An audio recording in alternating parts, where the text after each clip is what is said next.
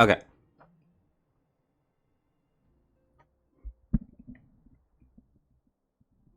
I had to take like a split second to realize that my mic was not even on.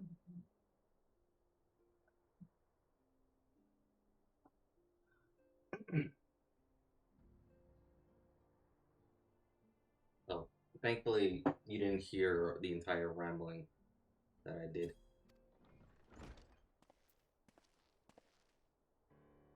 Whom's? Oh, it's Maxima.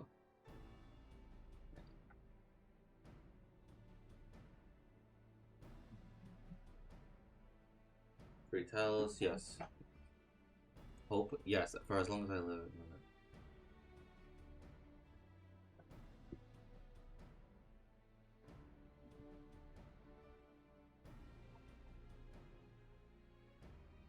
Um, Art. So here it is. Art, my, what a pleasant surprise. If you come to inquire after the Archons, fear not. Master Matoya's treatment has proven effective in his stabilization of their corporeal ether. Once I grow complacent, however, the potent though these magics may be, they are not without limits. We can only hope they afford us enough time for the crystal Ector to complete his work. If only we could go with you to the forest and help. Pardon my interruption, but I bear urgent news. Ah, Art. It's been far too long, my friend.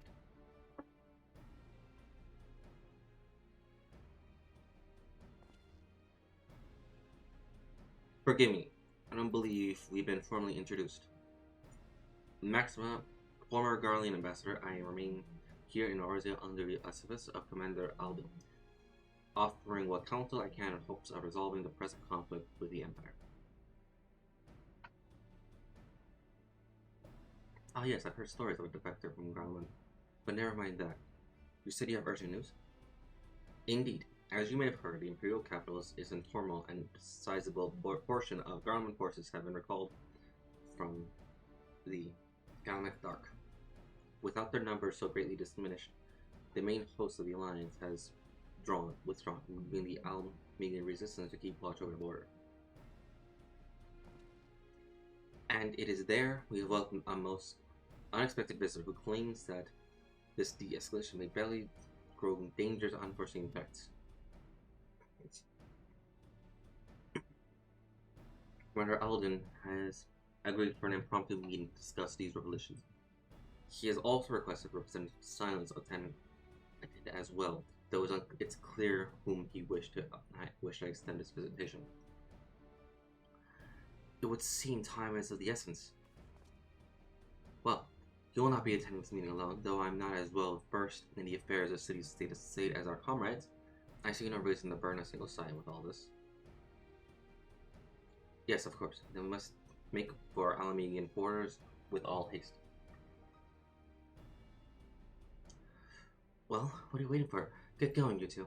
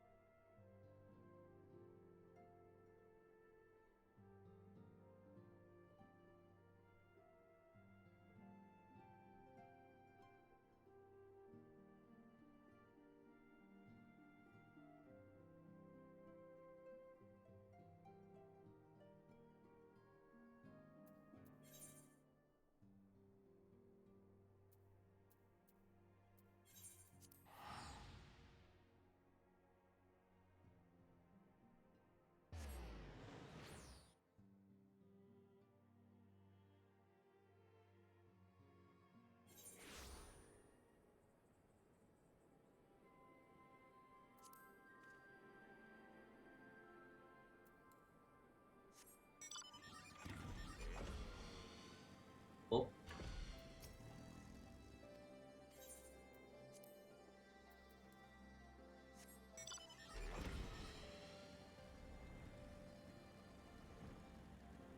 Oh, what's this? Oh, this is gonna be fun. I do this.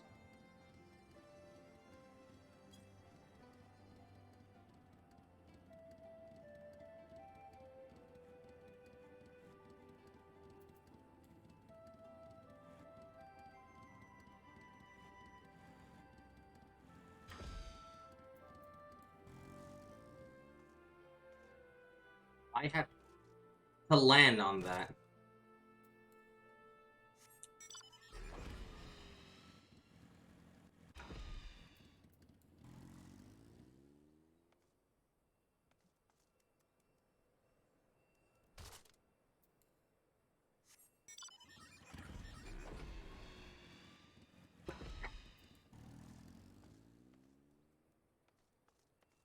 Did it.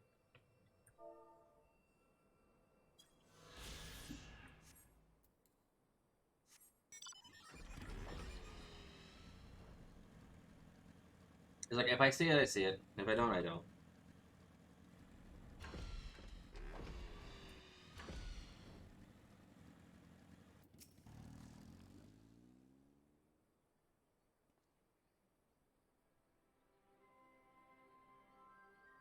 Commander Alabama awaits us in the Royal Palace if you follow me.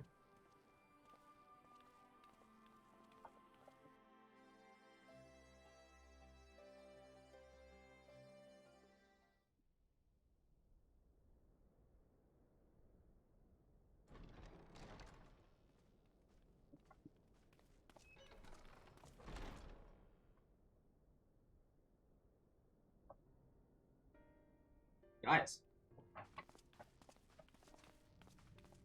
They're here, Commander.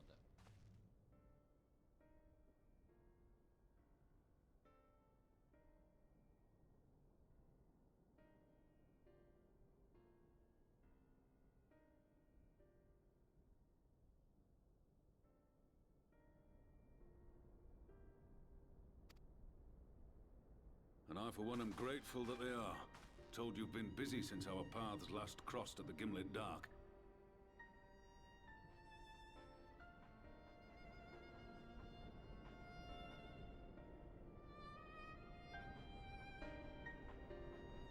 Not that I understand half of it. When the science spoke of other worlds, I struggled to describe what I pictured.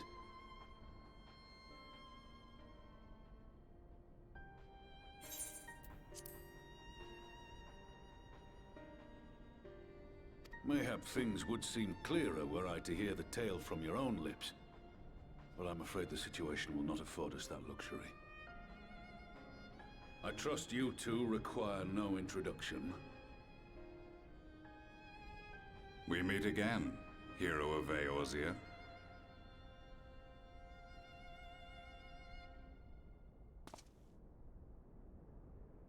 Must we repeat this ridiculous display? I pose no threat to you, though what I come to warn you of very well might. Had he meant to do us harm, I hazard he would have kept to the shadows, and brought more than 2 companions.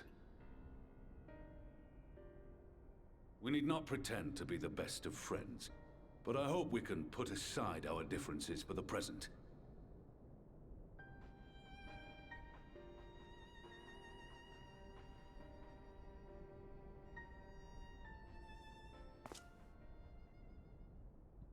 As you are doubtless aware, Sir Estinian and I cooperated to rid the world of Black Rose in your absence.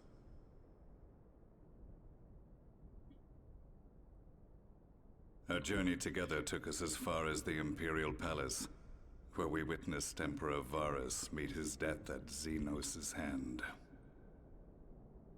Being the sole witnesses to this crime, and in no position to defend our innocence, we were then forced to flee, each pursuing his own avenue of escape. When we were later reunited, Estinian claimed to have encountered an unfamiliar kind of machina during his flight, but to me his description seemed anything but, and upon further investigation I found that I was right.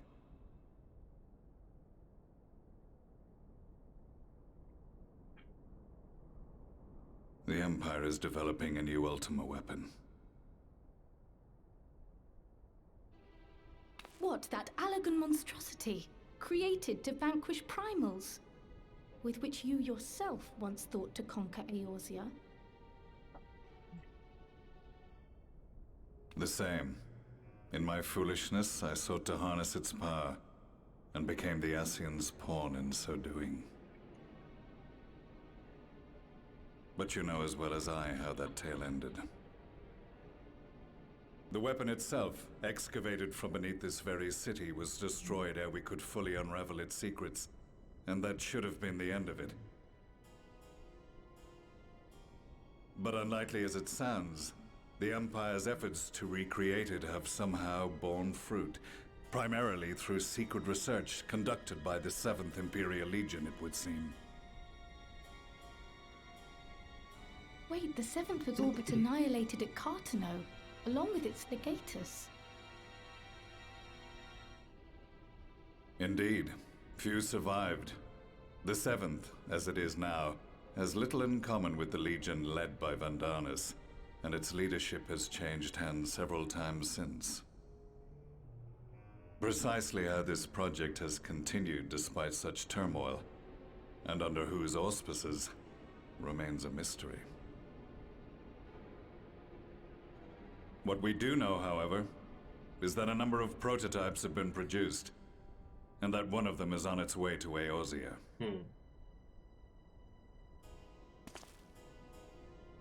We attempted to stop it, but it was all we could do to slow its progress, so we resolved instead to bring you warning. And right glad are we that you did, though it soundly dashed our hopes that tensions might ease at last. As it is, we've begun to strengthen our presence in the Gimlet Dark, and are assembling a force to meet the coming threat. A force with you in its vanguard, I hope. Before you say anything, I know full well you have pressing concerns of your own. Your comrades remain in peril, and I would not ask you to forsake them. But the fact remains that you, and you alone, have faced the Ultima weapon, and emerged victorious. We need you. And so, when the time comes, if your comrades can spare you, I bid you lend us your strength. I've assigned an officer to await your word.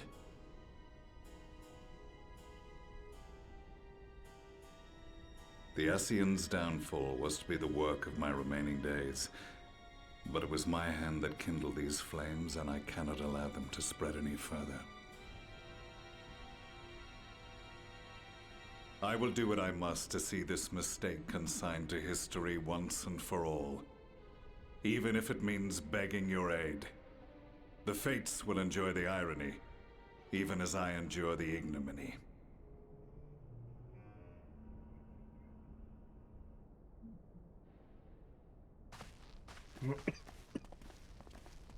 I too shall make for the border and offer my skills, meager though they seem in such company.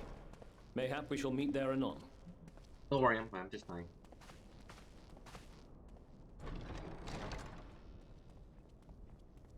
Though we can ill afford to ignore the coming of a new Ultima weapon, our friend's plight grows ever more precarious, and none save you can join them in the first.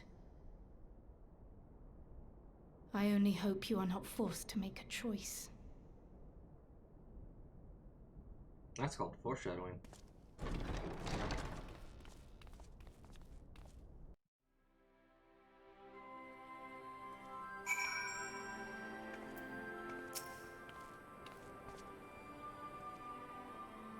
As ever the way forward is paved with good decisions.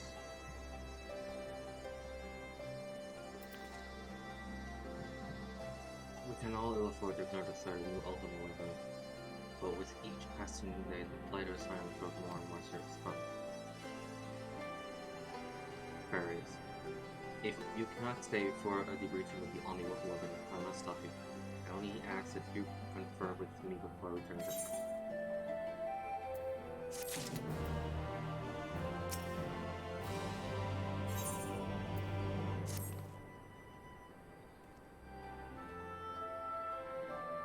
Take a get ready to return to the first. Then, as you know, previously others of your recent events here in the source, name of Xenos' return and the development of the Ultima. As for their bodies, you may assure that Master Montoya and I will continue doing what we can to keep the corporeal ether stable. Safe travels, Arts, and I hope to see you and the other Scions soon.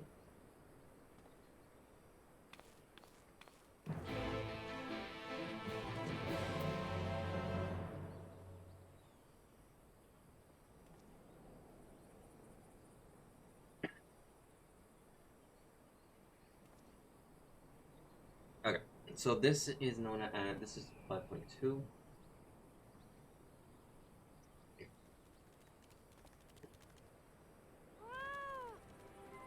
Okay.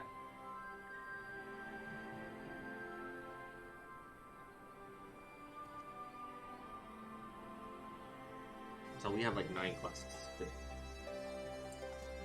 What are you? Ruby Doomsday.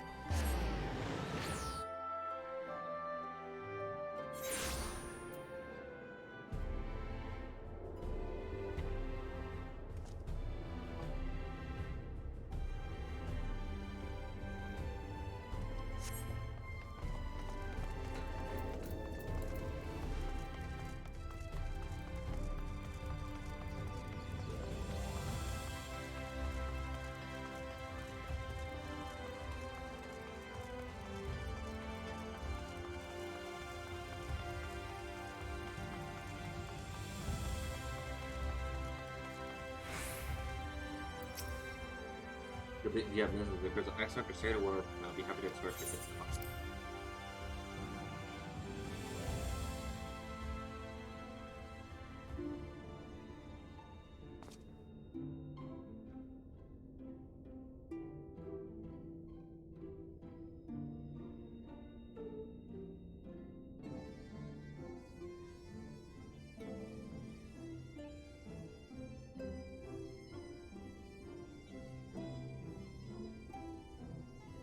Anyway. I'm surprised that these quests are very, very short. For the most offer this time, my friend, I have something of a breakthrough in my research on a soul and means to return to science home. I trust you too have been making good use of your time. Ill tidings from the source, you say? Then I will summon the others that we might all be apprised of the situation.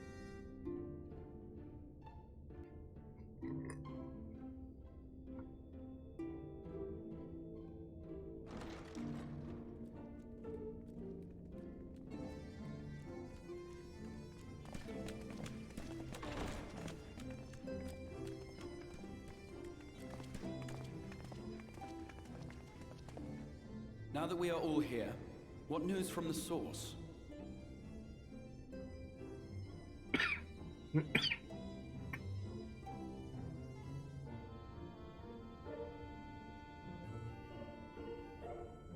A new Ultima weapon. We must count ourselves lucky that Gaius has pledged his assistance. While this is indeed a worrying development, I think the state of the Empire as a whole greater grounds for concern. With the Emperor slain and Xenos returned, it is impossible to predict how matters will unfold in Garlemald. The Ultima weapon may be but the first of many unpleasant surprises. The situation beareth closer observation, of that there is no doubt, and doth compound our need to return unto the source.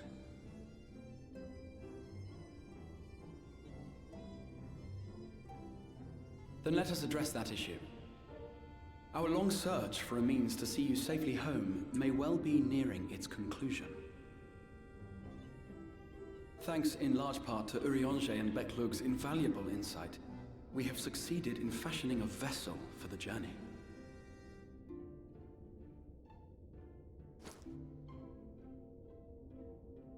We set out to create a crystalline container retaining the more useful properties of white aurosite, but without its regrettable limitations. And after a good deal of trial and error, we made one. An ark for soul and mind both that will allow your incorporeal self in its entirety to be ferried between worlds. A spirit vessel, if you will. However?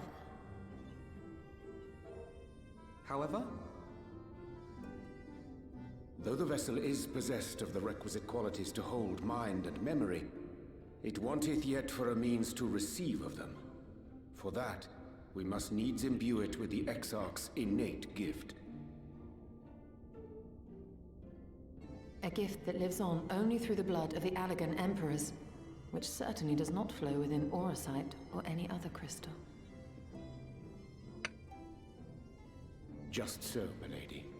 The blood serveth as a conduit of sorts. In its absence, memory cannot pass from mind unto mind, nor from flesh unto crystal. That being the case, we must either alter the process of inheritance so as to require no such thing, or determine a means by which my blood may permeate the vessel. I am hopeful that the records found within this tower will yield the knowledge we require to pursue one or the other of these avenues. As well you should be. The Allegan's body of etherological research is extraordinary.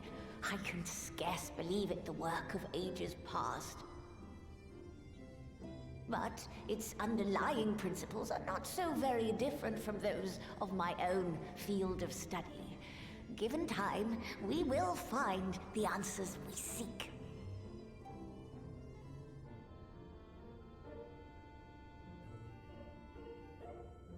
I know that you can ill afford to wait, and it pains me that I must ask you to do so. I can only reaffirm my promise to you that a solution will be found. Whatever it takes, I will see you safely home.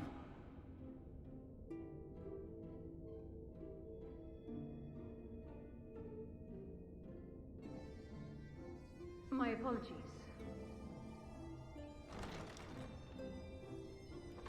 It's the funny I do hope you haven't come to tell us that mortal peril fast approaches. No. I had hoped to speak with the Warrior of Darkness. But there is no need to cut short your meeting on my account. I will be waiting outside.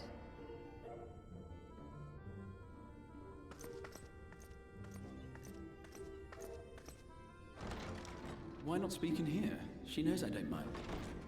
Unless she didn't want to. Perhaps I might accompany you. Though I am woefully ill-qualified to assist in the Exarch's research, I may yet be of some use to Lena.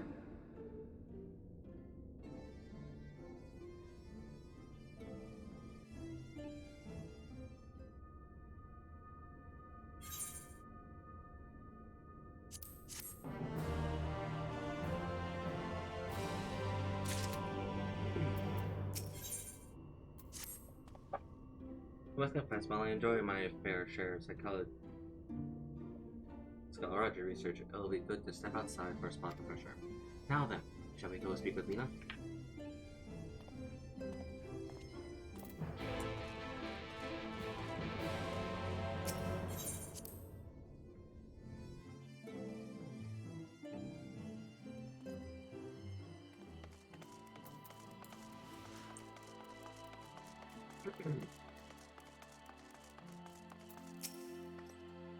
You have little time, so I'll be brief.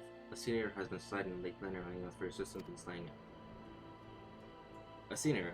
I heard some yet remain after the night return, but perhaps we should call the others. It may not be necessary, it's only a single senior. Simple task. For our guard, I should think. I had a cough and it's something stuck there. Yeah. Anyway, that said, I believe fighting alongside the Warrior Darkness would be a valuable experience for them.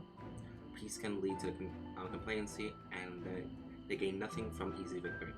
But you do not underestimate your foe, however harmless they seem. My men would do well to learn from your example. Let's be about it then. Excellent. Then let us make for Fort Bell.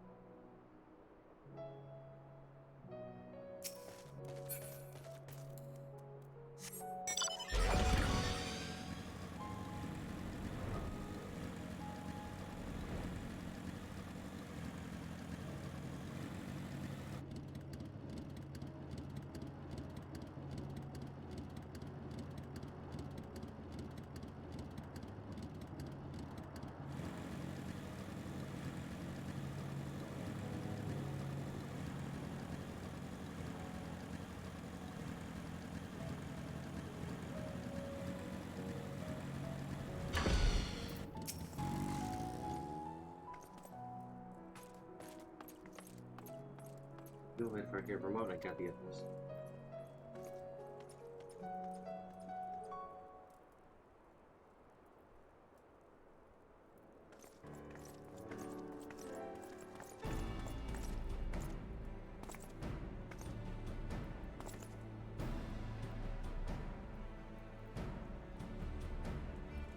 May not hurt, but you have met.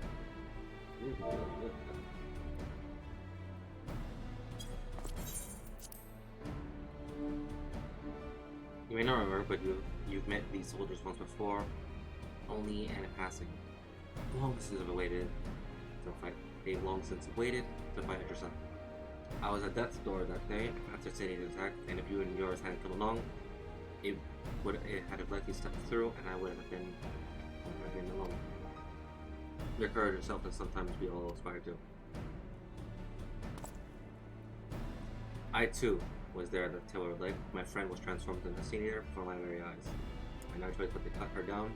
The thought of returning to the field, of holding the blade again, it filled me with dread. But there is no honor. But that's no way to honor her or for my comrades, and so I return. I swear, I will not let you or anyone else down from this day forward. A pleasure to meet you, sir. Truly, it seems like only yesterday I watched as you took flight. As you took flight astride on an Amaro to go and save the Oracle. Strange to think the Winter Soldiers who once locked battles with are now on our side. But we will do our utmost to keep our peace in Lakeland.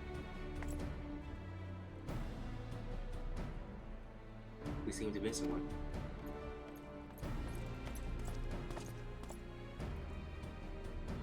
My apologies, Captain Lena. An elderly gentleman asked me to escort him to the deployment. It took longer than I expected.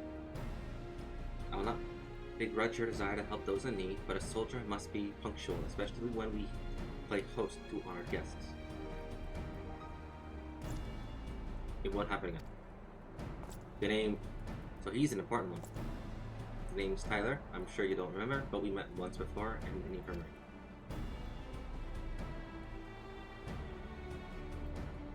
I asked you to deliver a message to the Exarch and the Warrior of Darkness. Little did I was already talking to him. Don't give up. Don't give in. I kept those words close to my heart, and the boundless, beautiful skies above serve as a reminder of their importance.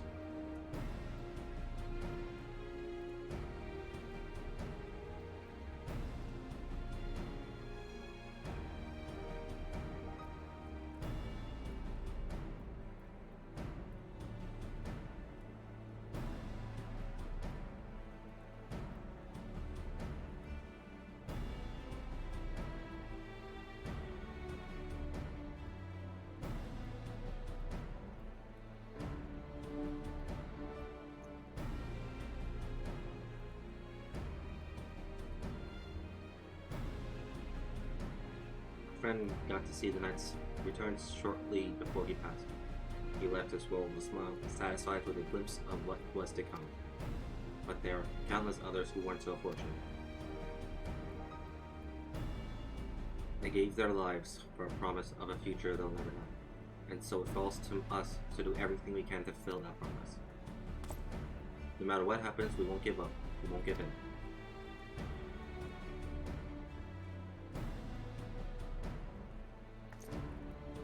Your heroism has inspired all our guardsmen in much the same way. Our scouts at Northland Slang Point have not had the pleasure of meeting you in person. Let's not keep them waiting.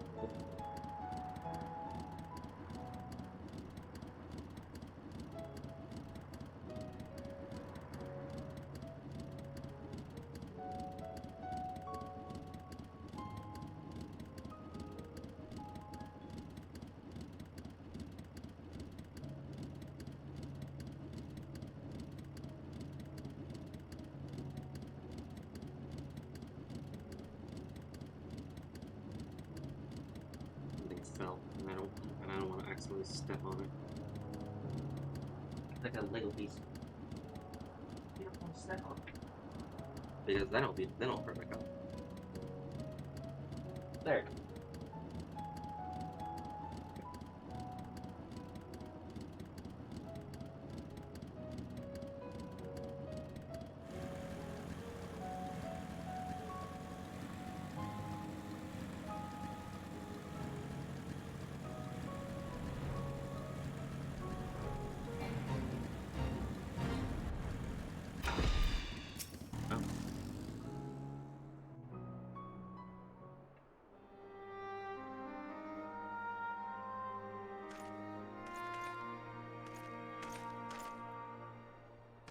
You remember someone.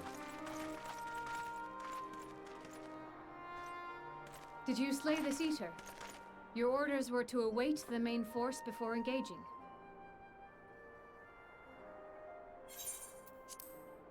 No, Captain. It wasn't us, I swear it. A man came out of nowhere and cut it down before we knew what was happening. By himself. Certainly it is no light warden, but nevertheless. It's true. Felled it with a single swing of his axe, he did. I've never seen anything like it. So I says to him, who are you, the warrior of bleeding darkness? And he says, no, I'm a warrior of light. And that was it. Buggered off as quick as he came. A warrior of light? Hardbird? Why would someone go around calling himself that, though? It was those bastards who caused the flood. I mean, if you were going to pretend to be anyone, it'd be him, the Warrior of Darkness. Eh? Oh, I didn't know. It's an honor.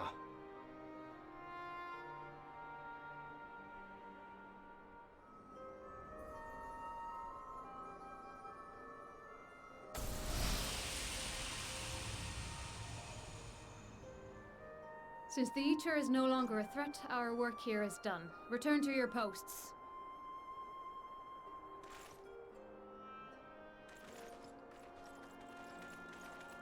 I had hoped to fight at your side today. But I'll continue to follow your example, and may we meet again.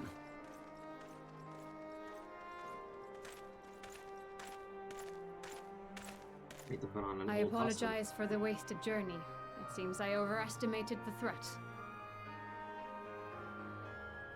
It's a senior, it's fine. As for this Warrior of Light, I do not know who would be brazen enough to take that mantle for his own.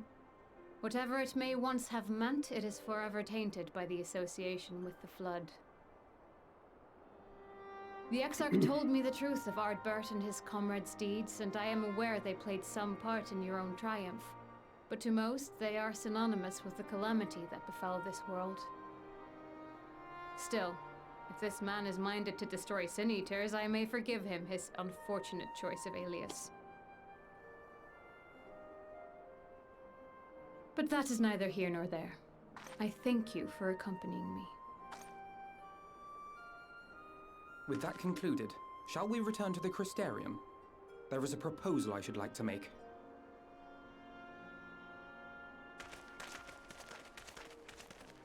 Forgive me. There is one more thing. A personal concern of mine. I had hoped you might have a moment to speak privately. What's up? Take your time. I shall go on ahead.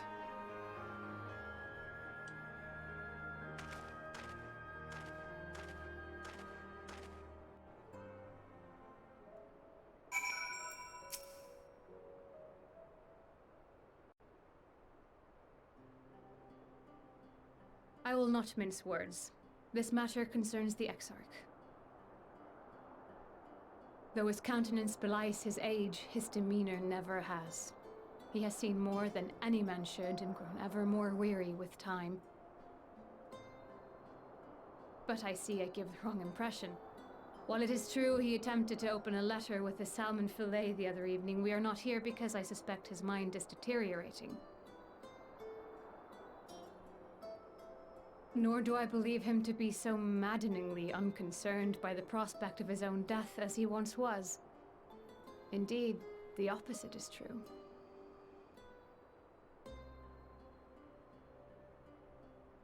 It is for this reason that I seek your advice. Since he returned from the Tempest, the Exarch is not as he was. He seems a different man. A younger man. I know not the details of his research, but when I saw him at work recently, there was a glint in his eye that I had never seen before. He looked happy.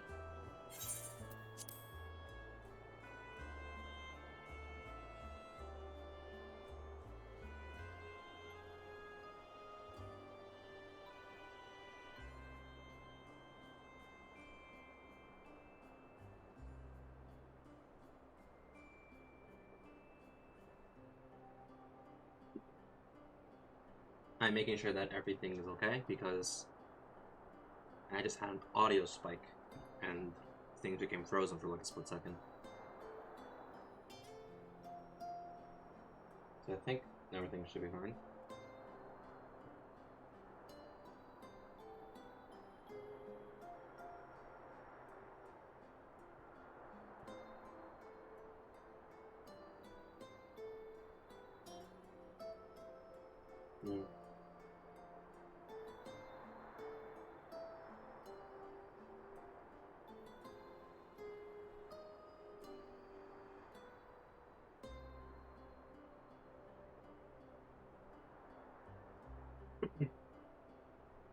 Alright, let's continue.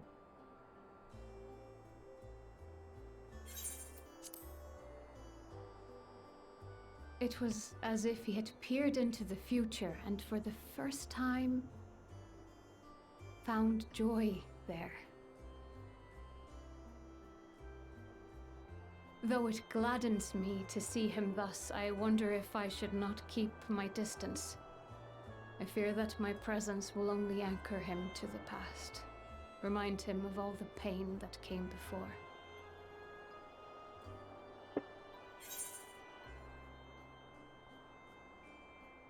He's lost without you, you know. He misses you already.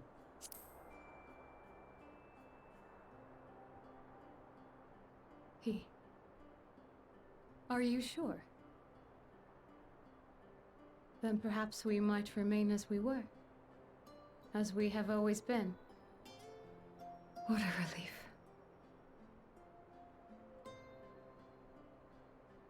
In that case, I will have to speak with him about the amount of time he is spending at work. This research is important, I know, but if he refuses to consider his own health, I will have to consider it for him. It's like either a wife or a daughter.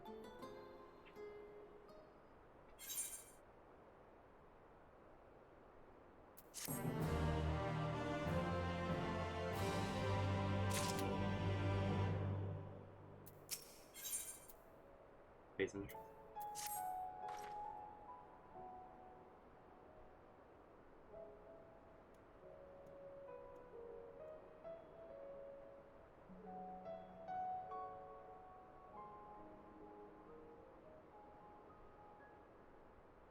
I'll not keep you and your comrades have much to discuss. I will see the others back to their posts.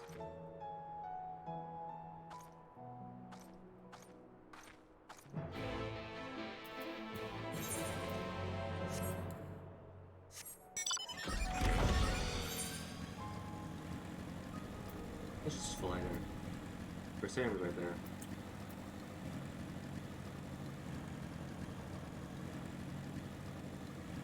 Plus, unlike Genshin, when it comes to like traversing a map, FF14's map is just beautiful, especially like flying through it.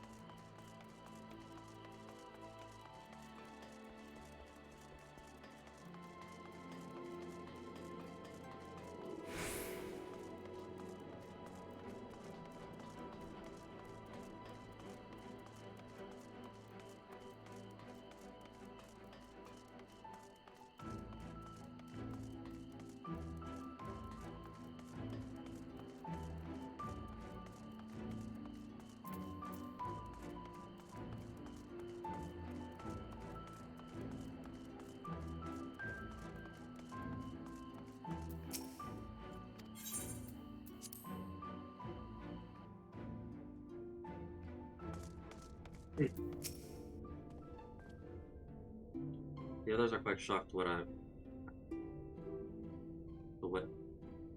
hear of what happened from like but now that you're here, there's a proposal I would like to make.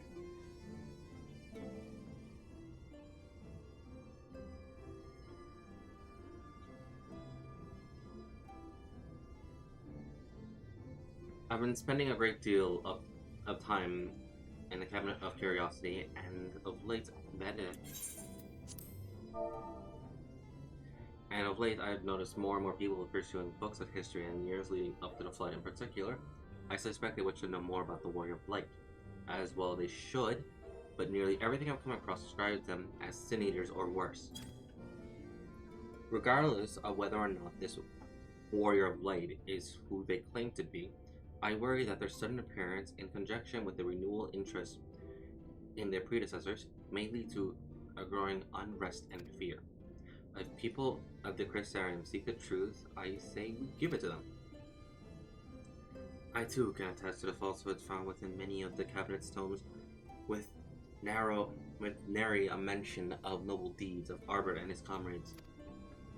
To be fair, they bore some responsibility for the flood, but when the tale is told again over and over, over a course of a century, I'm not surprised to see the roles distorted and then painted as villains.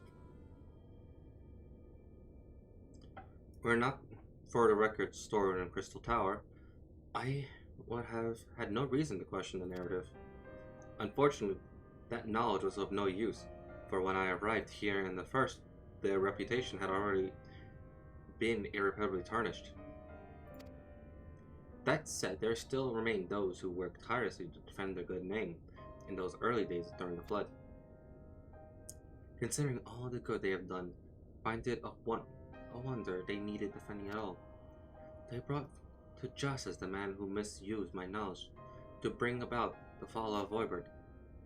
That such heroes could be spoke of in the same breath as the Sin Eaters is absurd. Under normal circumstances, I would agree, but as times passed, those who knew firsthand their deeds dwindled in the end. Only one truth remained: that they were the cause of the flood. With the world on brink of oblivion, it was all too easy for the Warriors of Light to become villains, deserving only of resentment and hate. At that point, the truth matters little. It would not change their lot. Thanks to all of you, however, this lot has changed. Now many heed the long-forgotten truth. You claim it was Arbor who helped you overcome the M itself, right? Such revelation would do well to sway the hearts of those who knew him only as a villain. I have shared this with a select few, and one and all must be told of his sacrifice. To that end, I say we proceed with Alphinaud's plan. We call together the people of Crystarium, recount to them the true tale of Warriors of Light, and the flood that followed in their wake.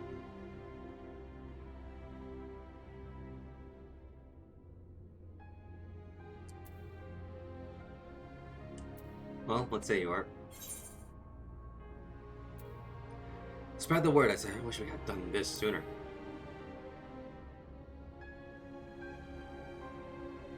In hindsight, I agree. Better late than never, no? Exarch, might I ask you to continue working with Beklok on the means of returning home? The rest of us will continue to gather people of the Crystarium and the Exerdia. We have to reach out to anyone and everyone who might be willing to lend an ear. With any luck, word will spread and more will accompany them.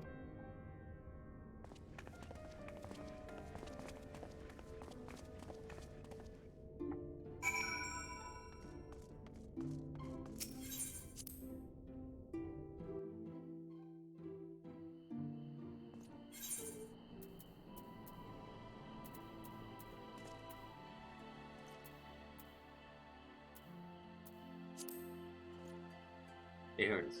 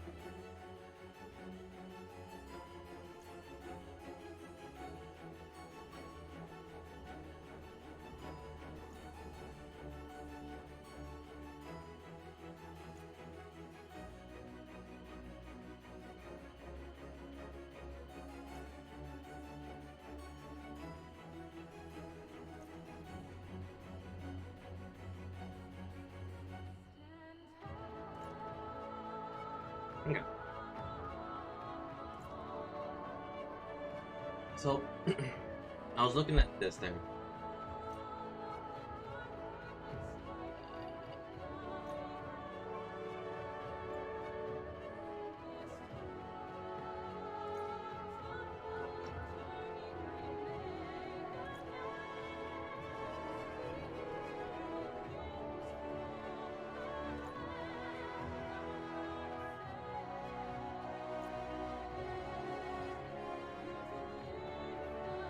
So, this quest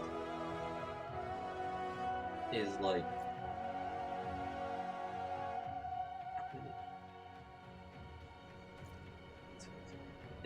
is a 5 quest chain, and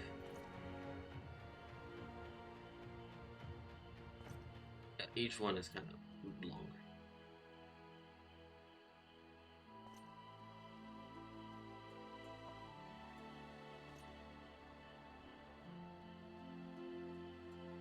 So, if I want,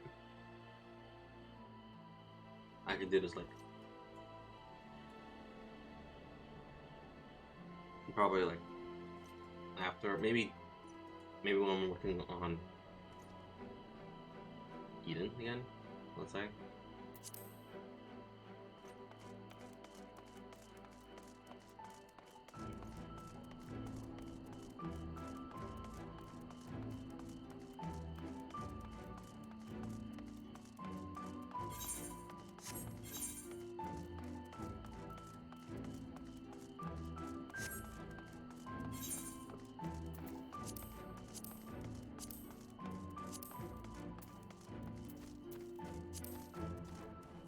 Let me check out this.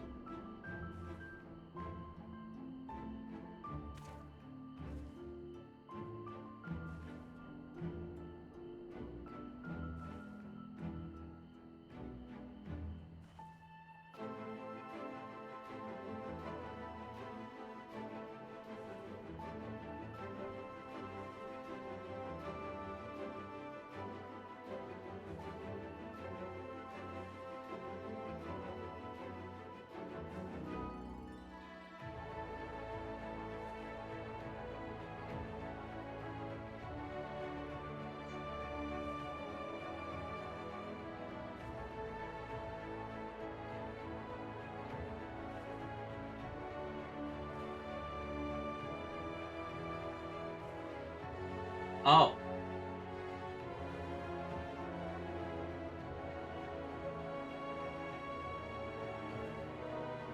I get it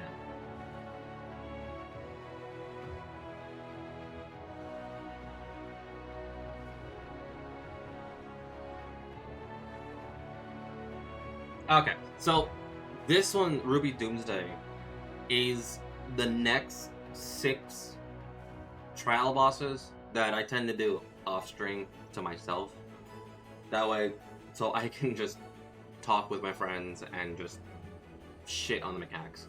Because what we do is we just blitz through it. On normal, we don't do the extremes, we just do the normals, and we just blitz through. Because that's basically what we do. And at the same time, we just talk about the mechanics while I'm enjoying this. So this is the triad for Shadowbringer, if I'm not mistaken. So thankfully, I got this one.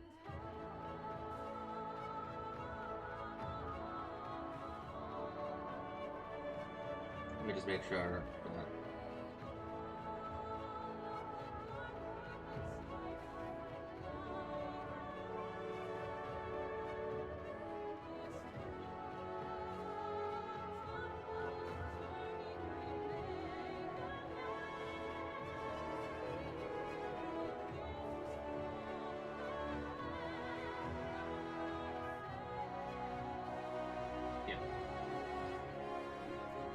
So there are 3 trials. I'll do them all.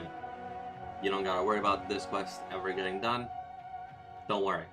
I did this off stream. I started doing a little bit of it on stream for Shadowbringers, but I knew it was just going to take so long, and I was going to get tired from it. So I'll do that off stream. I'll talk about it later when I'm done, as this is basically Gaius's mission. It's fine.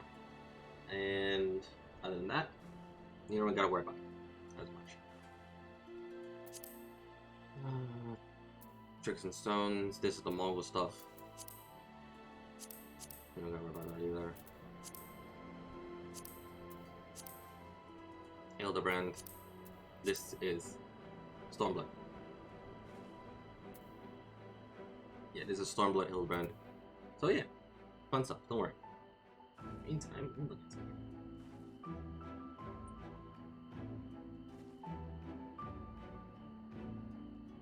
Let's actually look at something. See when this starts. Ew. Ew. That's kind of disgusting. Okay.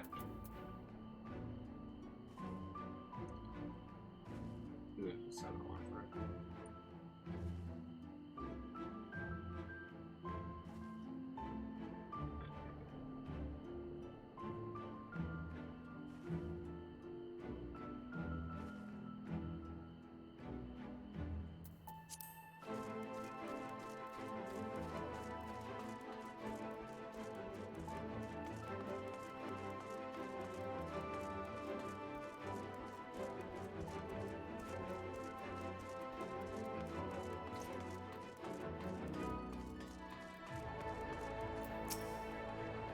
Oh well, both I had a pleasure. Whatever it is, I must ask you to be brief. With my return visit, I've been flocking to Rosarium, and I found myself too busy by half. I don't mind though, seeing the stairs so full of life and excitement, one can almost forget the flood ever happened. Wars of what? Yes, I sort of mentioned them before, but everyone knows them as the cardinal virtues, or are you suggesting there's more to it than that? Well, you've yet to stir us wrong, so I'm willing to hear what you have to say.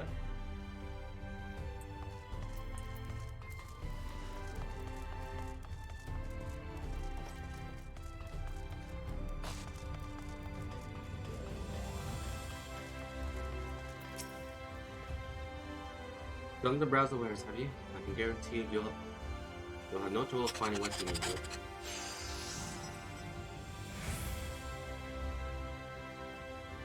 What was that? Oh, someone's melding. Under Yuma's new leadership, trade has never been more prosperous.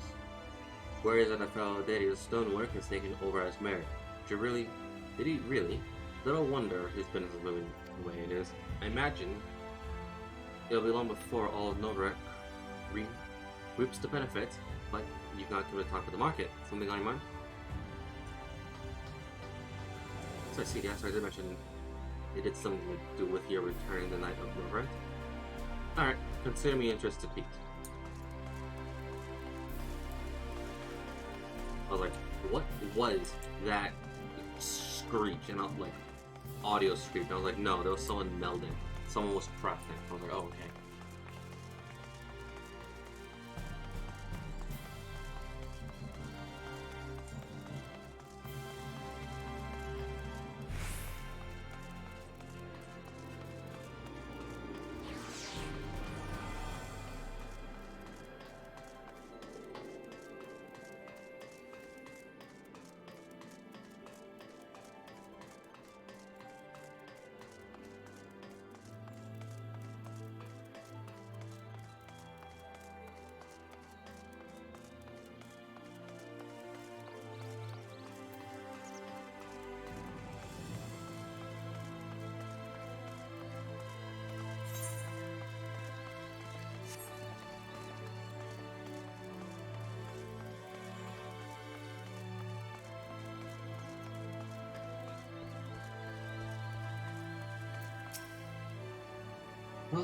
Well, what a coincidence. I was just reading over a letter received from Greta not long ago. He says a visitor from Concern found him at the bottom of the ocean, and that he inspired him to reach it. New artistic heights. Well, I can only think of one person capable of both feats, though I'd say the latter is far more impressive. To see the fate, to think fate would bring the two of you together in just such a place.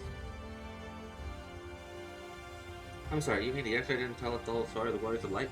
Oh, whatever. If he's left unsaid, I'm all ears.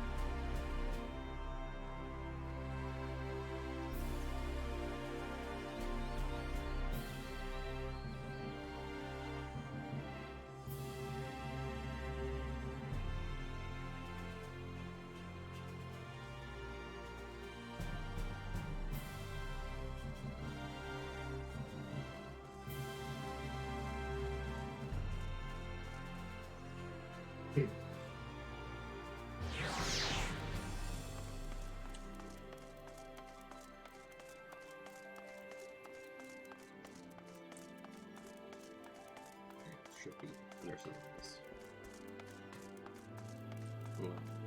Yeah.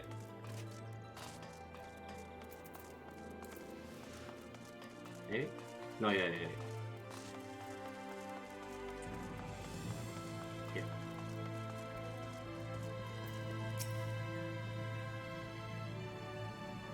My, what a wonderful surprise. Though I suppose your being here doesn't mean someone's been hurt. Thanks to you, I have far fewer patients coming through my door late, which is a shame from the think of it. I've had a fewer opportunities to test my new medicines.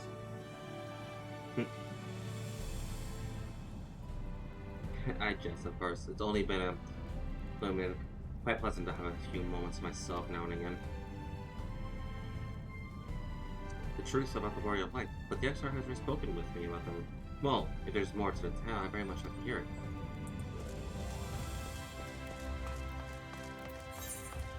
Next one, I know where it is, but I don't know how to get there through walking means. So let's just look there. I think it would be under the steps. I think.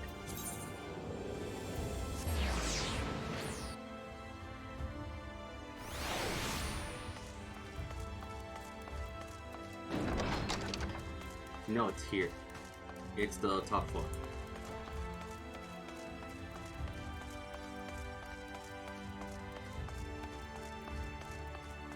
Oh, somewhere else. No, this can't be shown. There's at least one book here that does not cast a Warrior of Light and their deeds in such a negative light.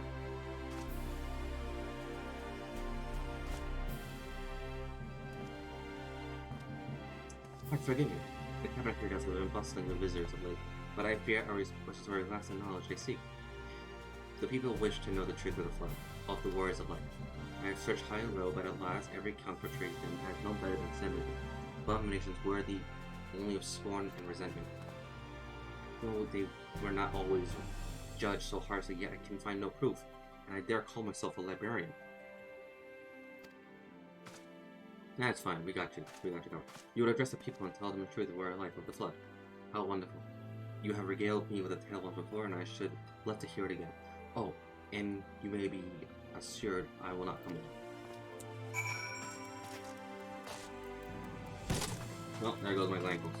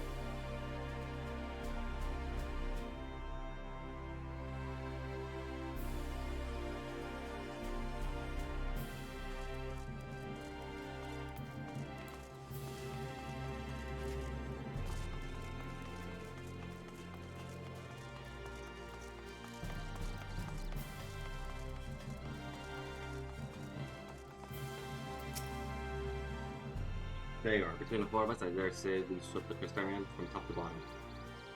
Now we need but wait for people to gather.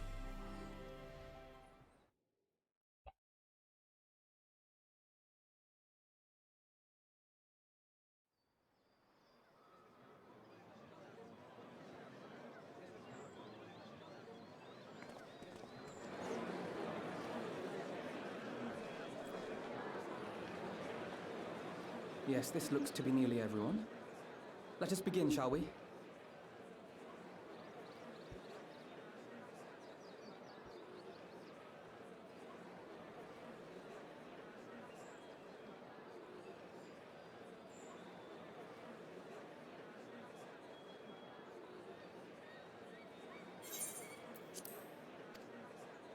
Though I am usually the first to hold forth at such events, I think on this occasion that honor should fall to you.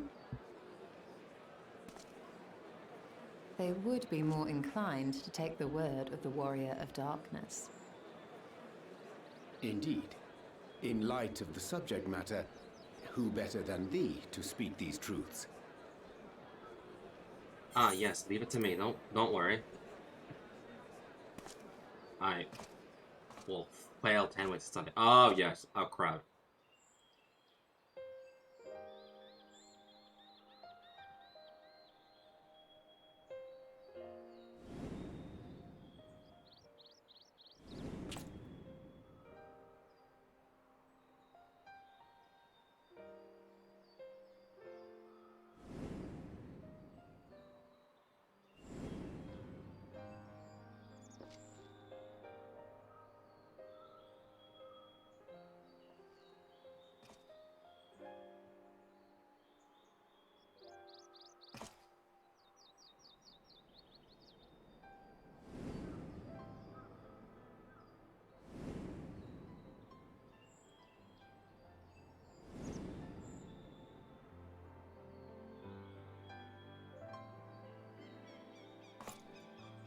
Wicked White.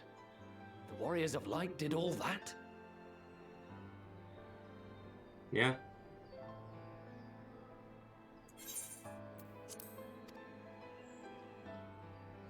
So they never... I mean, they only ever wanted to help. And when everything they'd done turned to ash, they still carried on. They gave everything to stop the flood. First their lives, then their souls. And they managed it too, in the end. They saved us. And we cursed their names.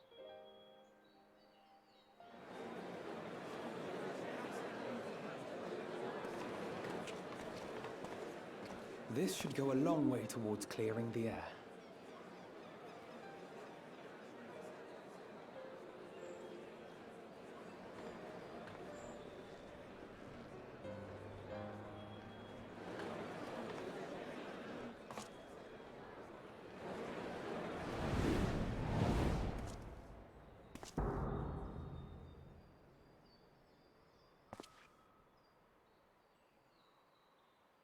Impossible.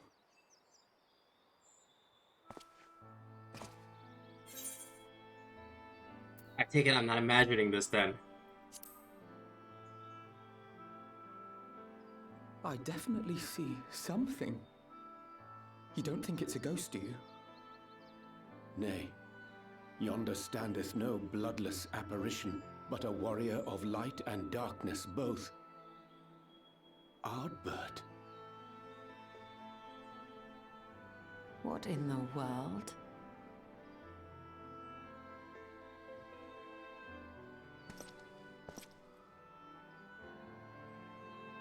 It's you! The one who slew the Eater!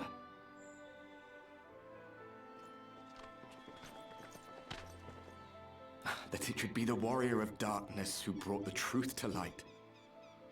You've saved me a fair bit of time, though I have a few words of my own to say, if I may.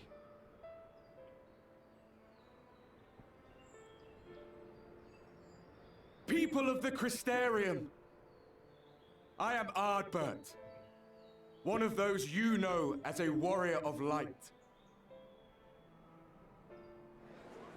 That's impossible. You should be dead. Aye, that I should.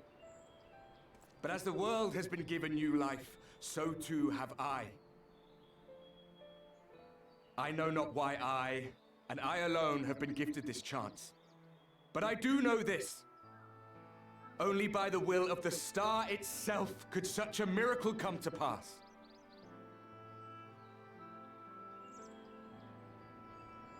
The hero who stands before you now, the Warrior of Darkness, is not of this world.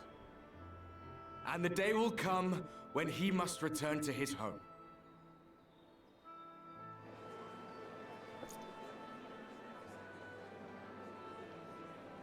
But this land is our home. And if it is to remain so, now and forevermore. It is we who must protect it. The time to rely on saviors from afar has passed.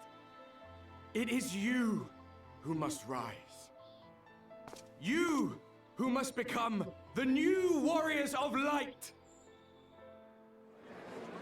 What? Us? Warriors of light?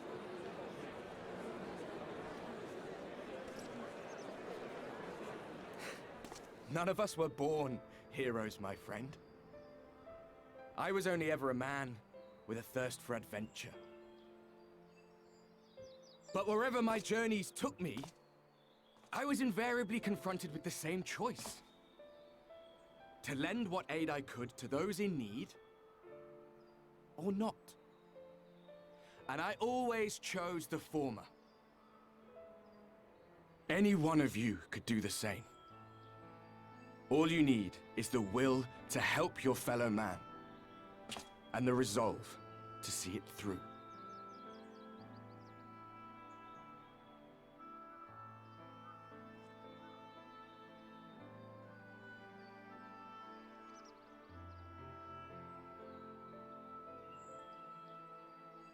From thine own lips did we learn of Ardbert's fate, and by thy countenance I gather thou art not inclined to recant thy testimony.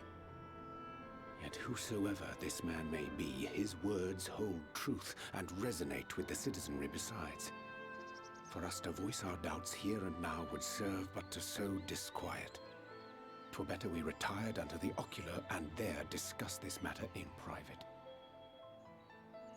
Go. I will stay here and watch.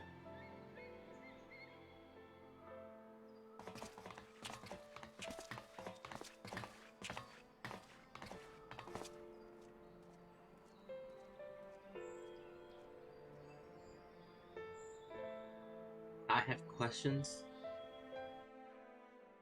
Mainly the how.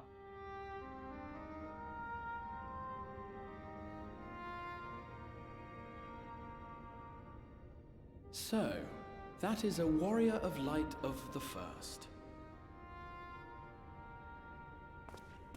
I've not had the pleasure of making his acquaintance, but as you all seem to be in agreement, I gather this is no simple case of mistaken identity.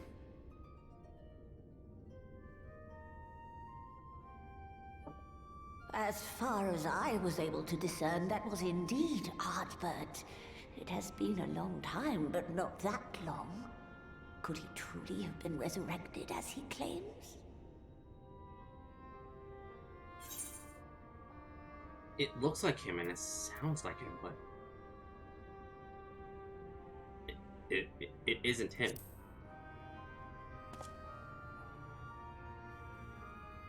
Ardbert did entrust his very soul unto thee. I see no reason to question thy judgment. Nor I.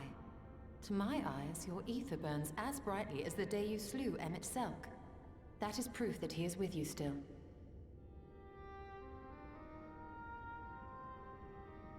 Yet that which standeth now Like, before Ardbert, people you wanna is come far out a little more than bit a and, like, passing say imitation. something? I am reminded of the cardinal virtues, though a sin-eater he is not. Which leaveth but one plausible explanation. That he is an Ascian.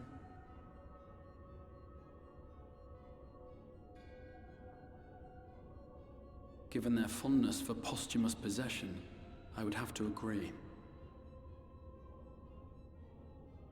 From what I understand, the Warriors of Light were laid to rest in Yulmore by those whom they had aided in life. At the time, some few still remembered them as heroes. Needless to say, 4 of them were subsequently exhumed to serve as the virtues. And if one knew where to look, Ardbert too would not have been difficult to find. Assuming then that this is indeed the work of an Ascian, my mind inevitably turns to the last remaining paragon to survive the Sundering.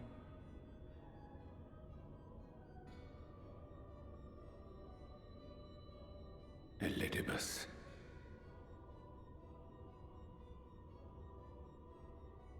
That Xenos hath reclaimed his own flesh is known. thus evicted from his borrowed form, and cognizant no doubt of Emet-Selk's failure here in the first, 'tis quite possible the emissary chose Ardbert for his next vessel. Inhabiting the flesh of the fallen. My, that is unsavory.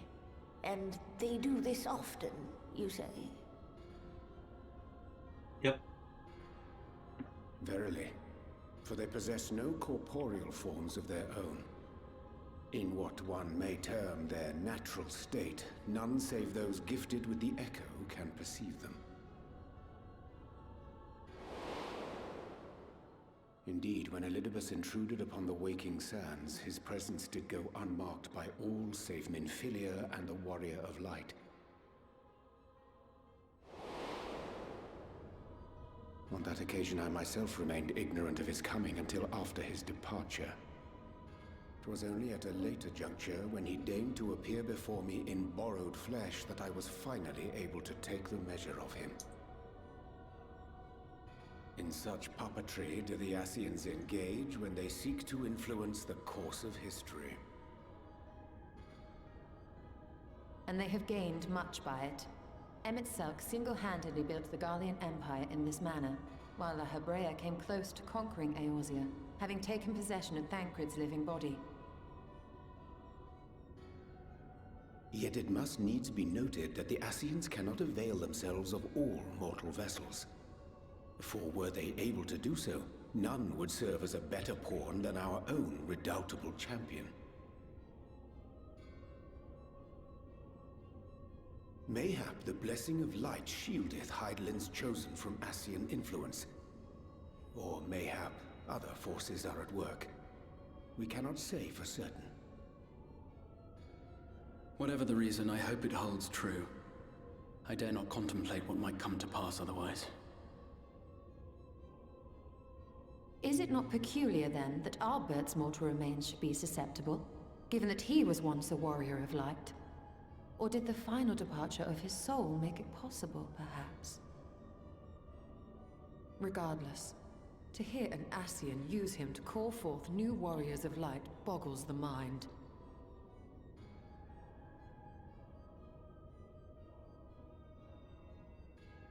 Elidibus hath ever been an enigma, his ostensible purpose being to preserve the balance between light and dark.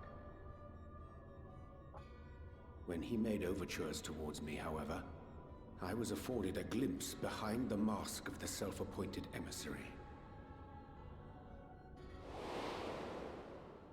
I shall not defend mine actions, undertaken in pursuit of a better understanding of our foe as either wise or prudent.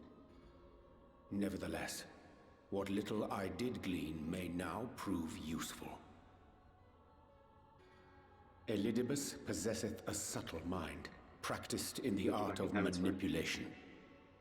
That he coaxed this star's most valiant heroes as far as the source with naught save half-truths is no trifling feat.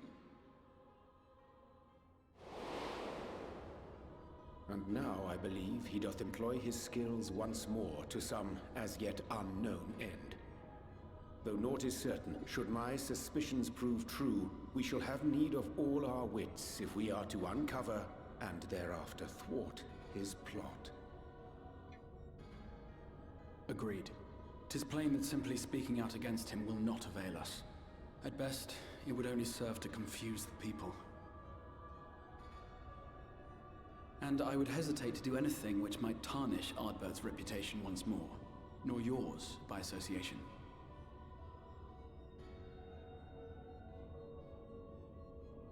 That being the case, it may be wise to keep a covert eye on this Ardbert's movements, as we attempt to discern his purpose and how best to mitigate his influence.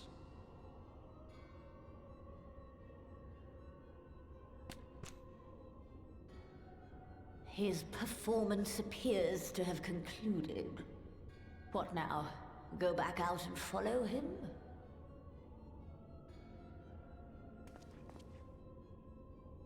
'Twould appear Master Alphino already hath pursuit in mind, and I suspect one pair of eyes shall better serve our cause than half a dozen.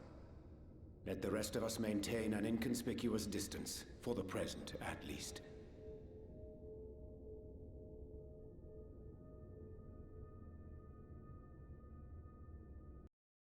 Hmm.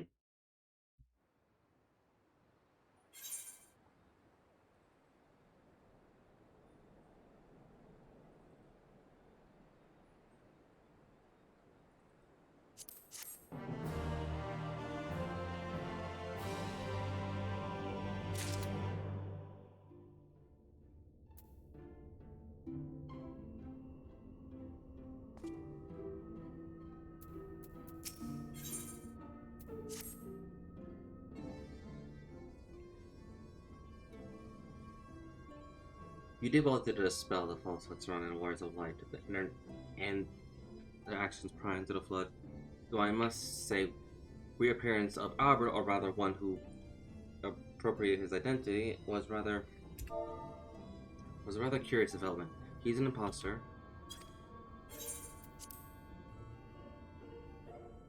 He is an imposter, there's no doubt about. There is no doubt. But to the masses, he will appear as a hero returned from the grave. After the Warriors of Light were laid to rest in Yulmore, people prayed privately to the gods to deliver him from their plight, prayed that these fallen heroes be born again, for their sacrifices were bitter irony. I, for one, would like to know why Albert urged the people to become Warriors of Light themselves. Ere we take action, we must needs ascertain his intent. Let us pray Master Alphino returneth soon with the most essential knowledge. For now, I think it's best to appraise Tancred and Reen of our effort. When we do confront Albert, we shall no doubt have need of their strength. Agreed. I think it prudent we all take measure to prepare for what's to come. Vedlik and I will continue our research into how we might improve the spirit vessel, that it might one day carry you home.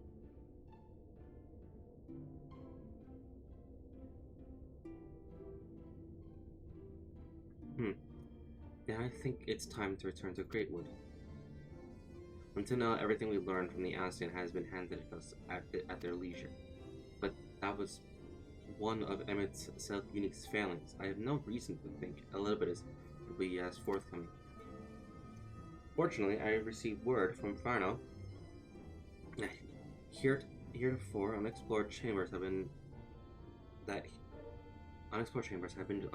discovered within Vertica Ravil.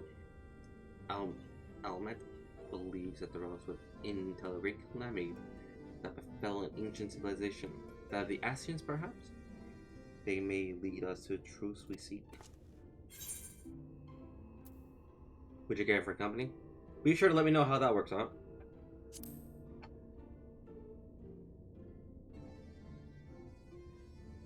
I fail to see why that would be necessary, given that you'll be accompanying me. Don't be coy. It doesn't suit you.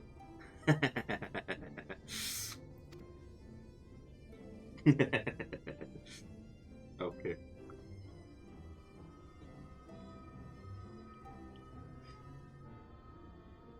See, I've been coy this entire time. It suits me fine.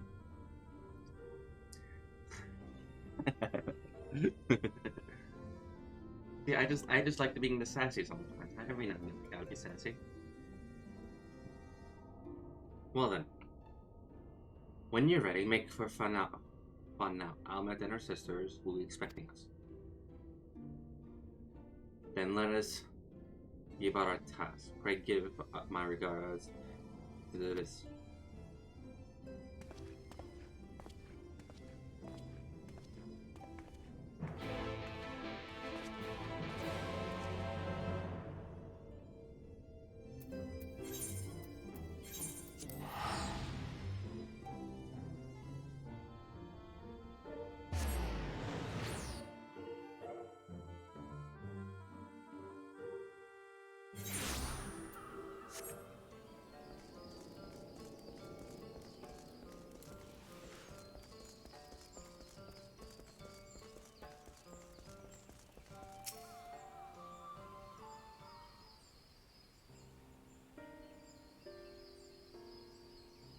Welcome, Eliza Ranka. You've accomplished much since you last came. With Lightward Deed and its minions dispersed, we have at last reclaimed our hunting grounds here at Tika Falls.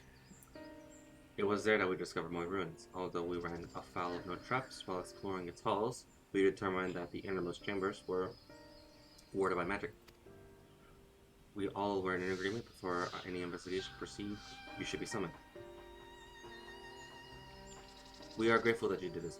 For what you have told me, I strongly suspect that the wisdom my comrades and I seek can be found within. This wisdom should prove invaluable, for we may soon face a foe whose greatest asset is our ignorance. I see. Then it's good that you've come.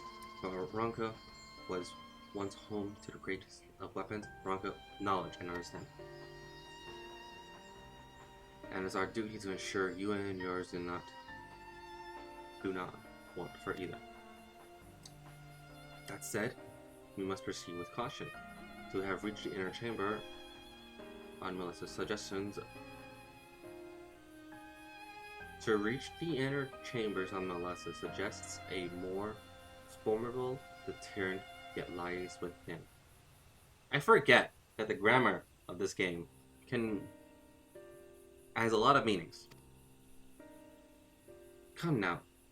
Surely, any threats sleeping within the ruin pale in comparison to those we have faced thus far.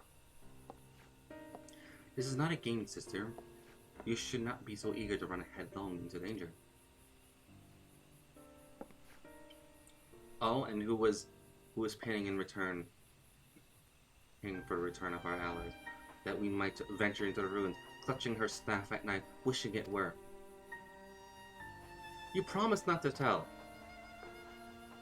Then I suggest we be going. Get back here.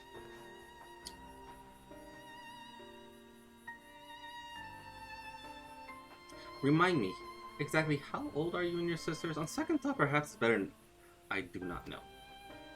Pray forgive our overzealous nature. None save the three of us have been privileged to escort you and yours into the ruins. Bear witness its secrets. Their heart now burns with curiosity that is not easily satiated. Please, you don't need to apologize. As a seeker of knowledge myself, I understand full well when their enthusiasm, and if not for your salutious efforts to protect the ruins, we would not be afforded this opportunity. Speaking of which, I believe I kept thee away from the ruins long enough. Come, let us make for Artica reveal.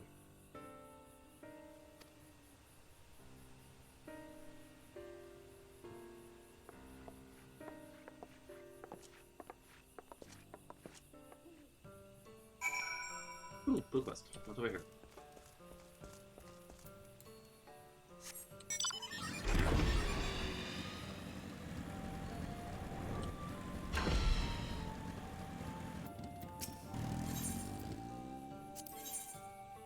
Huh.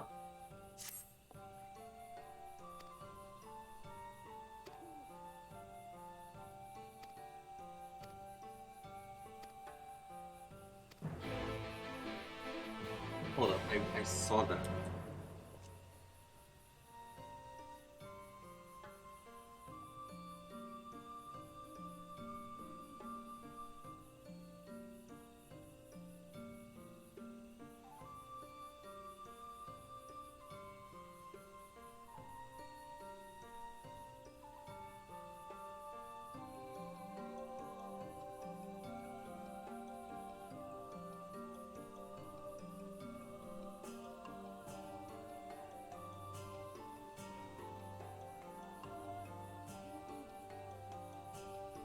Yep, this is the Beast quest line.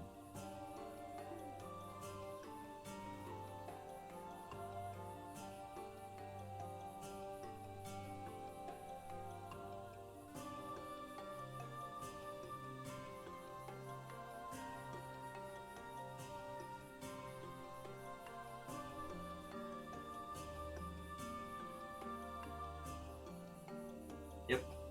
So this is the other half when it comes to the the quests. The other one is right here, slithering up. I might as well just grab that one while I'm here. Because I gotta go here.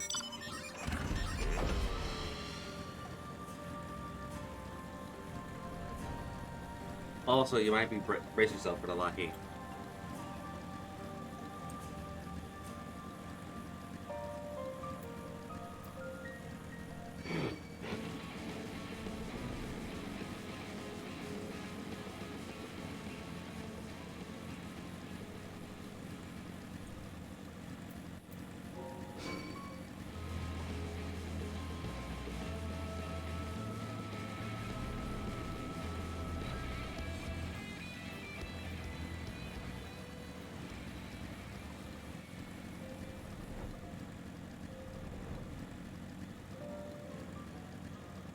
So the blue quests, these blue quests are,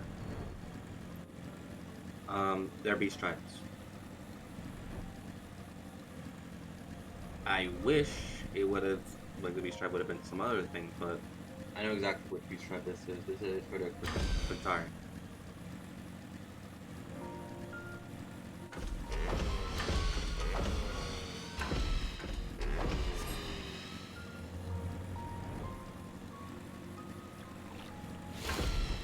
Yeah.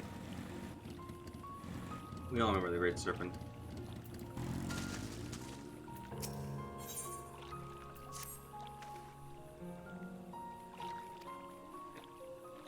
Street.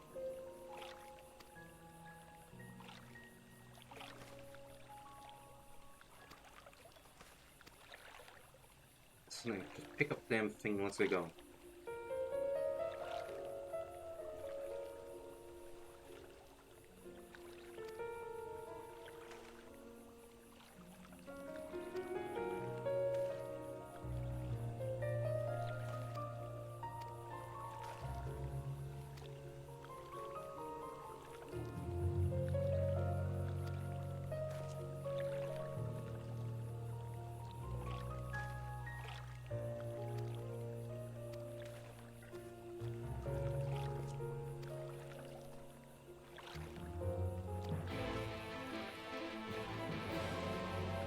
Okay. I'm not doing it yet because that's like a quest line in on its thing. That's a higher quest line. So I'm not gonna do it.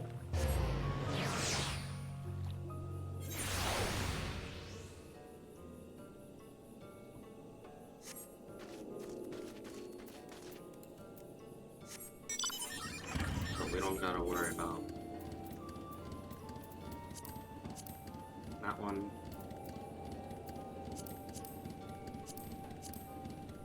That one.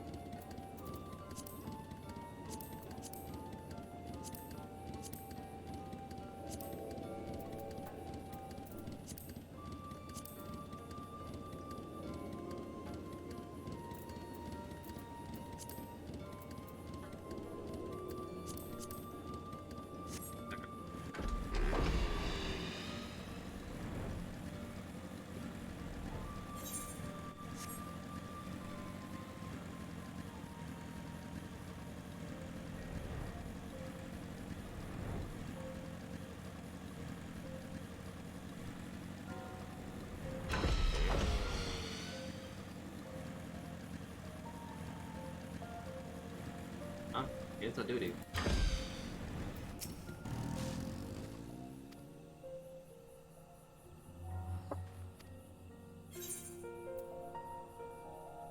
Sure. We'll do this as a problem.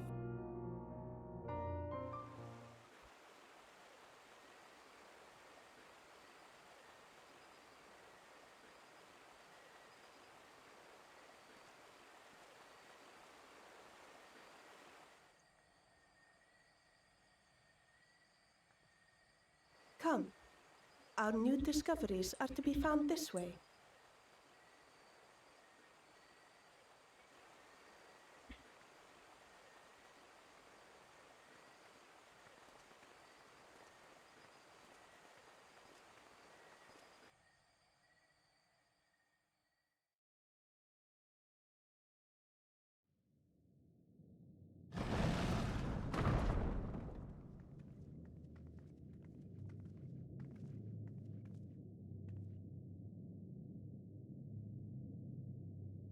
The people of Ronka are known to have venerated animals, but these features do not match those of any indigenous species.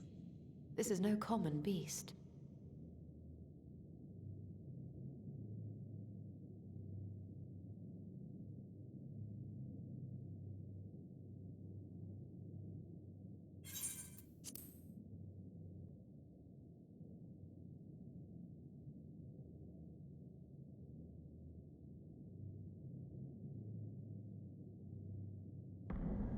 Though that much is plain from its proportions.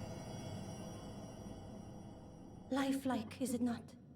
One could almost imagine it breathed.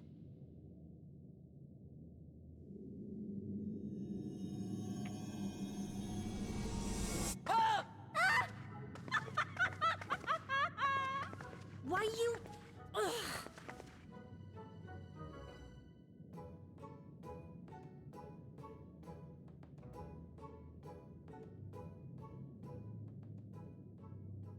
This owl, by contrast, seems no different from the others we've seen.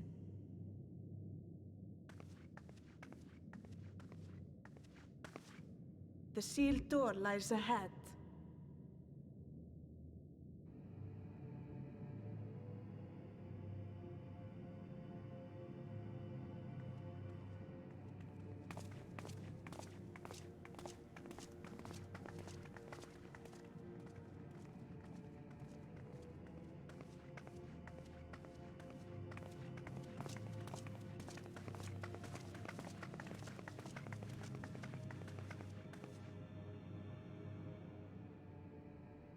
As you see, one statue is missing. I expect we are meant to replace it as before.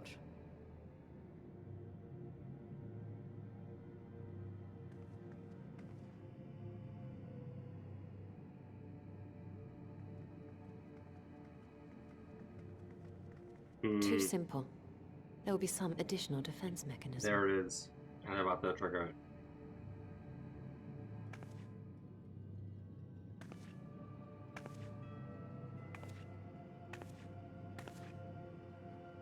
Just a moment. There are words carved into the stone.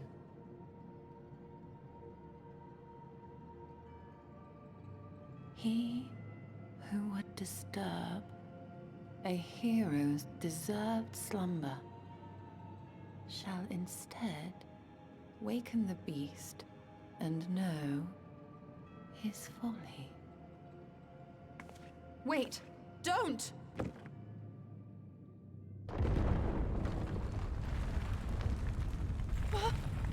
What? But I only... What is happening? Run. Run to us now.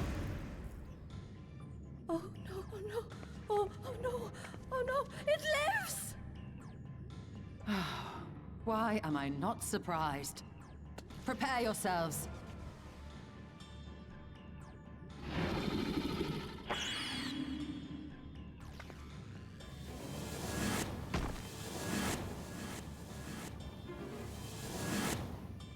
Great.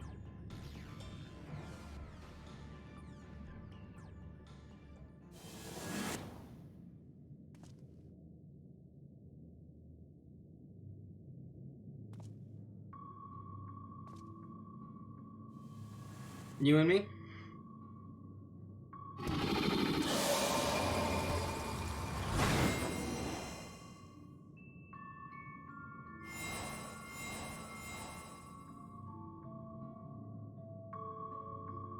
You playing the game?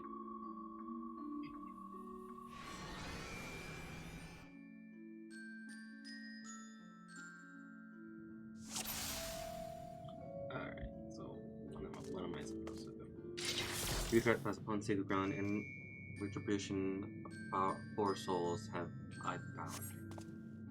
Yet to hear is proven, learned, and wise, a karmic soul shall be their prize. If you would see their set free, answer me these riddles 3. God damn it!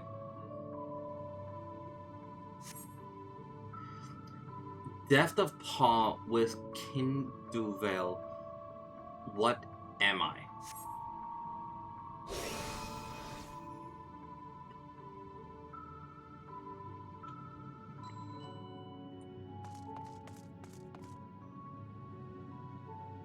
Okay.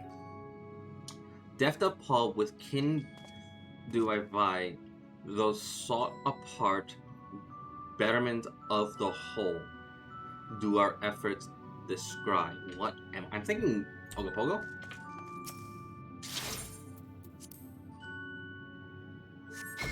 Yeah. Indeed, Ogopogo is keen on the spirit of ingenuity and guidance of Rontagus.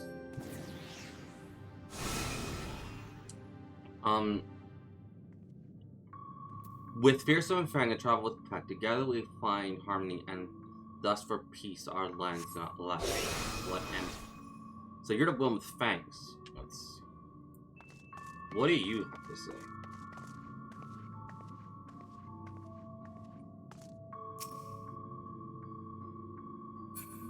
Okay. Perhaps a hint is carved in the soundtrack? No. Talking about a pack. With fearsome fang I travel with a pack. Together we find harmony, and thus for peace our land does not lack. What am I? Thinking wolf. Indeed, I'll propose. It is keen and shrewd. The spirit of ingenuity by whose guidance and Rontagus did prosper, pursued the riddles, answer you did discern, and thus to a soul returns. Okay. Thinking wolf. Because wolves need packs. But the spirit of the wolf, their doctrines praise, they would have no peace and harmony to the end of their days. The riddles answer you did discern, and thus the soul returns. On my belly do I crawl, by my strength does progress reign within our hall. What am I? So what are the options? Ogopogo, wolf, and serpent. On your belly, that's serpent. Indeed. The serpent spirit turned protector, lured to the slumber, ere it tear the world asunder. The riddle answered, you did discern, and thus the soul returns. Alright, I got 3. I answered all 3. Give me your stola.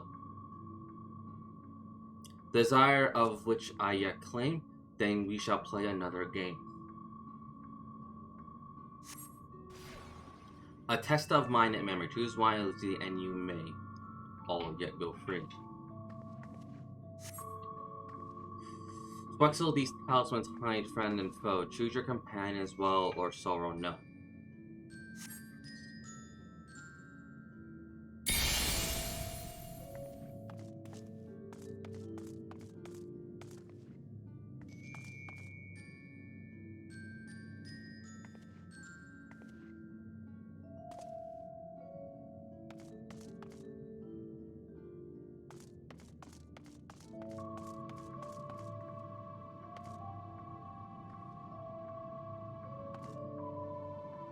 I'm right now looking for hints on each of them. Just tell, at least say which one's fake and which one's real. Because I'm not gonna play like Russian Russian roulette and fire each and every single bullet.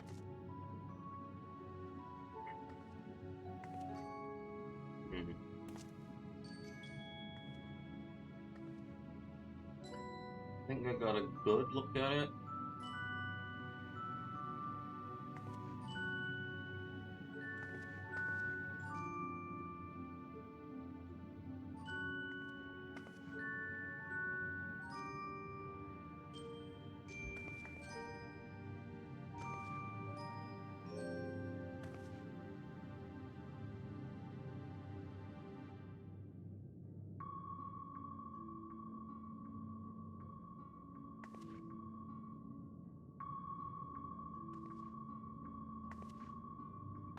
Hey, what you want to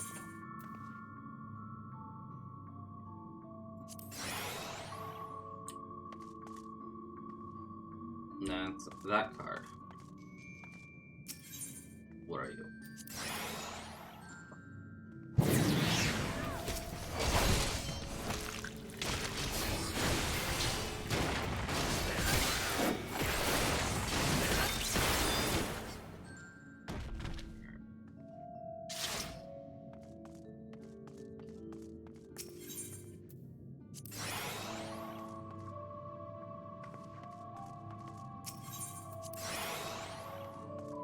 Here's your stole it. So I found. So this is your stole it. That means 1, 2. You're a hurdle. That means it's between the two. It's a 50-50 split now. Gotcha. Well done. Your comrades are assembled together at last.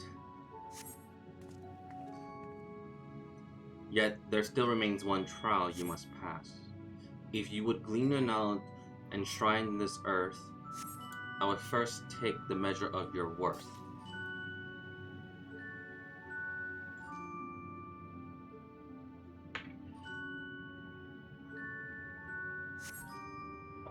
One worthy of she who the...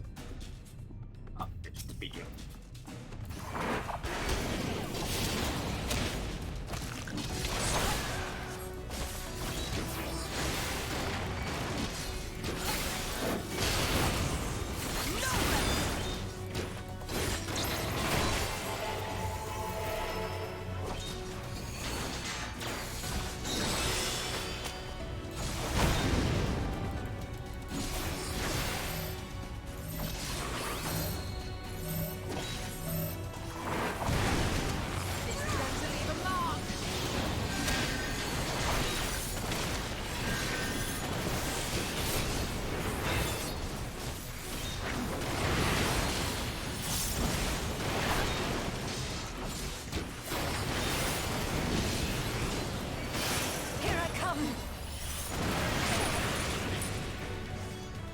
Hurry. Alright, we have to save him.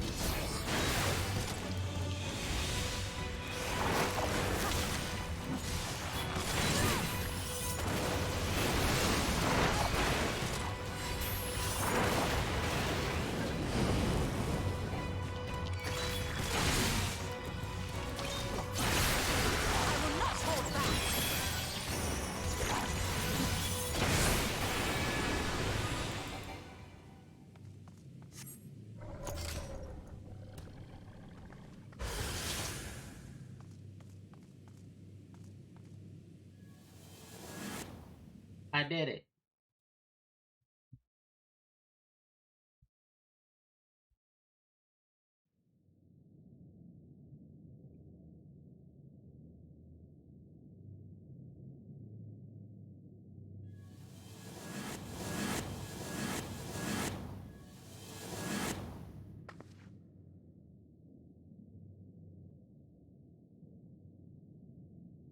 Twould seem the magics have returned us. How polite. Now, what have we learned? Ah, we were bound to run into a living statue eventually. And now we can open the door.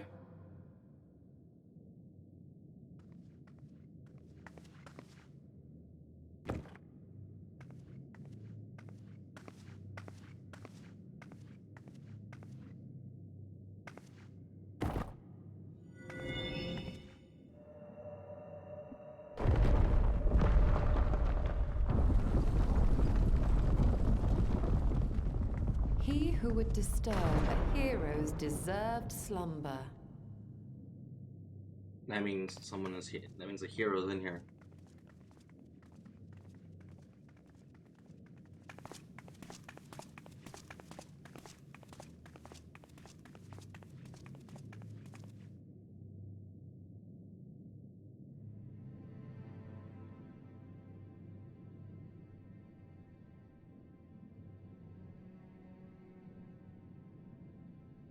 A tomb, just as I thought. Befitting a hero.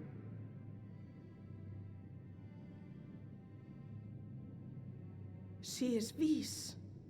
Could it be the Archmage Tiuna?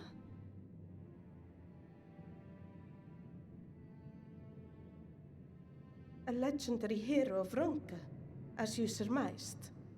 The tales tell of how she smote entire armies with a single incantation, so potent was her spellcraft. Though she ever fought in the name of peace. I thought them no more than tales. To think she really existed. Well, I for one always believed.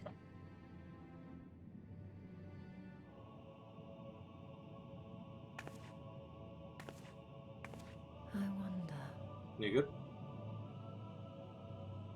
By the light of fallen stars, great power awakens.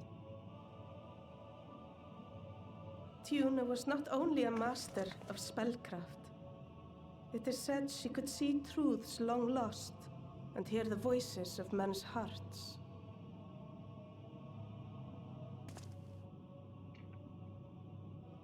Naught less than the echo. In which case, none of this is mere coincidence.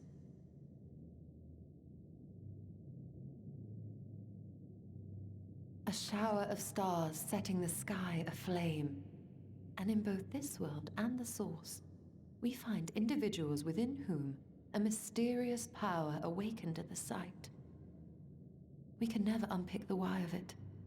Now, however, I believe we might. Does the scene depicted here not resemble the one we saw when we first ventured into the Katana Ravel? Moreover, does it not recall that which Emmett Selk invited us to witness in Amarot?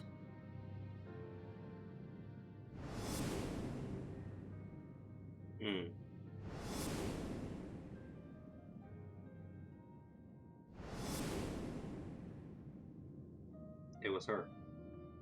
The final days.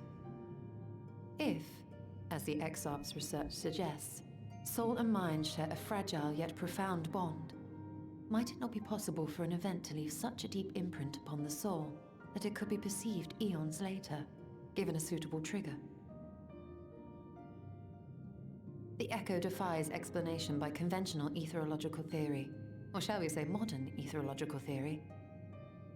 But if it is a power that once belonged to the ancients, to souls yet undivided,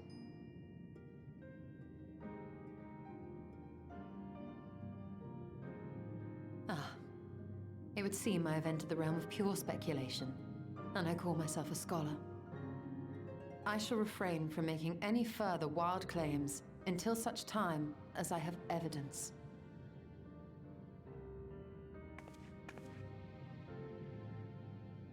Still, I cannot choose but be reminded of our experience in Amarot.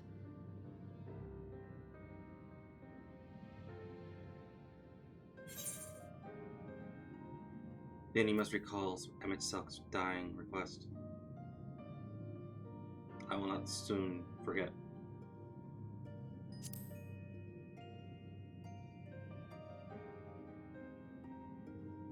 Remember us.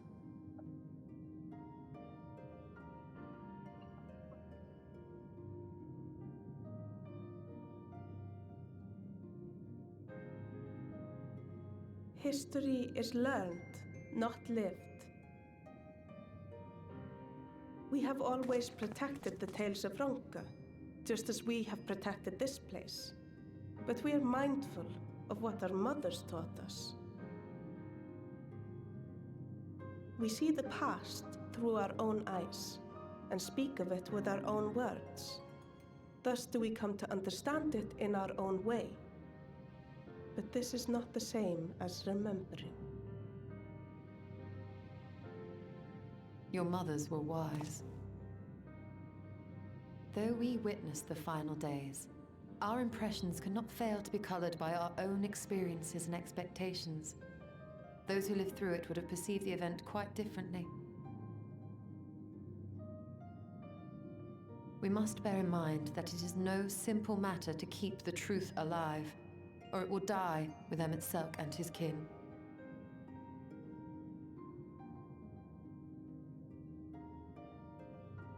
But we have disturbed you not long enough. Fanau will serve similarly well as a venue for our contemplations. Rest in peace, Tiana.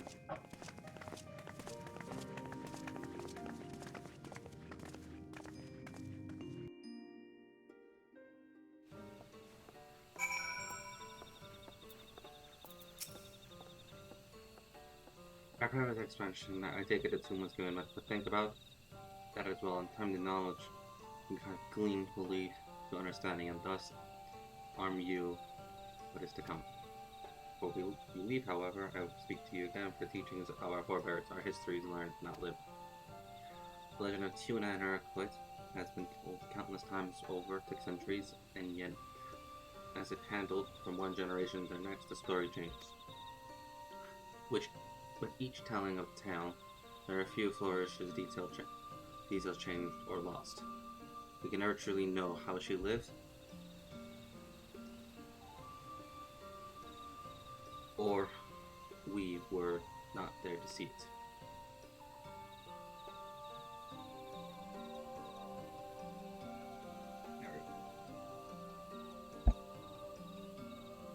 But we are here now and bear witness to your life. We have seen change.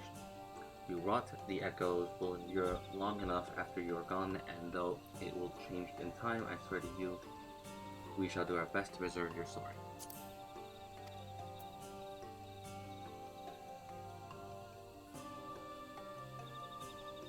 I hope you'll forgive me if I don't make an oath of my phone, but it goes without saying, we could never misspeak of your heritage. Heritage thought, as long as we're here, there are none among the Vis who will not know of you. For not know of all of you have done for no wrong. We are not deserving such reverence, but we are grateful all the same. You can be certain we will have our own tales to tell of our great guardians of Antica and the ruins of Lanka. I pray your safe travels, as ever. We shall let you return with open arms.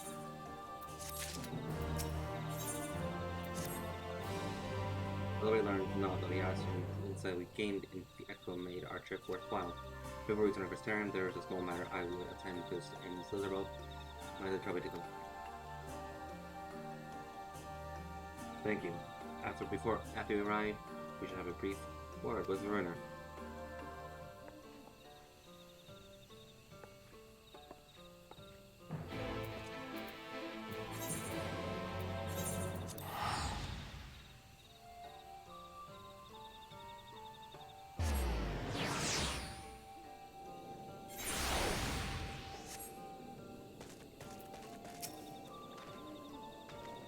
Good to see you.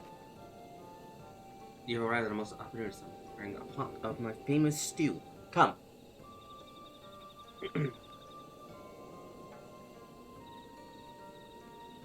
Come. I'll ready a place for you. I'm sorry, but we haven't. Please, I insist. It will only take a minute.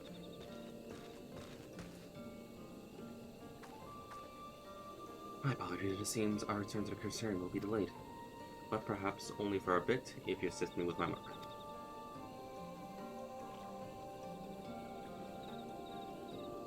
I say work, but it's rather more of a chore. I must clean my chambers here in this little row from top to bottom. If you'd so kind to go fetch a broom from Asperger. Ask. Figure.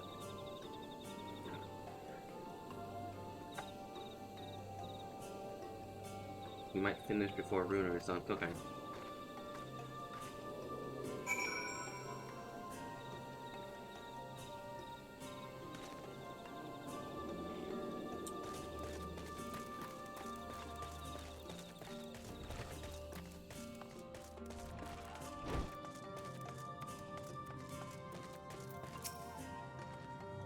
A room for Miss Matoya? I can imagine why she would have need such a thing. But there you are. It's old but sturdy, and should suffice.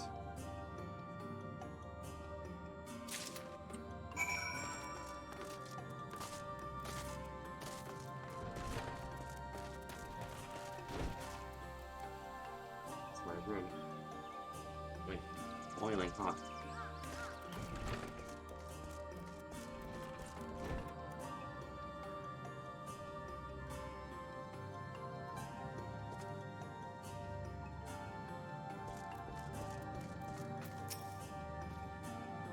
I trust Asperger was able to find a room for us.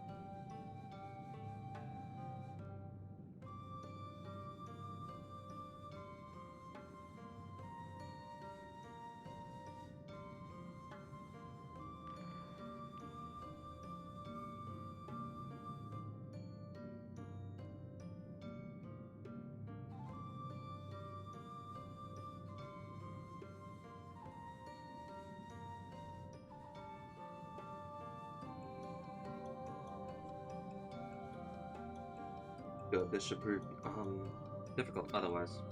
Though I must say, I think I'd rather well not for having a broom thus far.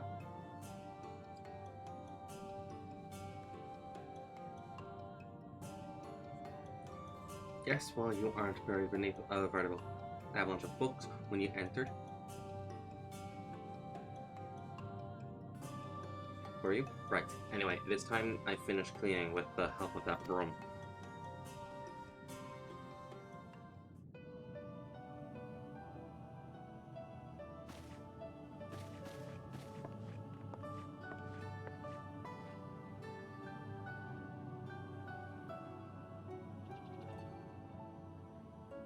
I'm gonna make the broom come to life.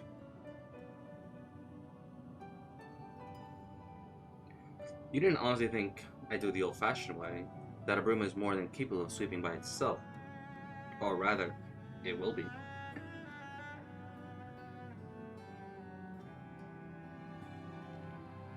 Time to rise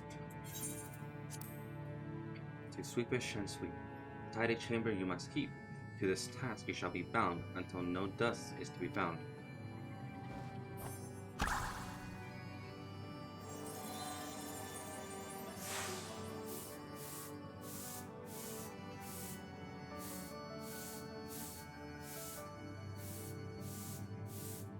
In this one particular respect, I have no objections to following in Master Matoya's footsteps.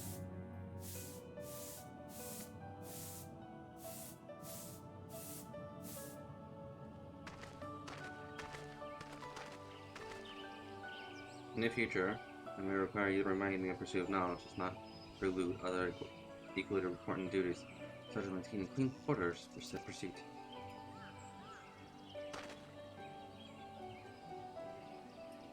I'll dearly miss this place, these people.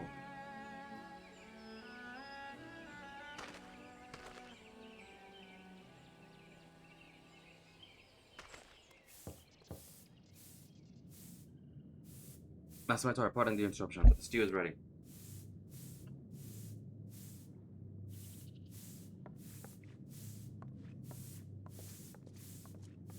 No, we couldn't escape it.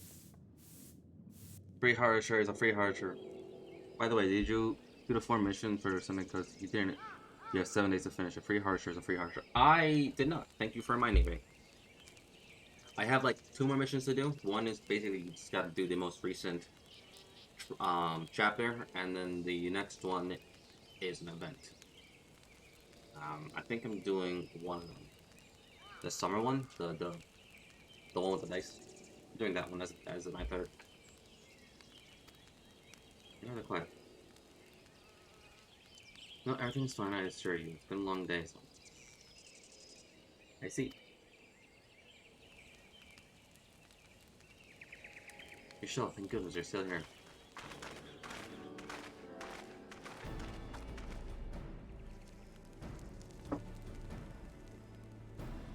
Elfin, I thought you were following Arbor.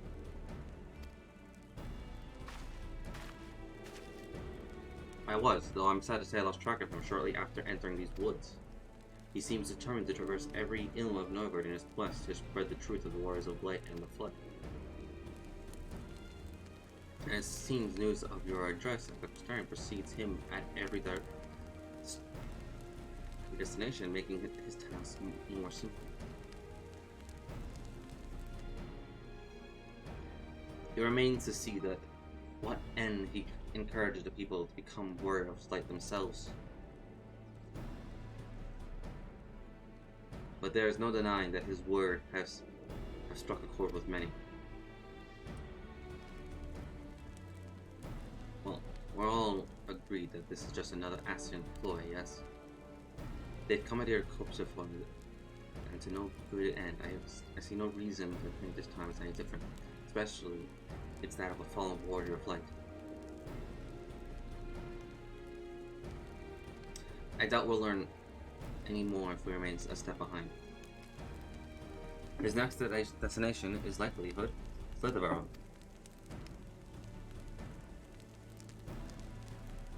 Alexander, are you sure you should be here? If you're concerned about the Harlech and the others, you need it be. The treatment is going well, but the process is slow and exhausting. For all of us, the best thing I can do now is let them rest. So I believe we are about to discuss how to arrange a meeting with our would-be warrior of light. Before visiting any towns or villages, Arbor would hunt down and slay a nearby sin eater to earn the locals' trust. Our best chance of getting ahead of him is to find one before he does. Thankfully, Thancred and Reen are returned from the empty and have taken up the search. So this is after the events of Eden. Green believe one may lurk beneath the awns of woven oath. Then that is where we'll start our search.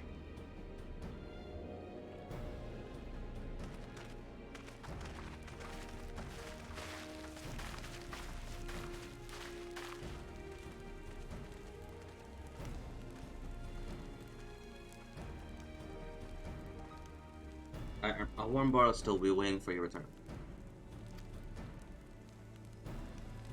I look forward to it.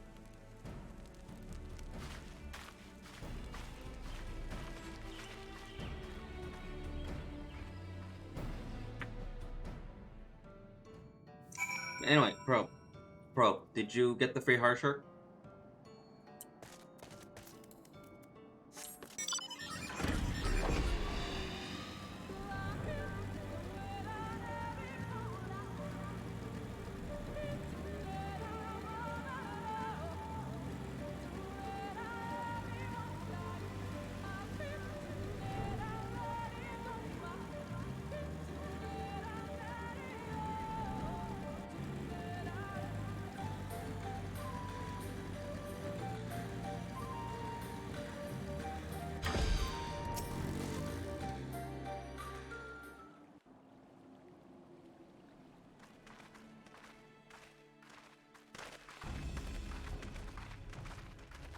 If you were hoping to vent your frustrations on our Issa friend here, I can only apologize. Oof. Few as they are now, it took us no time at all to track it down. Not yet. That suits our purpose perfectly. Now we need only wait for Ardbert to arrive. Alright. It should be a quick. It should be quick. To be attending to the empty. We were indeed, and we've made a certain amount of progress. So we thought we might see how the rest of the world was getting on. From what we can gather, the answer is strangely. There's a mission for the current chapter, and I'm bum rushing it. Yeah, no, there was like 2 missions regarding the the chapters. So those are like easy 2 points right there.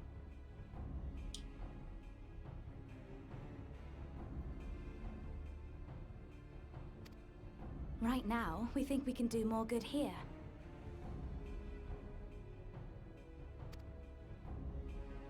It is heartening to have all present. Indeed. We will be glad of the additional hands should matters escalate.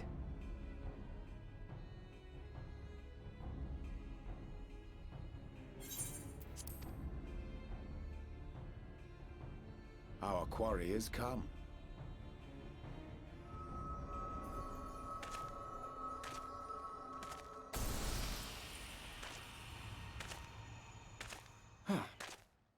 It seems I've lost this particular race.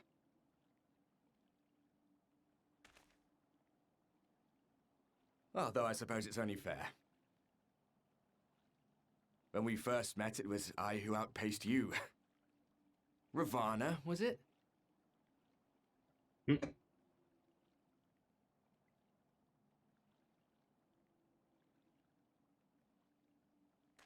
But where are my manners? I wouldn't be here were it not for you, and I have yet to say a word of thanks.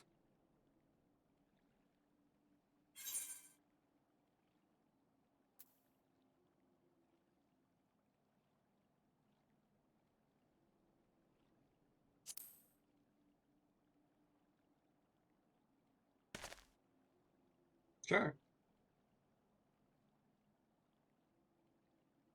Arm giving you trouble? Well, you should have it examined.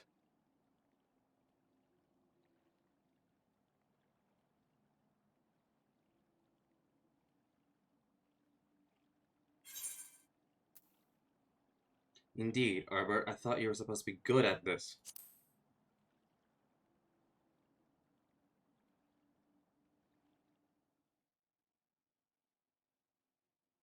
Very well. Let us forego this pretense. After all, it was never you that I needed to deceive. No, I'm taking in story mode. It has be the recent one that came out, and I'm rushing through. Yes, it is I, Elizabeth. Through your time in Emet-Selk's imitation of our home, I dare say you have gained a better understanding of my role since last we met. Not that it matters.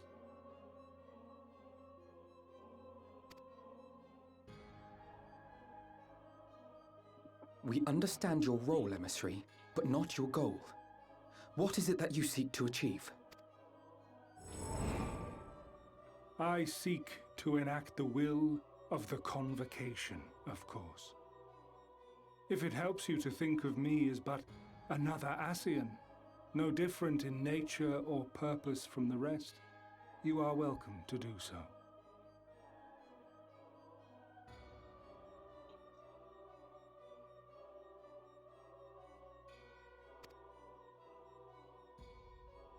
Once, I would have said your goal was destruction alone. Now I understand that you fight for something you love, just as we do.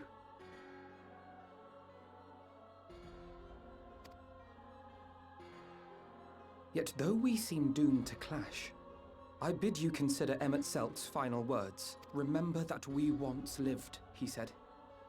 Had he not seen some glimmer of hope in our kind, I do not believe he would have spoken thus.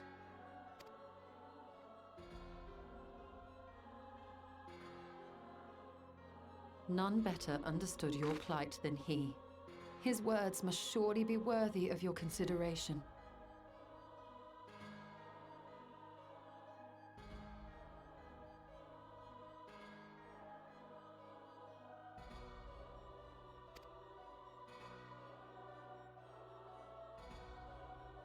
Emmet Selk. How very unlike you to err so gravely.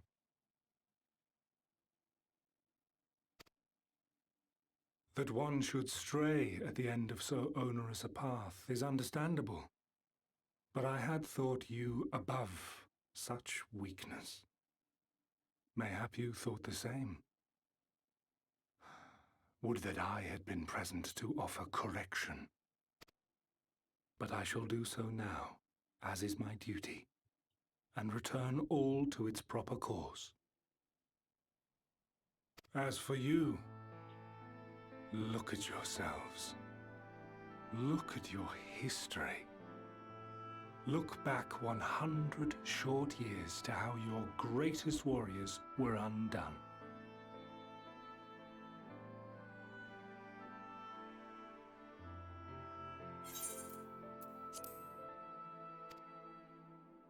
And now, at but a word from me, you raise your hands in answer like the puppets you are.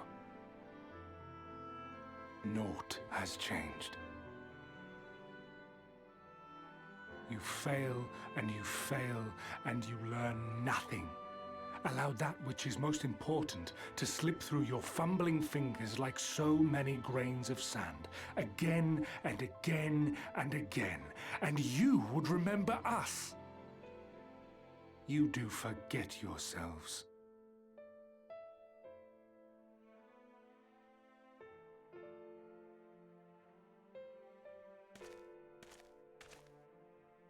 There is no common ground to be found between you and I, nor do I require any. I have my duty. Wait!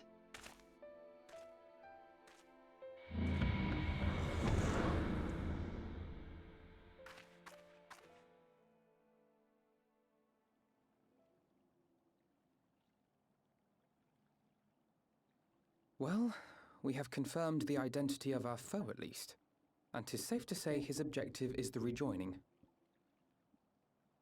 But we still have no idea how playing the part of a warrior of light will further his cause, nor why he would spur others to do the same.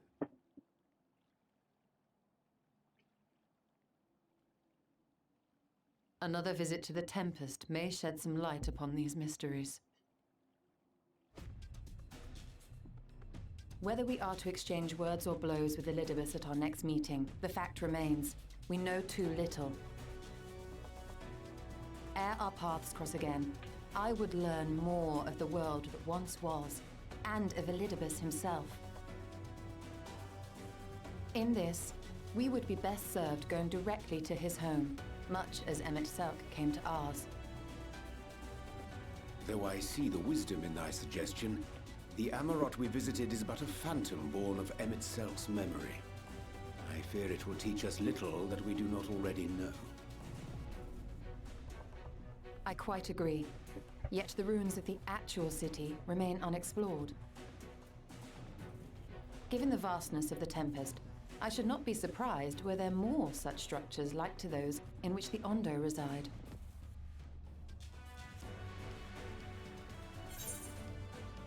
If there's ought to be learned, I want to know about what I want a better opinion, as long as you don't make me do my chores.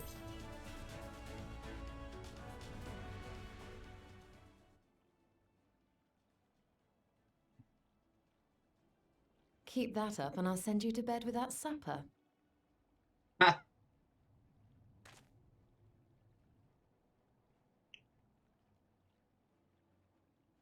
Assuming we are all in agreement, then I suggest we first pay a visit to the Ondo. If anyone can tell us where more ruins are to be found, it is them.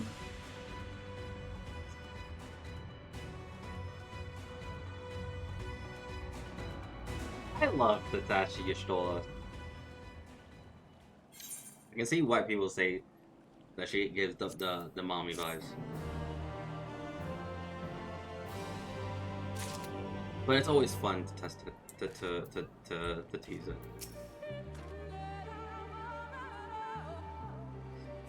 What I found out of the denial was there are so more than he believes us to be, yeah? Am I the only one who sees the irony of Arbor calling us puppets? I hate to leave him like that, but God's sake can't even let a man rest in peace.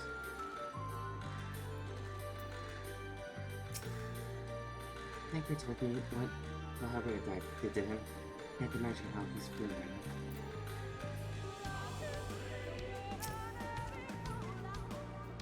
Disdain and no fusion. What is thy true design, mister?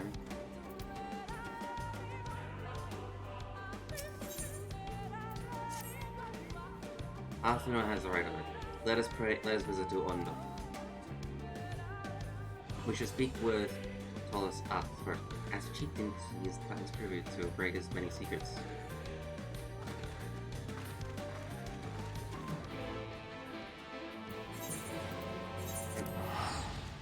Seriously, why is my brain just boiling up?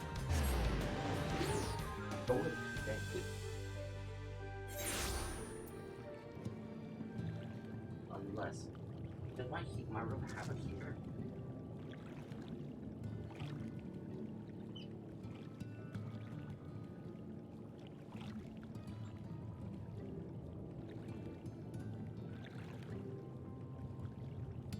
Let's see if I can do a crank open doors.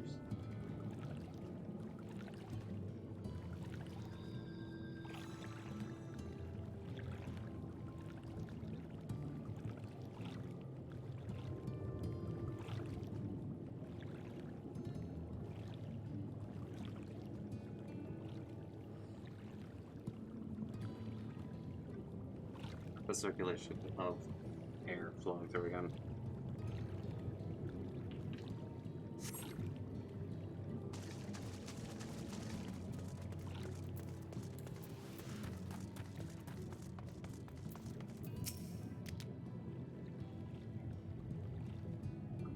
Swans, you instead come seeketh of us.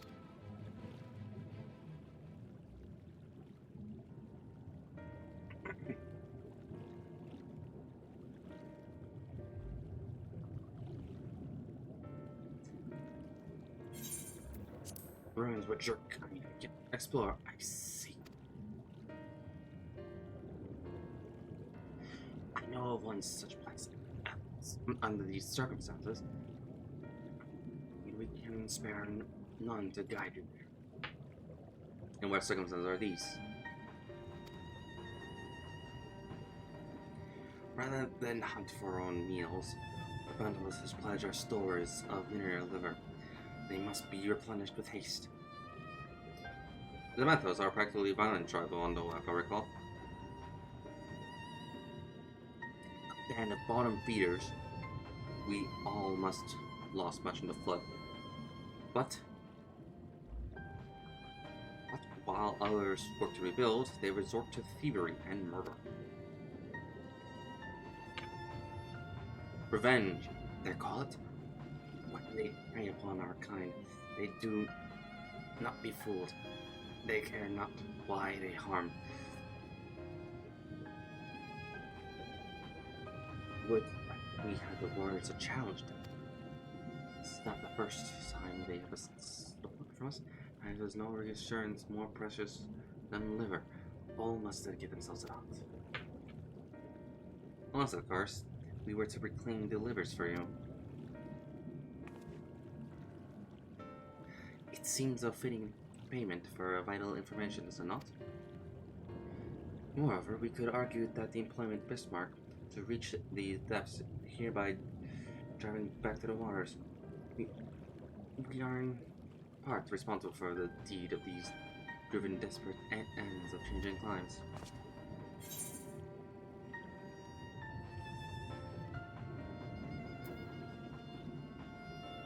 one good turn and all that. We certainly can't leave them like this. Can we not simply hunt the mirror ourselves?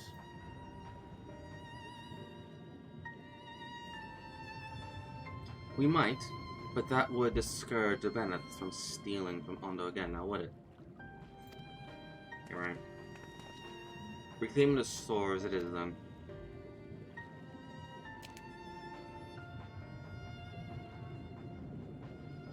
Why, we will be grateful beyond words if you did. The Bennets have surely taken letters back to the Wonders, but be warned there's no storage or guard waiting to spear intruders. Then we'll have care not to draw their attention, shall we?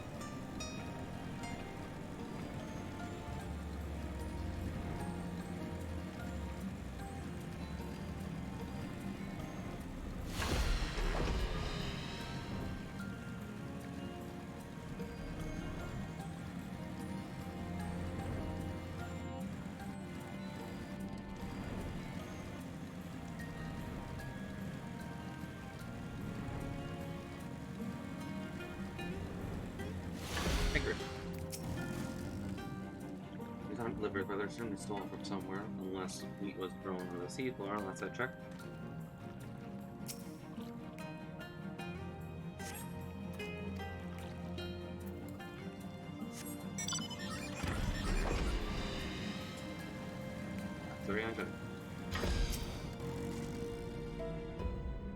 Green scaled the wall with remarkable swiftness. Tinker taught her well.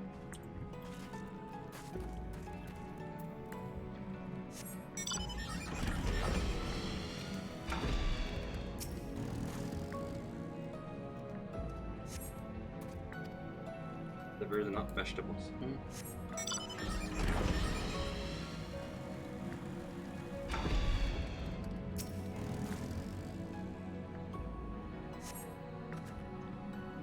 Maybe it's like a fire form of pink orange, a far cry from the rather memorable scent of Mirren livers.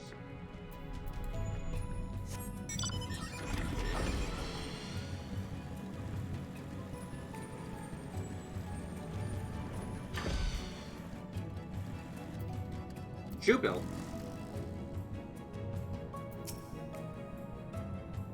The Shoebill is staring at Reen. Just staring.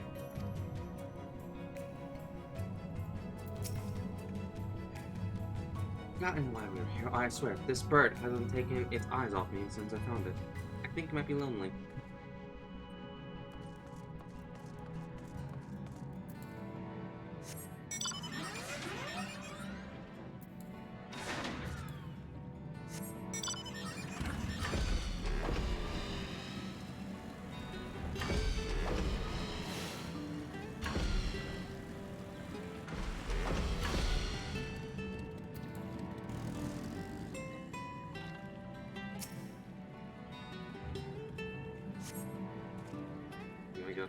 Stretch. You conclude these bags are bursting with livers. Brilliant. Ah. I was gonna wave back, but I got caught in the cutscene.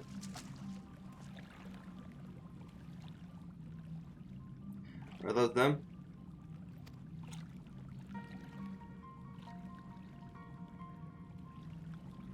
Perhaps you deduced this already, but it seems that battlefields have been raiding Calicia's storehouses as well as those of Ondo. Oranges, pumpkins, wheat.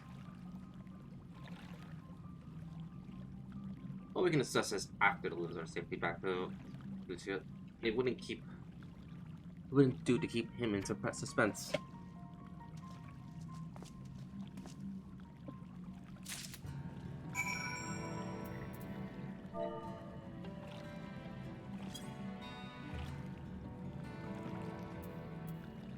Have that here. Alright, I'll let go. Let's do this.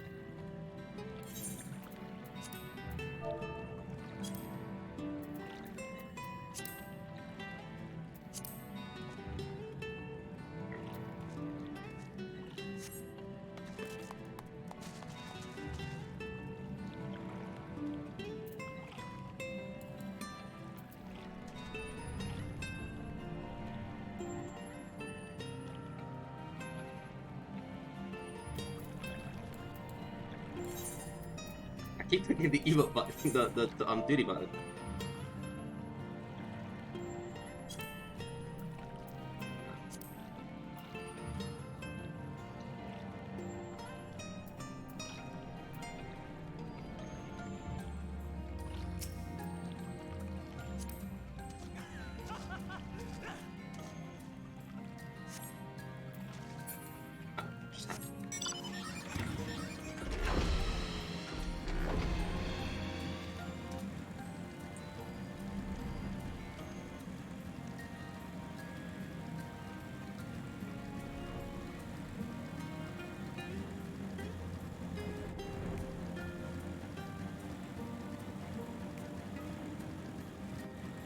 I'm happy that I'm kind of just continue the MSQ, but it was really good.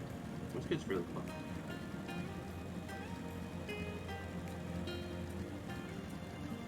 You know what's more fun? Eden. Compared to the MSQ, so I can actually get the Endwalker. No.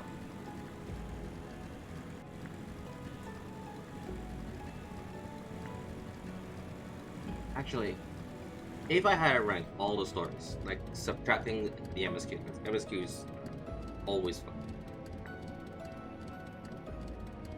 Except for AR MSQ, that was not me. That actually took it at me.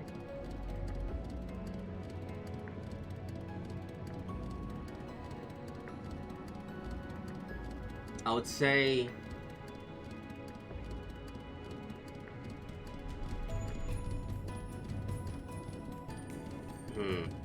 Alexander being at the top. Time traveling.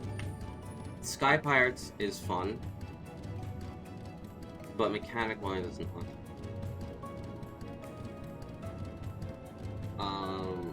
Omega. Omega's fun. It was actually really entertaining to see like all the callback to do with past Final Fantasy games. Let's see.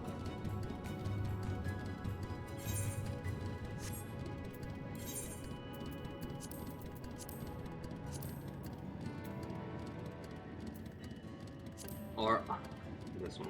This story-wise was great, but mechanic-wise this was hell. Like the first time. Second time, third time, 10th time I got used to it. As I said, Alexander's fun. Skyfires was fun as well. We don't talk about this. Anyway, Eden is fun. Eden was fun because there's a lot that was there, and I loved it. Granted,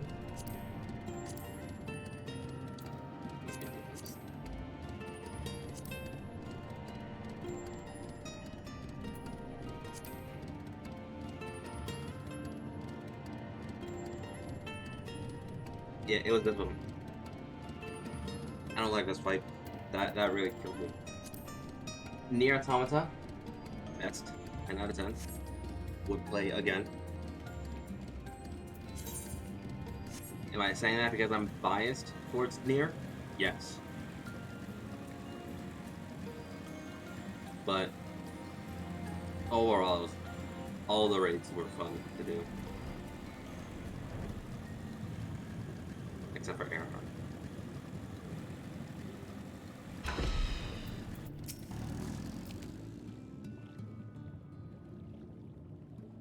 MSQ story-wise and everything like that, I will say there are some like vlogs here and there, but overall the story is just great.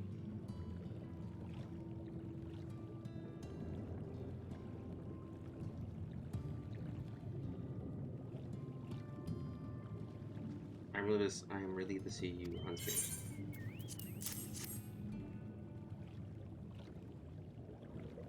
Well, if I was Spirit, I wouldn't be here.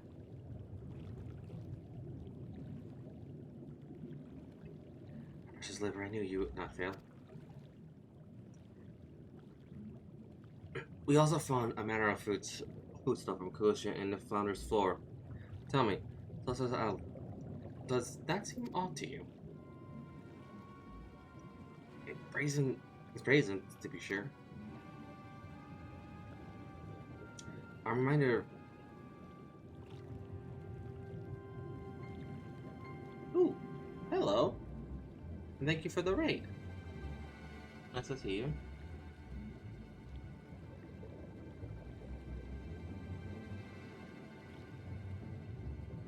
Welcome everyone from the raid.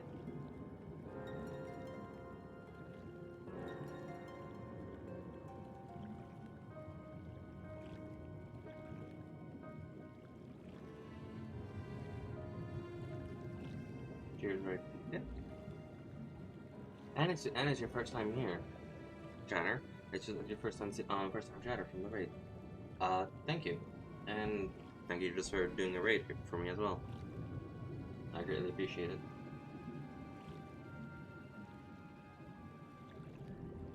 Anyway.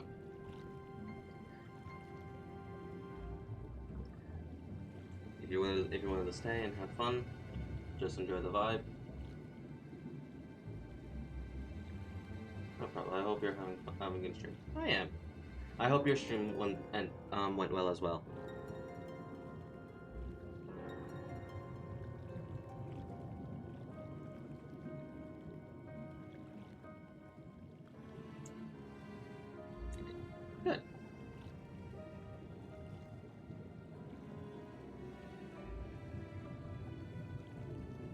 I think I read that. Investigated, but this one, no avail. But anyway, I'm mainly just doing Final Fantasy 14. I'm right now I'm just reading dialogue. So if you're willing to just listen and just vibe while I just butcher the entire English language, and yeah.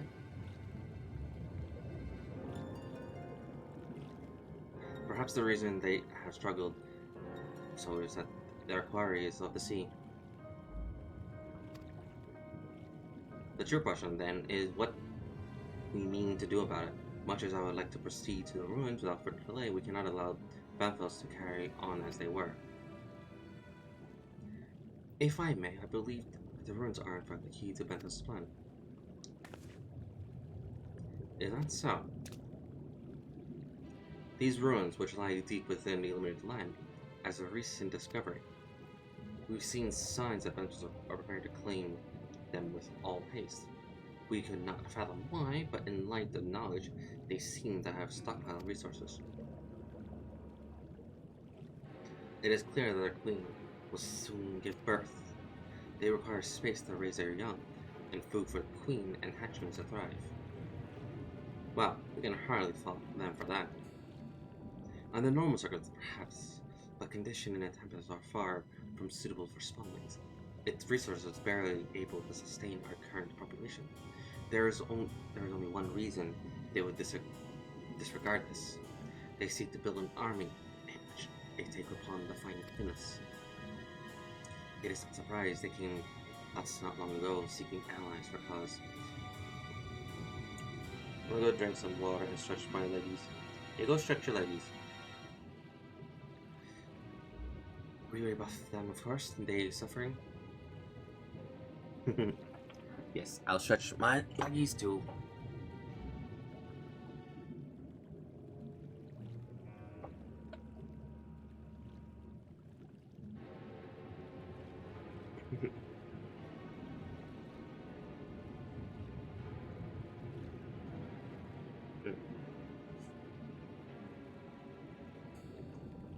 Sitting in a chair for about 4 to 6 hours. Not great.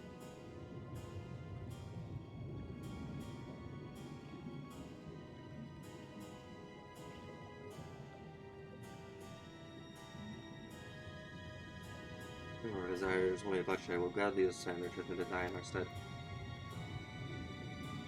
If they plan to wage war, that matter changes matter considerably. Indeed. I doubt that this would be resolved without violence. Perhaps with a show of force we can convince them to see reason before the die is cast. I'd rather not risk your people in the attempt. If we travel to the Illuminated Land, is there a way we might identify the ruins ourselves? Yes, once you reach its depths, go deeper still. You will see a monstrous structure there upon the seafloor. You come to show us is the will of the ancient ones that have guided you here, that you may drive out the usurpers, those who seek to use the magnificent creations with vile purpose. I have no doubt that they will show you the way forward. I'm afraid that the dead do not speak quite so clearly. Nevertheless, we shall try not to disappoint.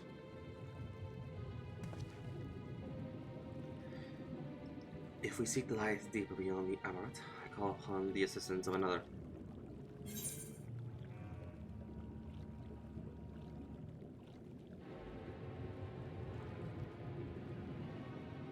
Not as fast this time. Yes.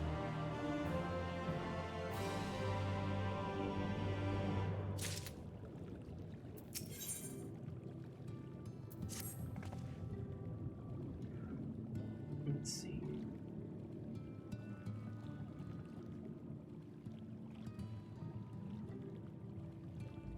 Oh, okay. So we are 3 quests away from completing 5.2.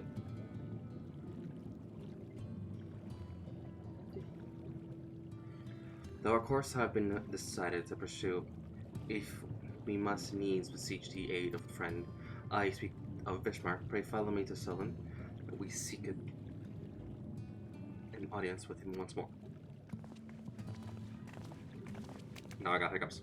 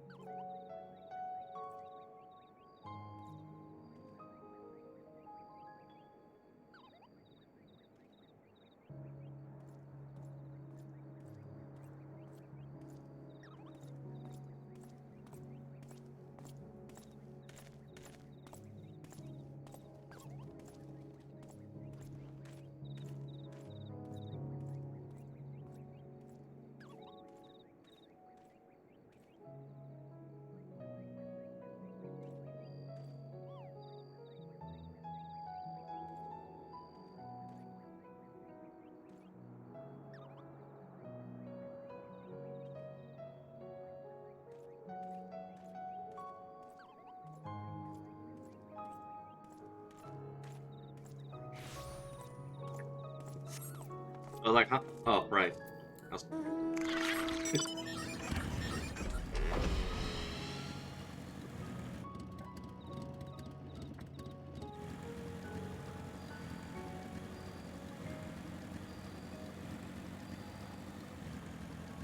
That actually made me laugh.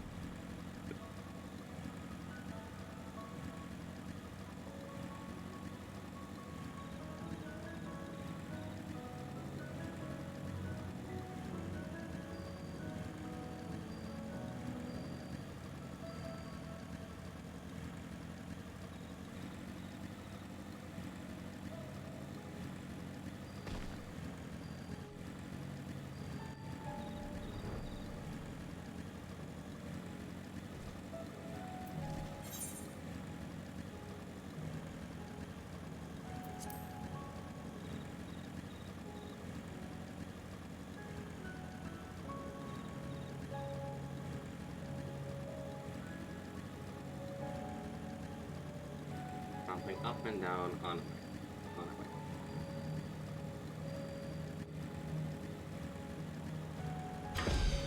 Be taking the context, that sentence sounds very bad.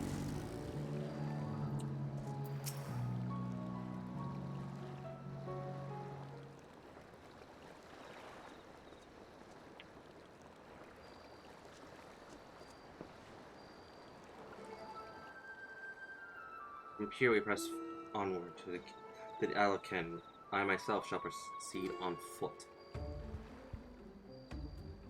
You perfected your technique then. Just so the water will be as glass beneath my feet, and prove its purchase fragile yet true. Watch closely.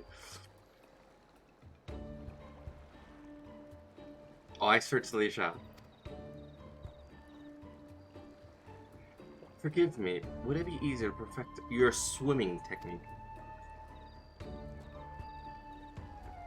Aye, 'twould be a pity if you drowned, truly.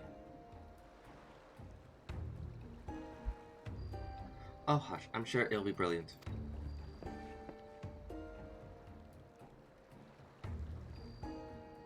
Oh yeah, Jay, I love you, but please, just learn to swim.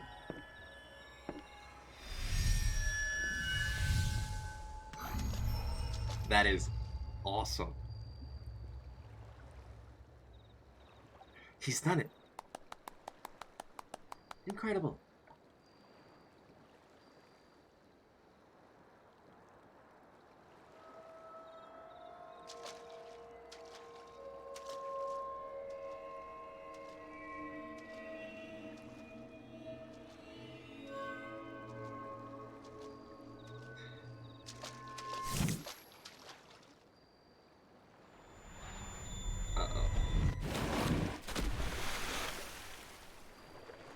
Jack. Oh, for the love of... Okay. To be frank, he actually did it. Like, he did it. It's just something got him. Something must have interrupted his concentration. Like, he did it. He could have made it all the way, but something interrupted him.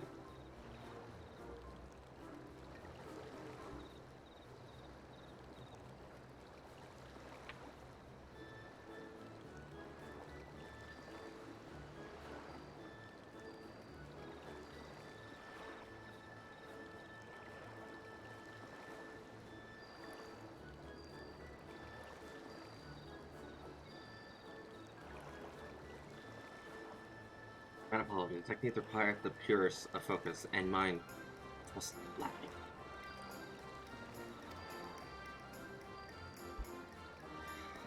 To perfect this magic, I went so far as to deal with the Faust, and with their aid, my efforts finally met with success, albeit on a single occasion. Well, the thing is, you did it!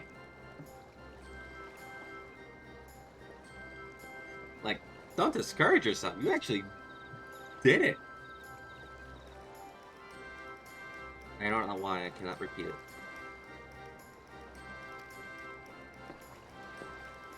I thought I saw you waver a bit toward the end there. Perhaps you were simply tired? Tanker?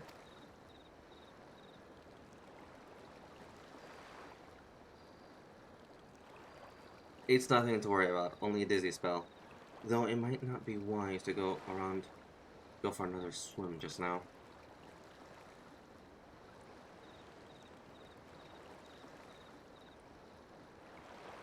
Thankfully, we have an alternative. A wonderful little invention. I'm certain you'll agree. A bow. I love sassy Ishtola.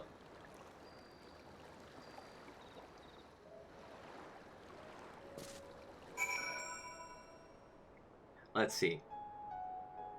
The sassy remarks she said to me was...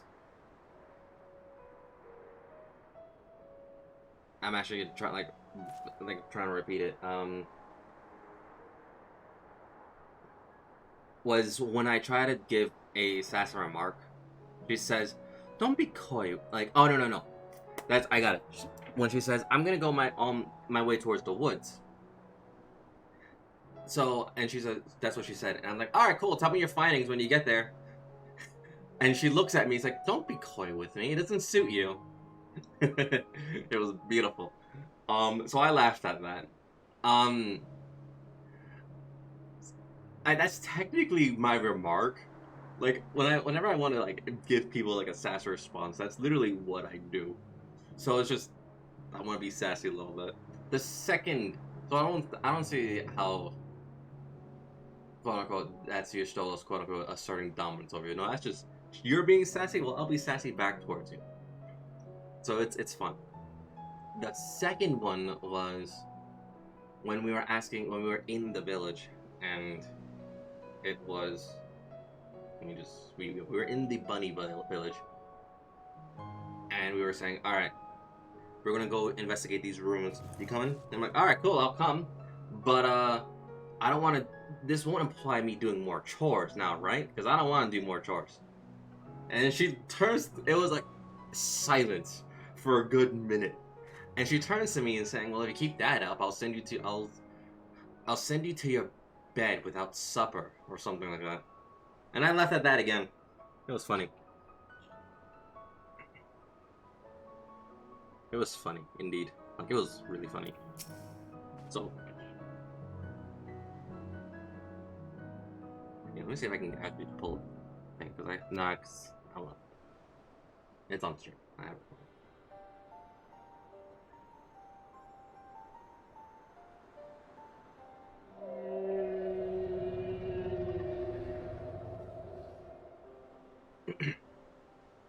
You speak with the voice of the king, little neighbors. I will not deny you. As before, if you seek what sleeps beneath the sea, I will be your guide. Thy kindness is boundless as the death, sincere one, serving one. Before we depart, however, I would ask a favor. After our last fight, I found many creatures clinging to me. I am Ichi. Remove them, and I will take you below. With all haste shall it be done.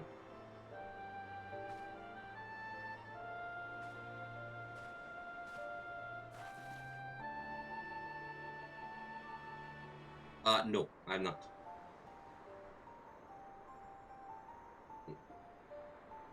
I'll do it, like, later. Eventually. So, did he agree? He did. Aye. Though I agreed to do a favor in kind.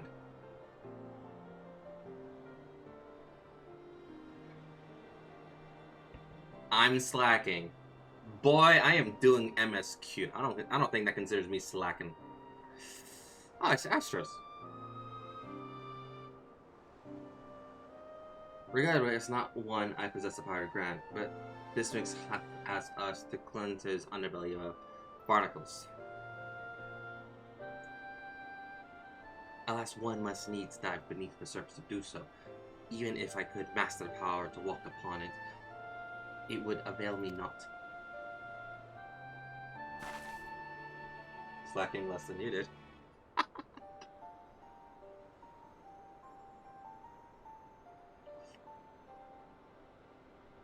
Oh, for heaven's sake, is that all? Art and I are more than capable of that.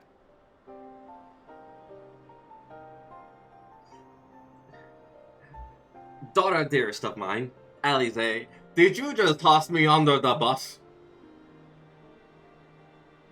Like, I don't mind cleaning this man's belly of Bismarck, but did you just toss me under the bus for more chores? At least I did post-roll by this point or so. I'm doing MSQ. That's my excuse. With the Kojan's blessing, we'll have it done within moments. And better that than standing here and listening to this nonsense. I'll take the right and you're the left. Now go. Okay, daughter dearest. She's mad. Aranje, what did you do to make her upset?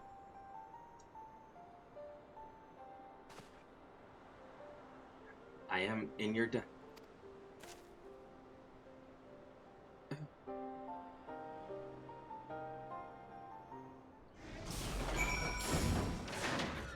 So I'll be right here.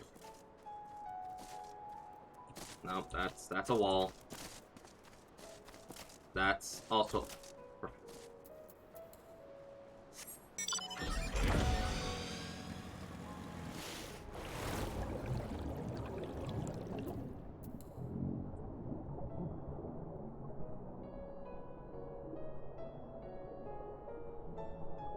actually, now that I said I should zoom in on the other side, let's see what we can actually see here.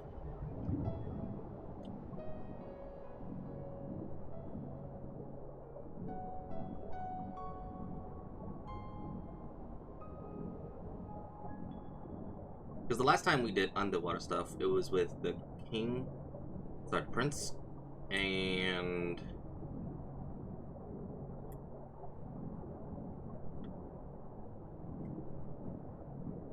yeah, I don't see how he's that.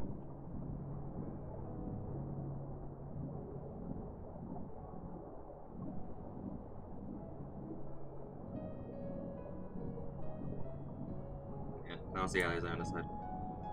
Let me show you something good. Further back. Let's see. Because the last time we did underwater, we actually had it like, nope. Okay, so probably somewhere that we can access to.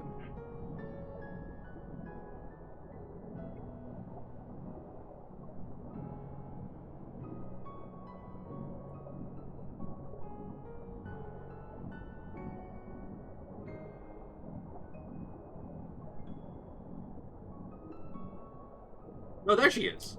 That was just further. What are you doing? I can handle this area. Okay. I just went further down. I forgot. This is Bismarck.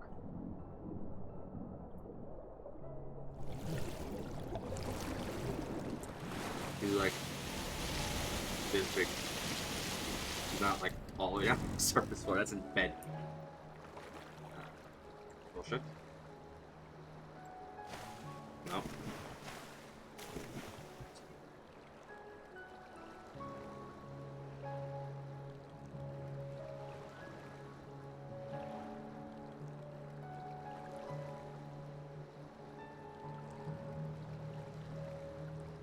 I hit.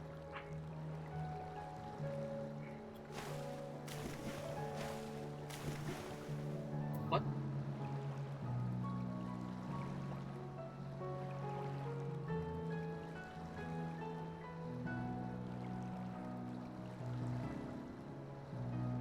This is controlled spacebar.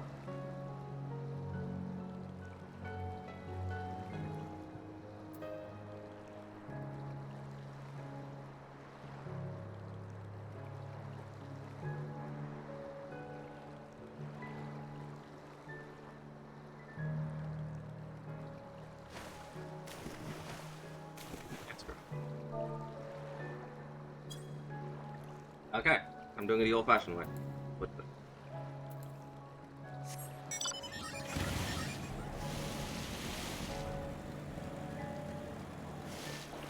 Like that. I don't know why my buttons were not working.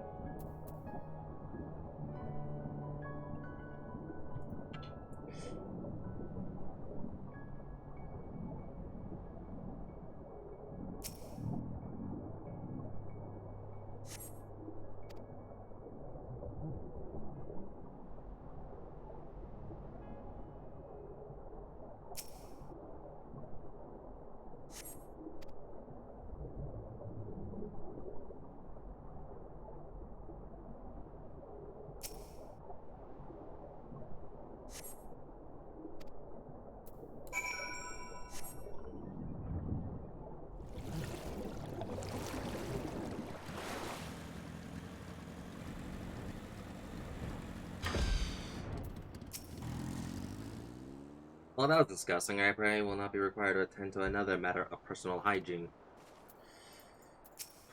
As well. My efforts are most sincerely appreciated. I will inform Bismarck that we may depart without further delay.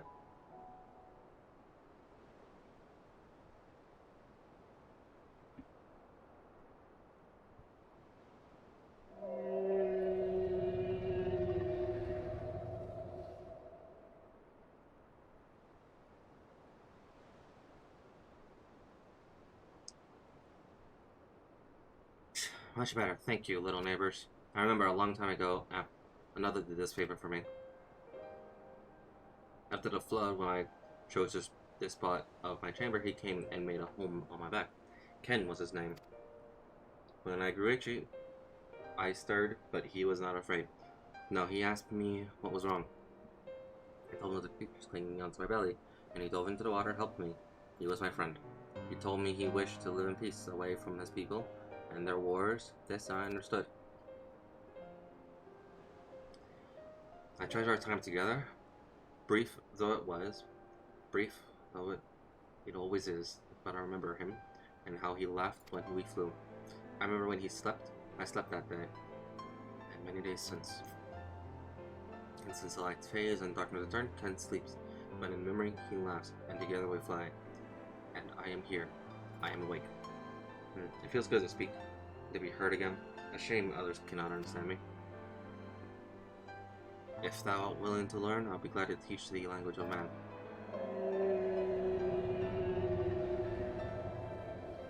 Thank you, little friend, but it's time I grant you your request. But first, I'll take flight to cleanse my body and prepare the dive. The dive will be swift, and I would not have you struck by errant debris. Whatever.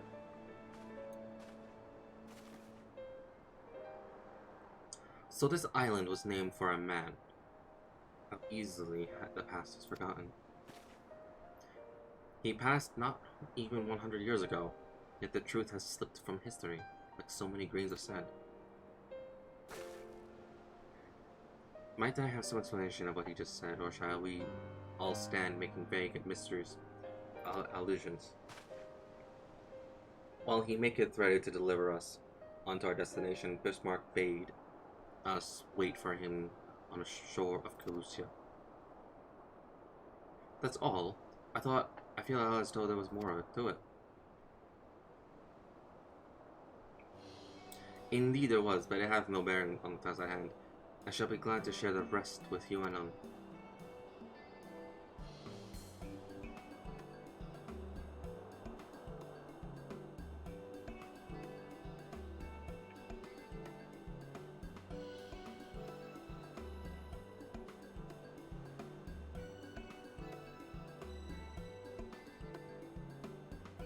Fine, later then.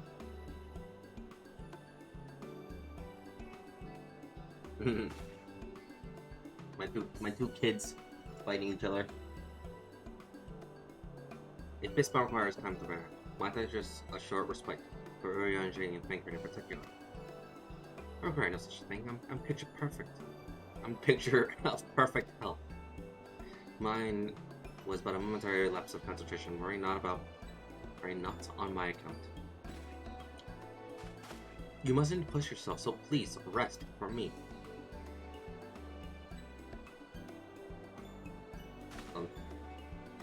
She had to give you the puppy eyes. Rings had to give you the puppy eyes, thank you. Oh, alright, if you insist.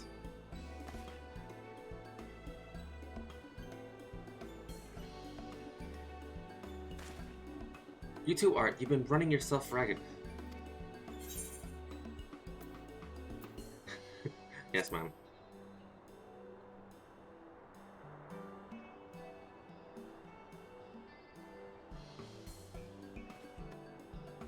When the daughter has to tell her 3 dads to rest.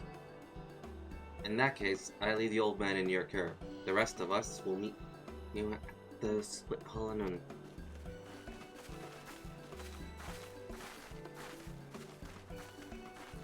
Word of advice?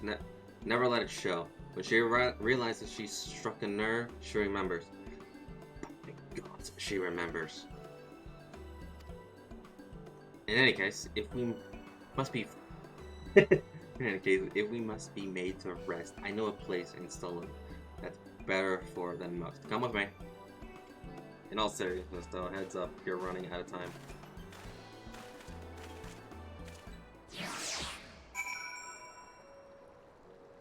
I have a time limit to complete this thing?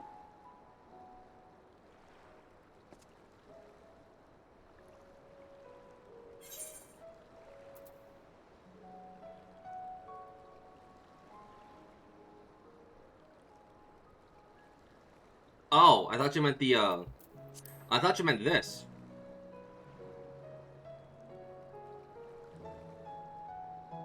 Like, this doesn't have a time limit, right?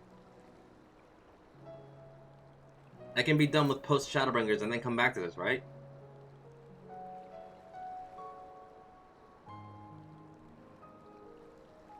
If you don't want to miss anything, yes.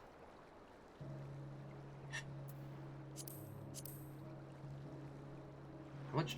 Okay, so I did see how much I had to do to get this done.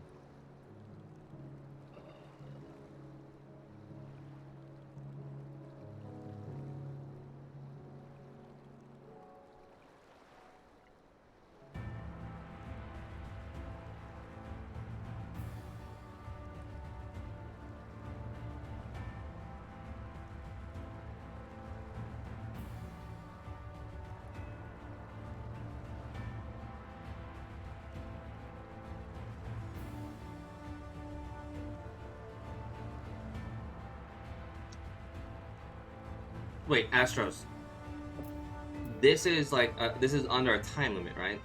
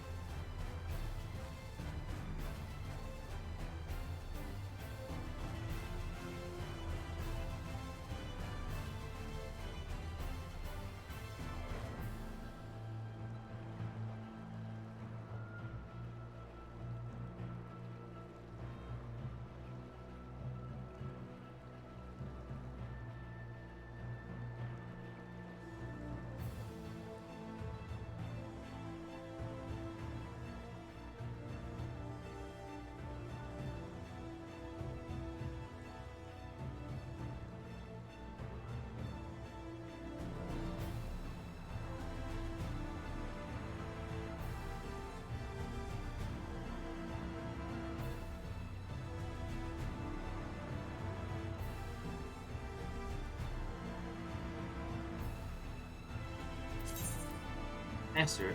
I will, since I have the cover anyway, I'll speed run through it.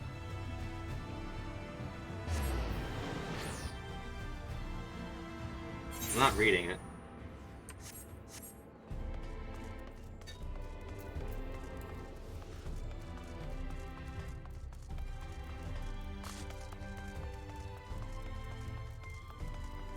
Not like a sick person to read.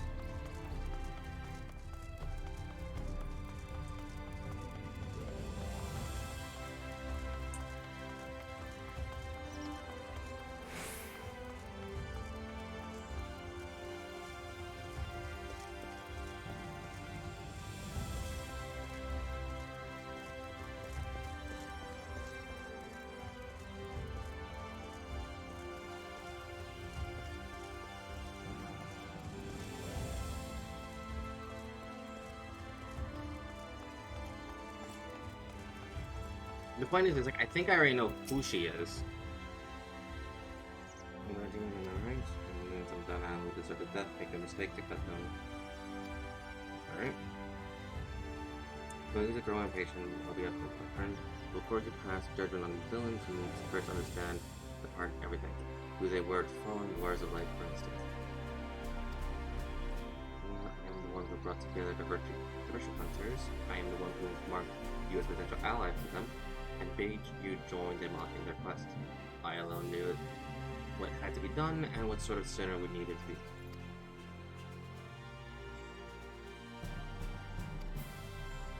Okay.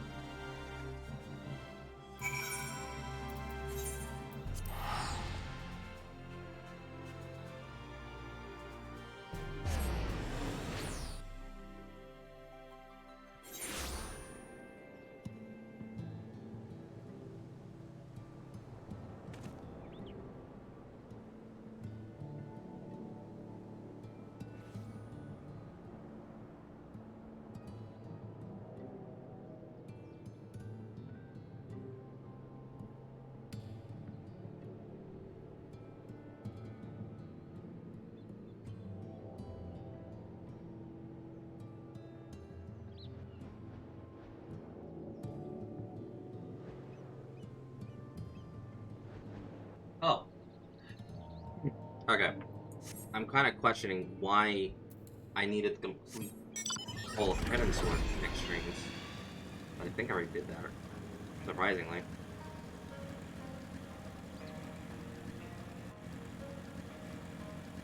So I'm gonna try and forget it. Let's see, how many?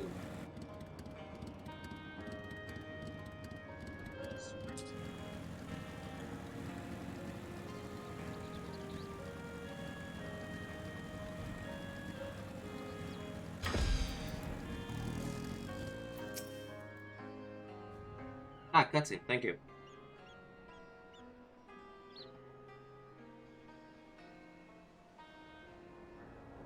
Are you accustomed to the life on the road? I am, I see. Do you recognize this place? I thought you might. Here is where we began, where Arbor first met Lament. How do you know this? Alright, I know who you are. You are in their memories for some weird reason. But why? Still young and lacking experience, but possessed of so much potential. Heroes in the making. Even then, the keen eye to see. They would only fulfill the perfect promise. Much later, though, after joining with their other dear companions, Brayden and Randare.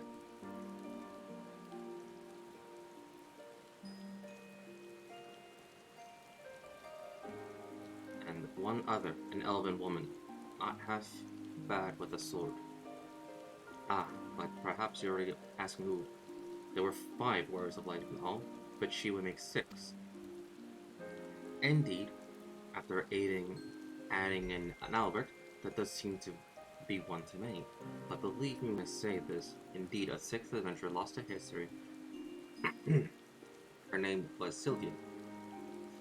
No, I don't know you then, so you must be her daughter. Or her great-great-granddaughter.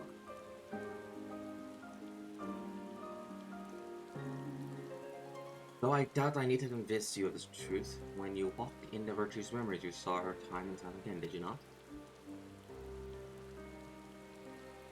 Then you saw the true villain, the traitor responsible for all their woes. Let us continue the story elsewhere to Amaranda, Field of Embers. Wait.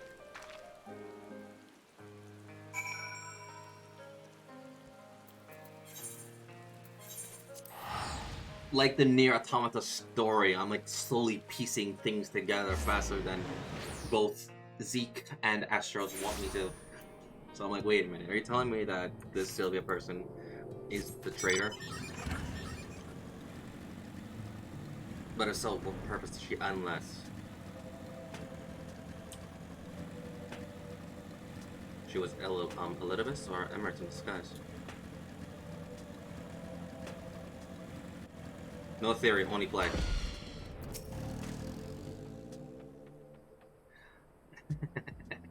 I think too much.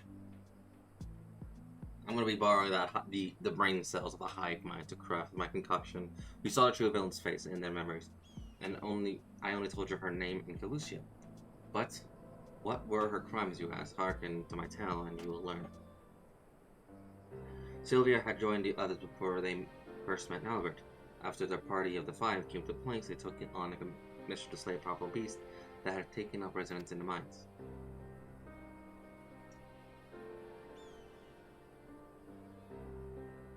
Said beast was believed to be the instigator of ever more terrible tremors, and so time was of the essence.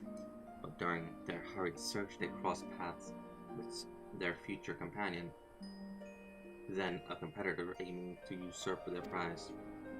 After another tremor triggered by the beast's trap, them all underground. They had no choice but to work together to lay it low. But to their dismay, even after its death, the earth continued to shudder violently as the adventurers looked at each other in confusion. Albert strove towards the beast's body, grabbed hold of a curious stone, a stone brimming with untold ether that he had sought out. That he might harness its potential to rescue a beloved one, lost to the rift. You know too much. You're not her granddaughter. You are probably like her in disguise right now. But so much powerful was the stone wrapped in the flow of the light stream. Its very existence was a threat, and so when faced with the choice between one's life and countless others, Norbert wept and shattered the stone. He had held his comrade's salvation in his hand, cast it aside for greater good, for his sacrifice. He was judged a hero, and in an instant a warrior of light was born.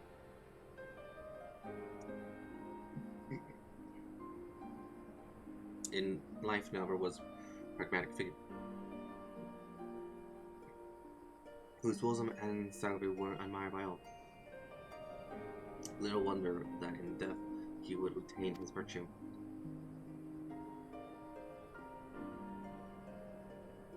But as Norbert mourned to the friend he lost, betrayed, Sylvia looked on the side content, for they had taken the first steps on the path towards becoming heroes, brave and true. His sacrifice sparked a transformation, plus fuel for the ritual to come. What ritual, you may wonder? Fear not. It'll become clear in time. Come with me to Rakika, to the seated swamps. They retraced the steps as they were taken to the understood depth of her treachery.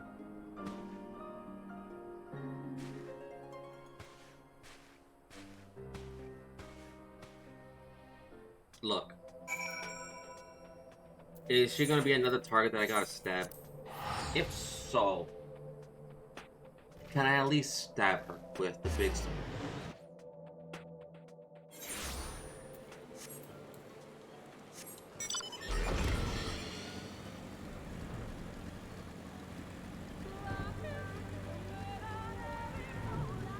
Stab or stab? Why not? You know what? I'll leave that to the imagination. I'm not gonna say anything else.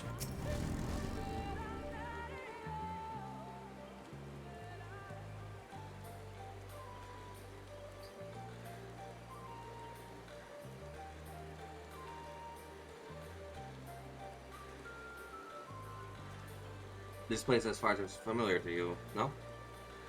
70, 7. You're about to dig a bigger hole for yourself. I was about to. I actually cut myself off immediately.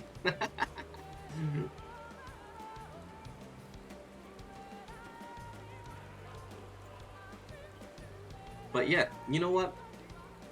I'll leave that to the imagination. We'll see. Well, you guys figure out what I mean by stab or stab. I'll leave that to you. This place too familiar to you? No.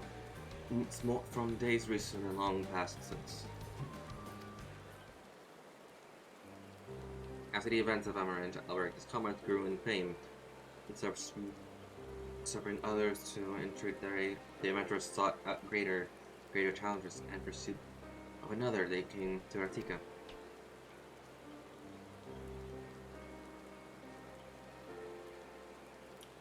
While here, the hunter Randare learned that the notorious mark Valancourt was near, and so, under the cover of darkness, she slipped away from the others to slay the beast by herself. Like now but before, of course, you already knew what her motive was. Valancourt had robbed her of her fellow hunters. Only vengeance would redress the balance. Moreover, she did not dare risk the lives of her new comrades, so terrified was she of the mere possibility that he might relive the terrible day, and so she faced Valancourt alone, and would have surely died for it had Albert and the others not arrived in time to help.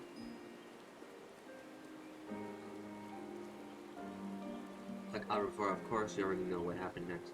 For her love, her conviction, and resolve, she was chosen by Heidelin. And on that day forward, Rhino swore never again to betray her comrades' trust, to share with them the triumphs and tragedies, to relinquish the freedom she had once held in the highest.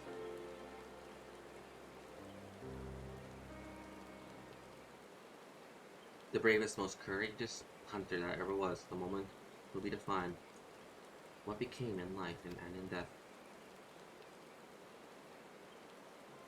Her sacrifice would hasten the transformation, was fuel for the ritual to come. The betrayers simply looked on, yet more satisfied. They were oblivious to her machinations, unaware that they were dancing to her tune. Wait. The story said that they were the cause of the flood. That they caused the flood. But if there's a sixth member of the party that betrayed them, that would mean that they didn't just cause the flood. They were orchestrated to cause the flood. Not only by Emmett Silk, but also by Sylvie. No theory, only play!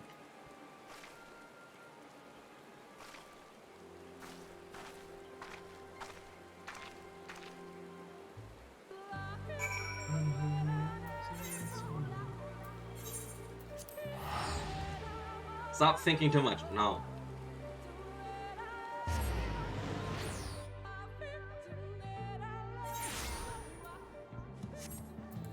Look, see, when a good plot itself had nothing to do with the plot. It was someone. I think it was one of the Asians that caused it. Didn't cause it. I forgot who it was.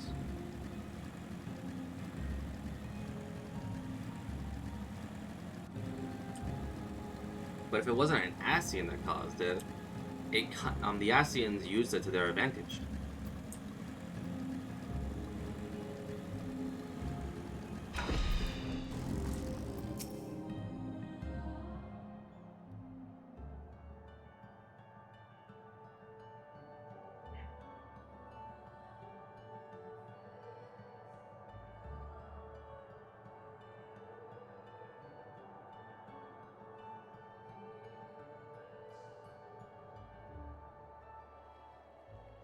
Beautiful now as it was then, you too.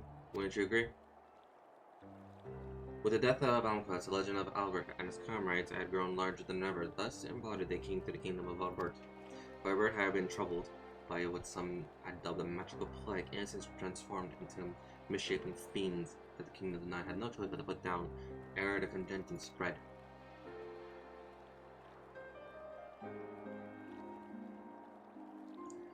Braden had one such night in his youth. He had served the princess Saldia faithfully, only to cast out for one single mistake. Thus did he take to the road where he met Ardbert and the others. Having grown stronger and wiser, more respected, Braden felt it was time to return to redeem himself. With the aid of his comrades, he did just that. Paddock and the court mage was unmasked as a mastermind of Albert's misery, and by the disgraced knight's blade, and was brought to justice.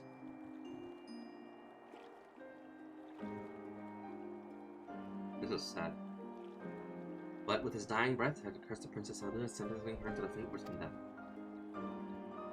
At her behest did he raise up his blade, for the sake of the kingdom, strike down his liege lady. With that single stroke, he forever changed, though nearly not in a way that was necessary. He stood at the pinnacle on principle and almost forsook his compassion for unflinching judgment, but merciful, turned aside at last.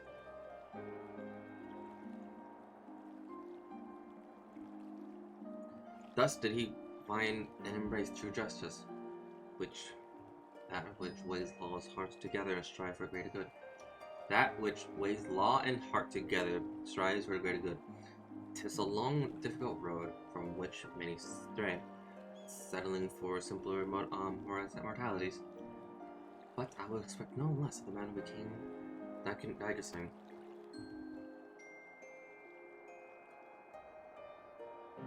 His sacrifice, which strengthened transformation, was a fuel for the ritual to come. As her companions grew more powerful, so too did the betrayer Sylvia. Bit by bit, they brought her closer to her goal. Yet it was yet unfinished. To Kalusha they returned, and so must we. Tomra and the next chapter of our tale await.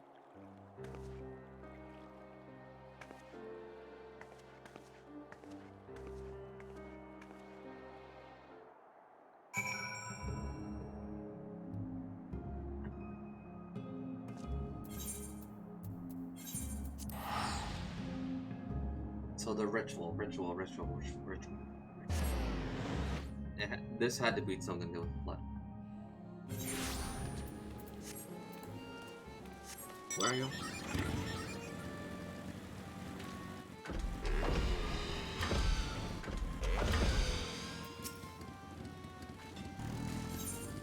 Oh, I need that.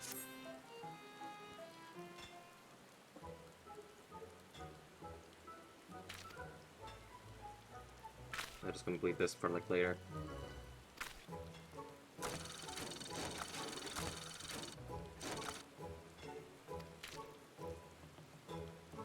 Lolly ho.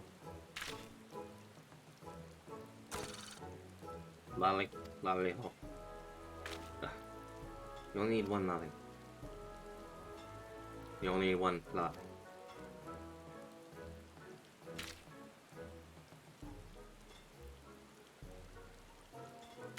It's a mimicking you. Well, pretty amazing, huh?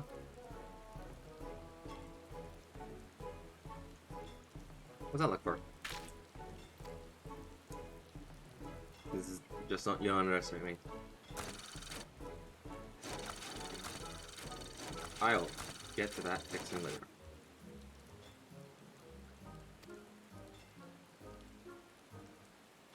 Go for conversation that heals for some pull. Alright.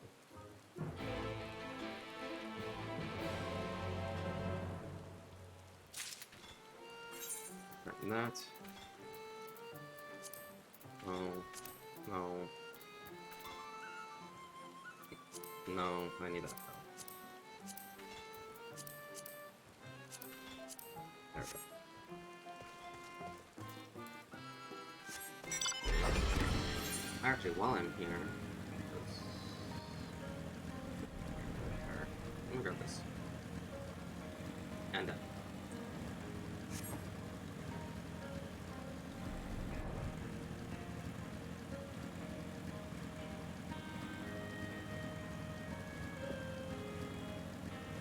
I did say I was going to grab these quests anyway. I'm not going to do them on stream. I know what they are. They are prerequisites for unlocking the tribe quests.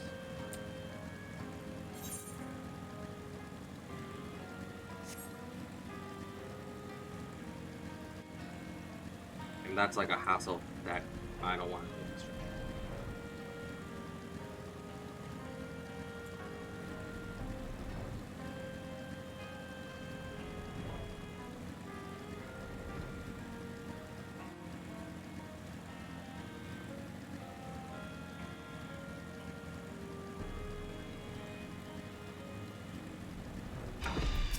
Doing swinging dwarf, what are you? The grind is not cool. Accept. No, sorry, you want so much water? Excellent. Yeah, I'm actually recalling back to last time, unfortunately. Things are all gone, and I can't touch them. Do you think you could bring more practicing? Consider it done. Thank you. Alright. Get that one done later. Probably towards like the end of this.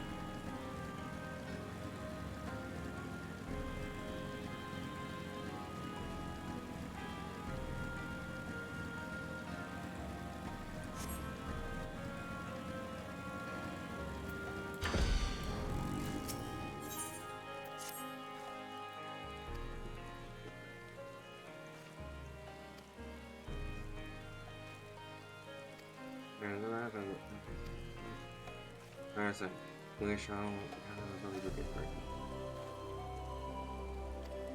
Sure.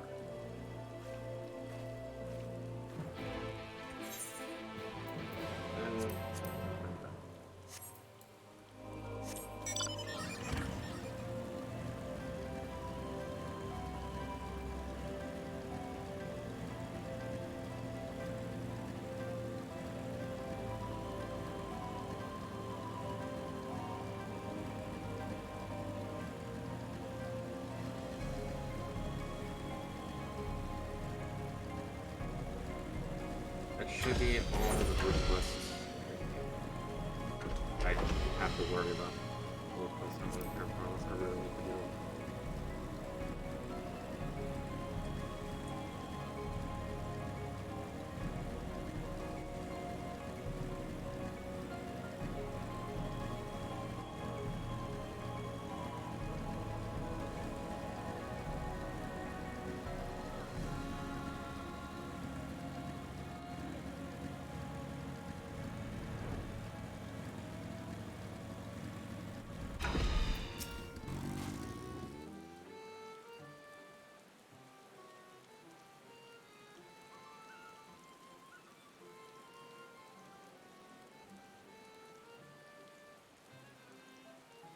Slowly but surely, the adventurers were fulfilling their potential. Word of their deed in Robert spread like wildfire. Legend of new grew, bleh. And their legend grew ever larger. But for all their success, the fledgling heroes were forced to endure more hardship and welcome more sacrifice.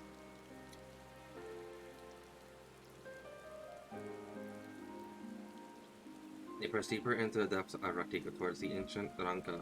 It was there that the dwarf Lamet came to crossroads, proclaiming the magic she desperately desired. She would be forced to renounce something equally precious. The dwarves was a reckless plot, wont to withdraw from the outside world. Our many traditions might be preserved in isolation. When the stone light began to spread, they chose to lock away the afflicted and refuse to seek outside help.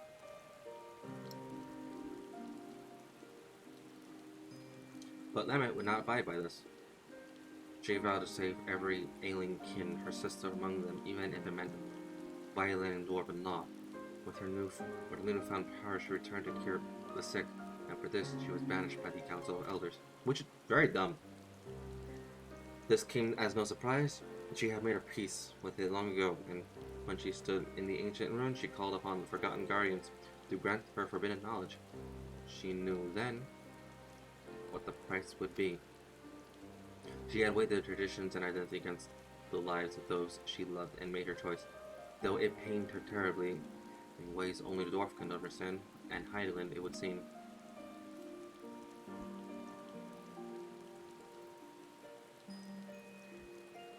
Healer knew more than any value of life, and would do anything to see it preserved, even in death. Her sacrifice, when newly completed her mission, was to feel Jesus fucking Christ. For Albert and her comrades had stumbled upon the evidence of a large design, threads linking together the desperate troubles of the realm. The name spoken only whisper a shadow keeper, a singular force, sowing chaos and discord among Novrum to an unknown end. If the warrior of light truly wished to save the world, then they would need to confront this villain amongst villains, and at the end of their exhaustive search, at the end of their struggle, who do you think they found waiting to welcome them with open arms? The answer to you awaits in Lakeland, our final destination.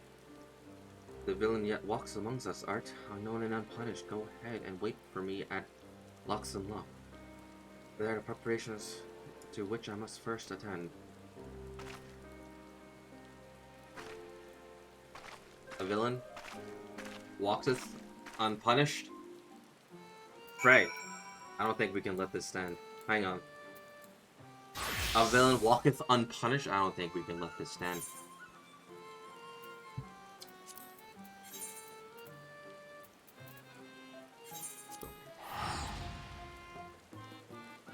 I think both Frey and I would agree to this.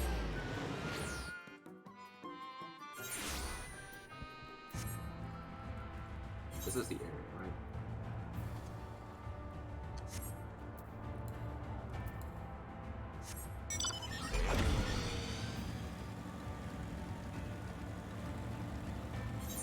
Oh, fuck. You. Thank you.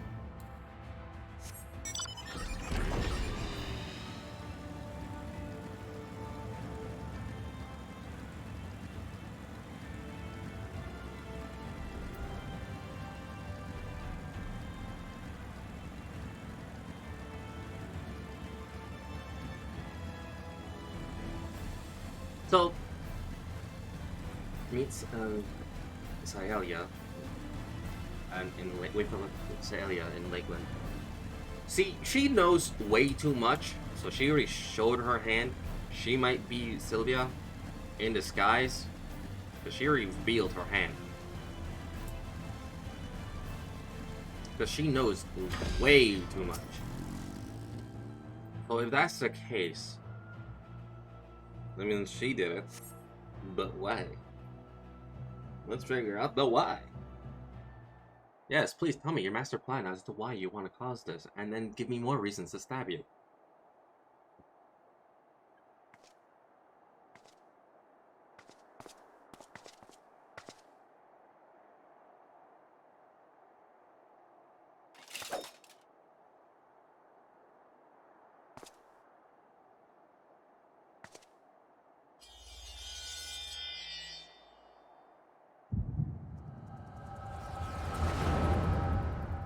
Yes, exposition, thank you.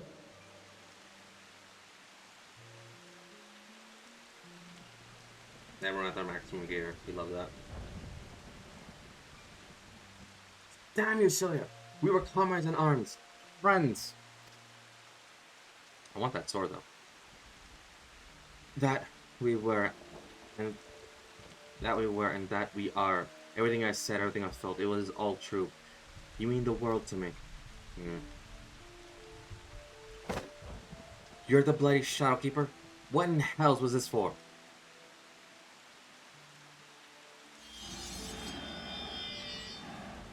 For you, for every one of you, to forge you into heroes worthy of her blessing, that she might choose you as her champions. A ruthless mage consumed by the pursuit of power to save his friend no matter the cost, but by his sacrifice a warrior born. A mournful hunter, scarred by the treasure, resolved never again to trust others, by her sacrifice a warrior born. A disgraced knight who yearned to steal his heart in injustice's name, by his sacrifice a warrior born. A troubled healer torn between tradition and love, by her sacrifice a warrior born. And their leader, an adventurer with a heart overflowing with love for his dearest companion, who must now bring his axe to bear against his own. By his sacrifice a warrior born. We never did see Albert get his crystal. I am the villain you seek, the keeper of shadows from a world shrouded in dark. By our struggle will this world be shattered and its soul sink.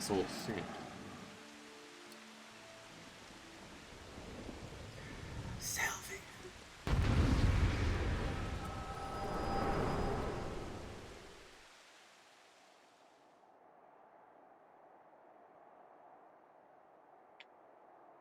Right? You and me. Let's do this. I must stop her. I'm gonna stop her.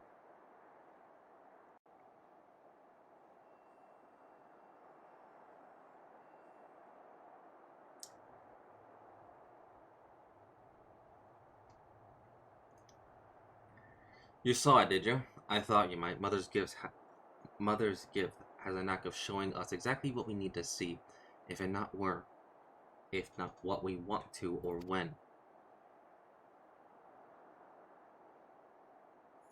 They knew me as Silvio, but my real name, it doesn't matter. Like you, I'm not of this world. I crossed the rift and came to the first.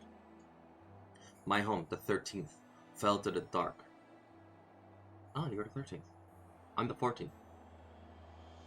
No, I'm the source. Never mind. My home, the 13th, fell to dark in a calamity that mirrored the one which nearly claimed this world. I was one of several heroes who failed to save it. So you're a warrior of light.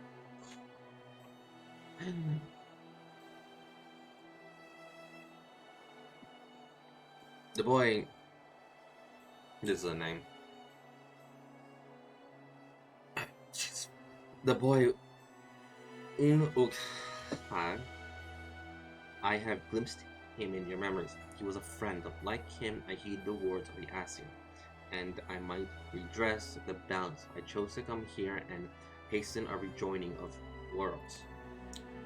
A shard subsumed by dark demands a mirror of blinding light. Primordial forces will strive to achieve equilibrium. But there was a solution, a single solution, I believe. Where a flood of light to consume this shard in its entirety, it would be of no use. The Asian made it clear. It must be brought to the brink, but no further. The task was difficult, but the plan simple. Souls predisposed to the light. Fledgling heroes in the making. I would bring together Albert and his comrades and their group. So the Asians did orchestrate all this, but it wasn't Emmett. Yeah, or Asians, they kind of sewed everything, and they used her to make sure it was executed properly. Alright. Which they did exactly that. I would play the part of a comrade and guide their course, all while laboring in secret to pit stronger and stronger enemies against them. until finally, once they were warriors of light, brave and true, I would reveal myself as warrior of darkness and extinguish their radiance forever. Thus would this world be primed for rejoining and the source for a calamity. The Ascians who called themselves Mitran and Logif were confident it would succeed, and indeed, Arbor and the others rose to the occasion, as I knew they would.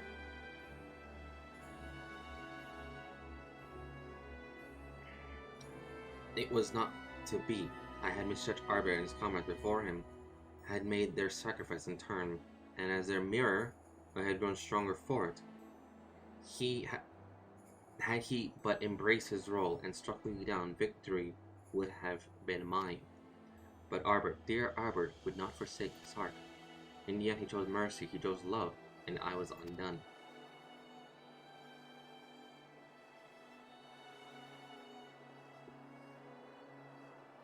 The rest, you know, you sought out my Mitran and Logaf and granted them what he refused me. They accomplished everything they set out to achieve, and then the flood came and washed it away. And in the wake of my betrayal, I would look on from the shadows and reflect on my many sins, as well as fatalities of ruin, denied death then and now, perhaps ever after, as a fragment of my essence endures. But then, one day, years ago, a fallen comrade rose again, as a cardinal of virtues. It coincided with the arrival of the first Scions. I later realized a defense against the force being marshaled to undo my failure. I can but assume the Ascians planted the idea in Barthol's head. They were his creations, after all, and with their graves in Yulmar territory, it was doubtlessly a simple matter to have their bodies exhumed and prepared. Who am I to speak, you may think, when I say this, but when I saw these abominations he had wrought in their image, I was filled with such despair, such anger. I cannot unwrite the past. My soul is stained with blackest sin. I will not pretend that it could ever be undone, but this act, this I could not ignore. If the Ascians were going to such lengths, then surely others would across rift in time. Then surely others would across the rift in due time, and so I hatched a plan. I would assume the guys of Celia just take away a few vowels, and there you go, new name change. And as her, take up residence in the Crystarium. Here I would take measures to bring together the most ambitious of adventurers, individuals driven by more than mere coin, virtue hunters. That way, when the enemy of Ascians fared more than any king to the first, the stage will be set. They will be joined in Hunter's quest, and together unmake Barthol's simulacra, and lay their souls to rest once more. And so you did, Art. The virtues are no more, but one ultimately responsible for their creation. The devil who set them on their doomed path lingers still. You know all there is to know of the heroes who saved this world. The truth I kept hidden in the shadows, as is yours. There is no more secrets to share. As I ask you now, grant me that which Arbor could not, death. You still have a duty to others.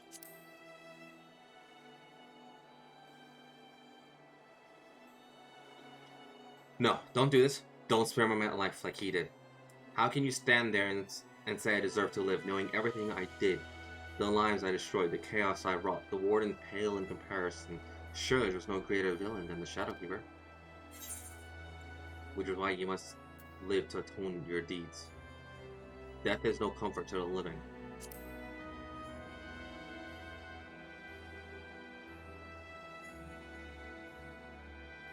I should have expected a hero would say something like that. How does one even seek atonement? 'Tis an undiscovered country with no charts or stars to guide it. How will I even know when I find it? Perhaps I may yet find a purpose in preserving my comrade's legacy in helping others to understand the sacrifices that made them true heroes. For now, I shall return to Xarim and continue to assist Scarlet, while spreading the forgotten tales of the Warriors of Light. You will be a good... you will be... You would have been good friends, you and Arbert, in another life. You would have been good friends, you and Arbert. Maybe you and I as well.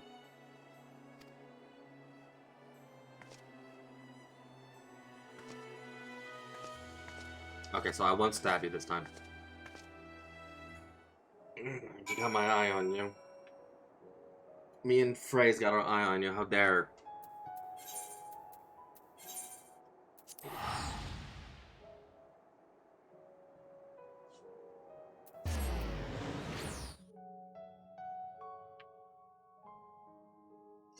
So, if I'm correct, that means Cilia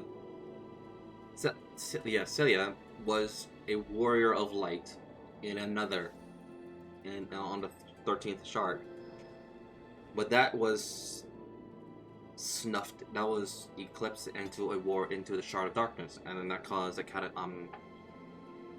cataclysm onto the source. I'm guessing something to do with, like... No, we did see it. We did see that joining. We did see the joining of a Shard of Darkness entering the source. We did see that. So I'm guessing that was like the second. If I'm not mistaken, I think that was the second one.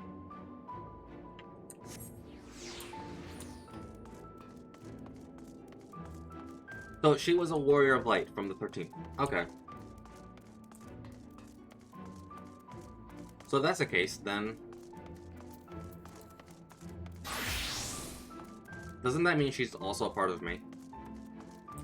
She is just a sundered version of a whole warrior of light from the source, like Arbor. Would have been nice if she was an actual friend, like me and Arbor. The three warriors of lights on an adventure. No? Oh, shame. Because she did say that she was a hero from the source. A hero from the 13th, but her world got eclipsed by darkness. There are other words of light aside. Yeah, we know that.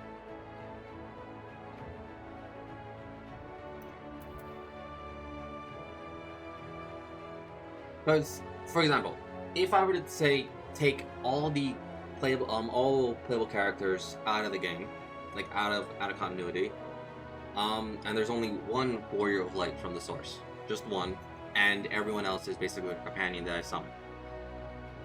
If being the one warrior of light from the source, Arbert being a warrior of light from the first, we rejoined. There she is. Now, Celia, she did say she was a hero, one of the quote-unquote heroes from the 13th. That would make her a shard. But was she a warrior of light? Because she did declare herself as a warrior of darkness. Only time will tell. Fortunately, I'm not really upon good deeds, only with words. Thank you for accompanying me on my journey of remembrance arts. May your deeds ever be remembered and celebrated as all heroes deserve. Yep. That's it. Alright, let's see what the fuck is safekeeping. Reflections in the press.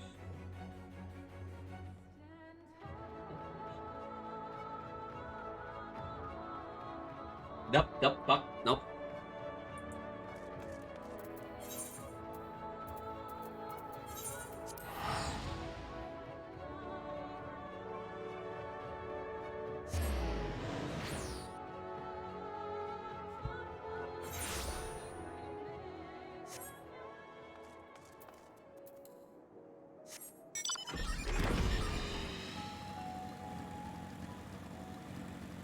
Alright.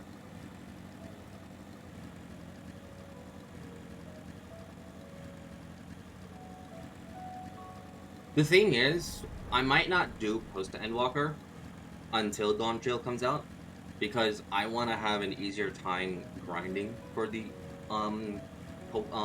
Tombstone armor, not kill myself for it.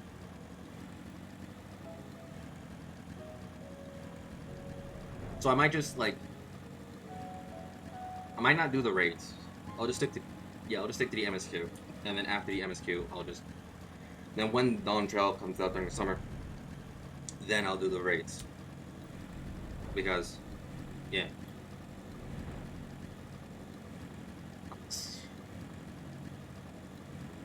Maybe. We'll see. We'll see.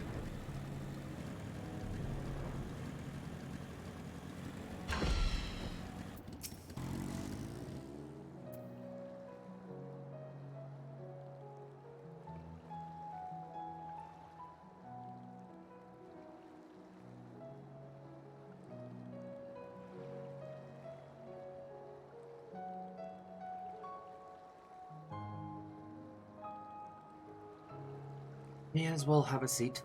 Wouldn't want our elderly knees to give out. Alright, I had to do a little rendezvous.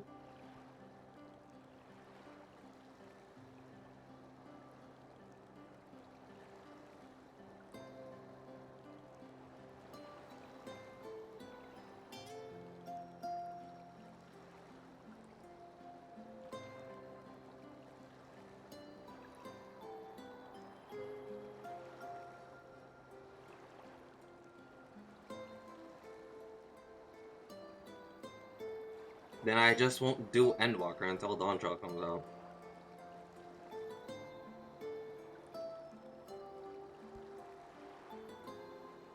Cause like, here's the thing. I don't want to spend weeks or an entire month trying to get an armor piece that I'll need for to even survive the raids.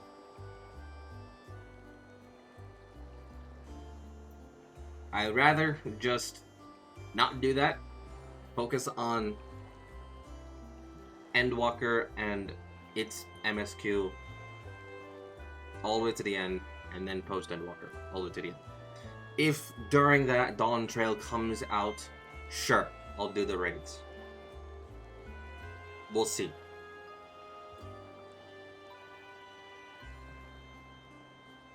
But my main objective for now, because I don't want to spend months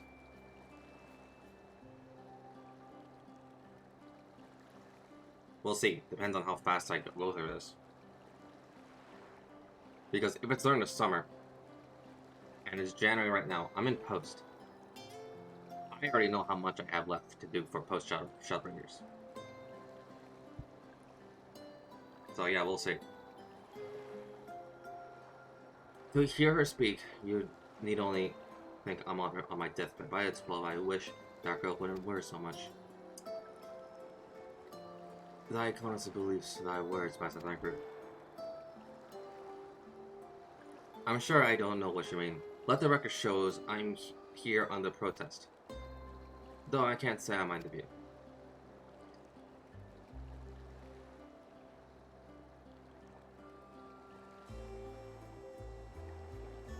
And if the abundance of anglers is an indication, even in the amateur, might land an impressive catch.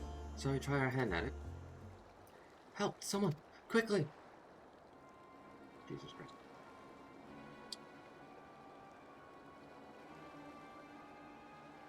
It's Nightshade. We was attacked on the road from the Christian. Barely escaped with my life. I suppose man might have predicted this. Alright.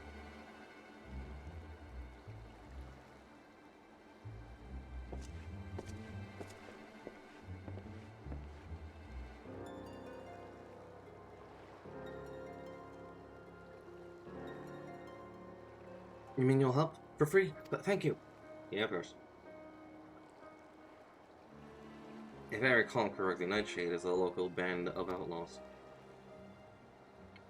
I thought they'll trouble us over much. No more than they've already have by interrupting our relaxation at any rate.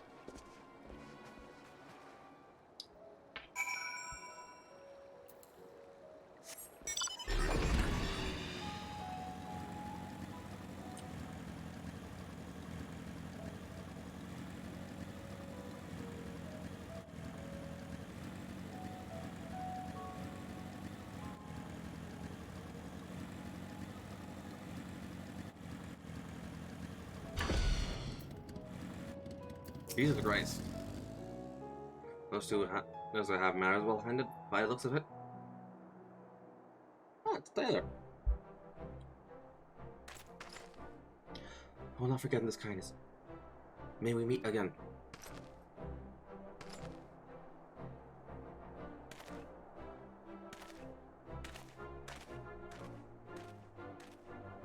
Hey. Thank you, sir. Don't tell me we just deprived that poor fellow's of honor. Don't tell me we just deprived that poor fellow the honor of being rescued by the Warrior of Darkness. We had no idea you were in the area. Fancy us meeting you again so soon. Hey, what? Why, I believe I even recognize your companion. Ah, yes, from the infirmary. You had a message from the Priscilla Lexar. Did you not? It's good to see you back on your feet, and on patrol, no less. Oh, it's nothing as official as that. Secretly speaking, we're off duty, but as we had a free moment, we thought we'd give a few of the less traveled roads a look. The guards don't have enough hands on patrol. The Murgler, you see? That's admirable. There are a few so devoted to their duty, in Lakeland or beyond.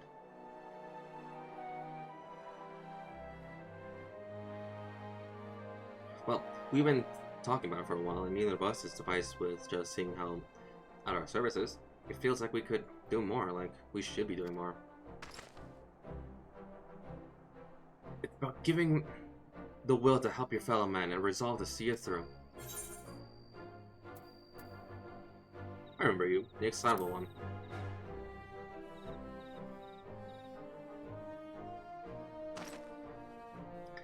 Sorry, sir. I got a bit overexcited the other day. Couldn't get my words out. The name's Vonard. Sir, I am with the guard, but I don't just want to protect Lakeland, I want to protect the law. Just like the Warriors of Light. Sadly, our duty to prevent us from venturing too far from our little corner of Novrant. What we'd really like to do is to travel, to better ourselves, to go where the need is greatest. But everyone has to start somewhere, don't they? For now, if we can stop the Nightshade from robbing the old yacht fisherman, then that's what we'll do.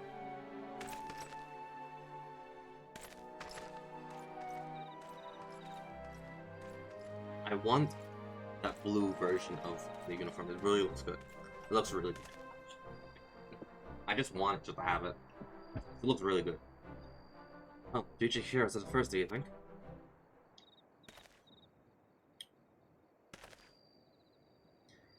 They want not for spirit. 'Tis but a pity that they drew inspiration from a cloud of wellspring. Yet, if availeth us not to fret in ideals, we must need press on if we are to bring Elizabeth's schemes to light.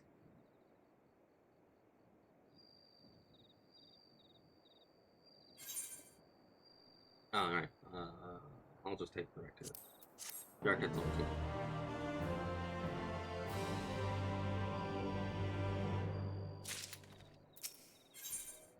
It's the surface, so that looks fancy. Though our respite was cut short, I dare say we are eager to avail ourselves of such knowledge as the ruins may hold. I know about further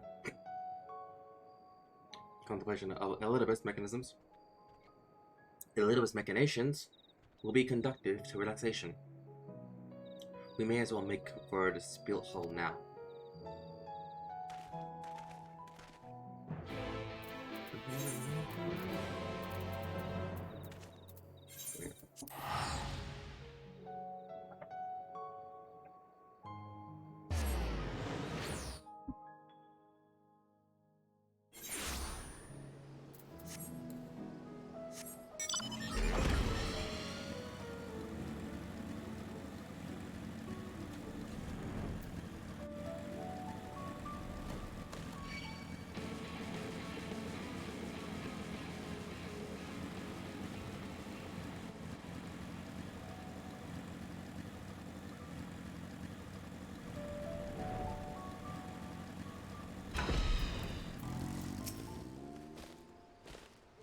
All are present. Now we need but wait for big.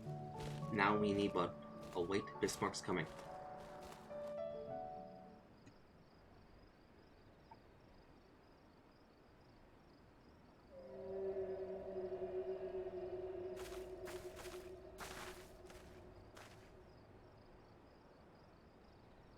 This time, pray, make ready.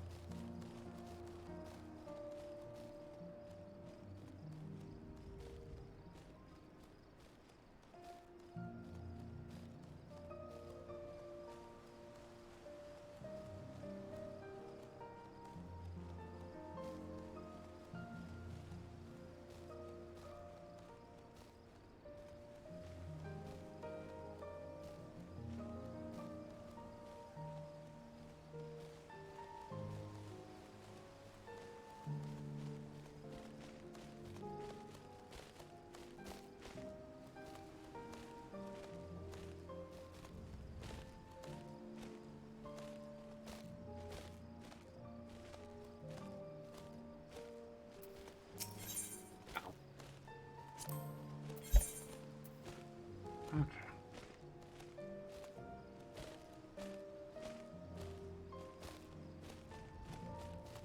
Yeah, that'd be fine.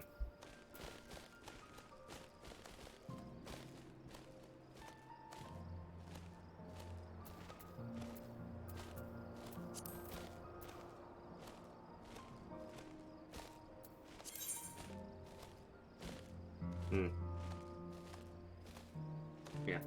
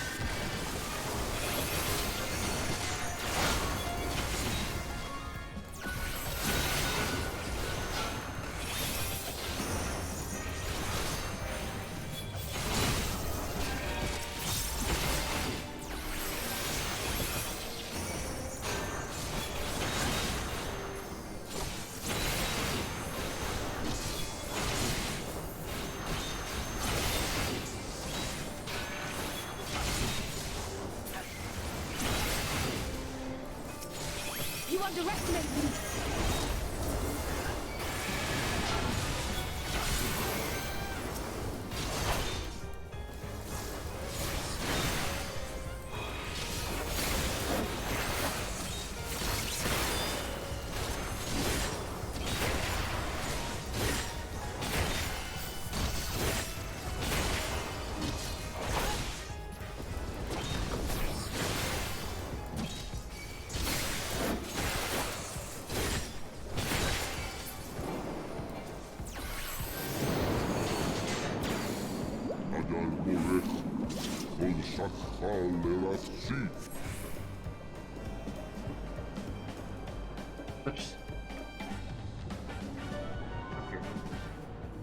Such emotional spicy signs.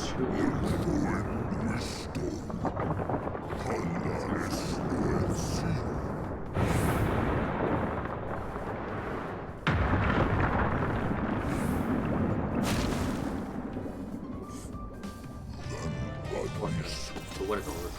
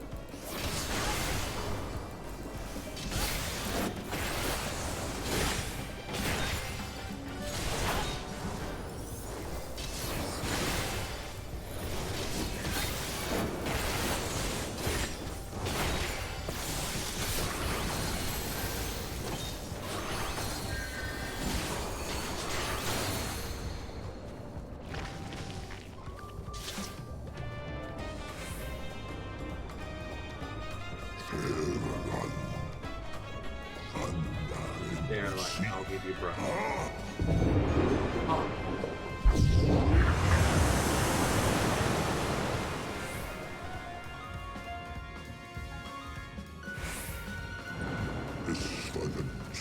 Your wish is granted.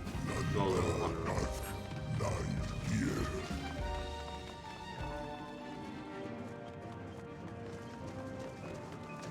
That's a squid sword.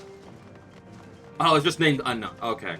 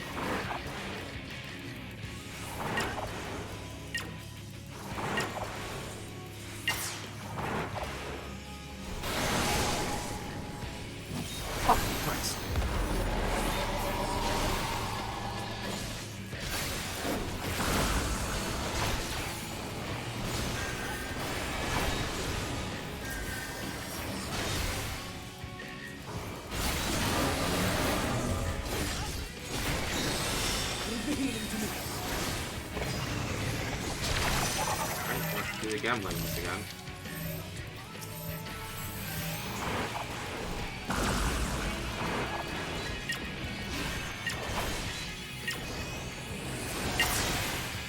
Yeah, so you really have to learn.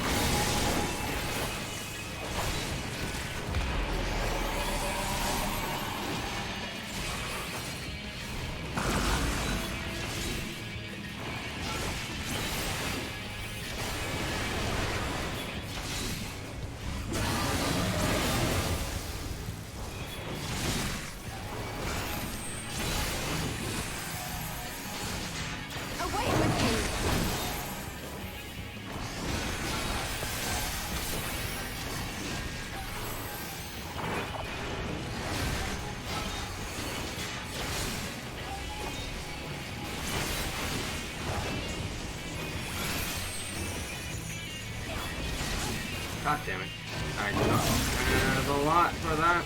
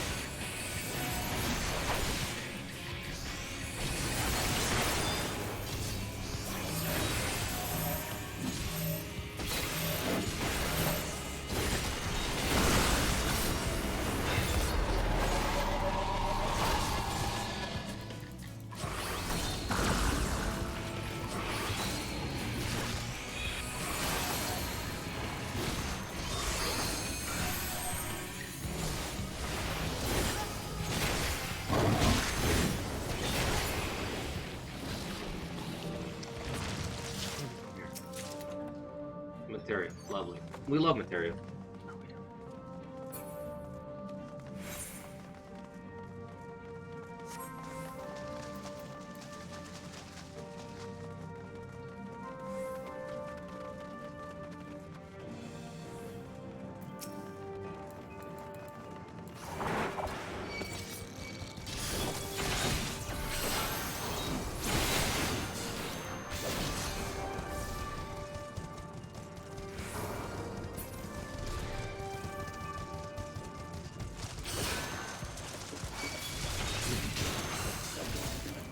Okay, how well.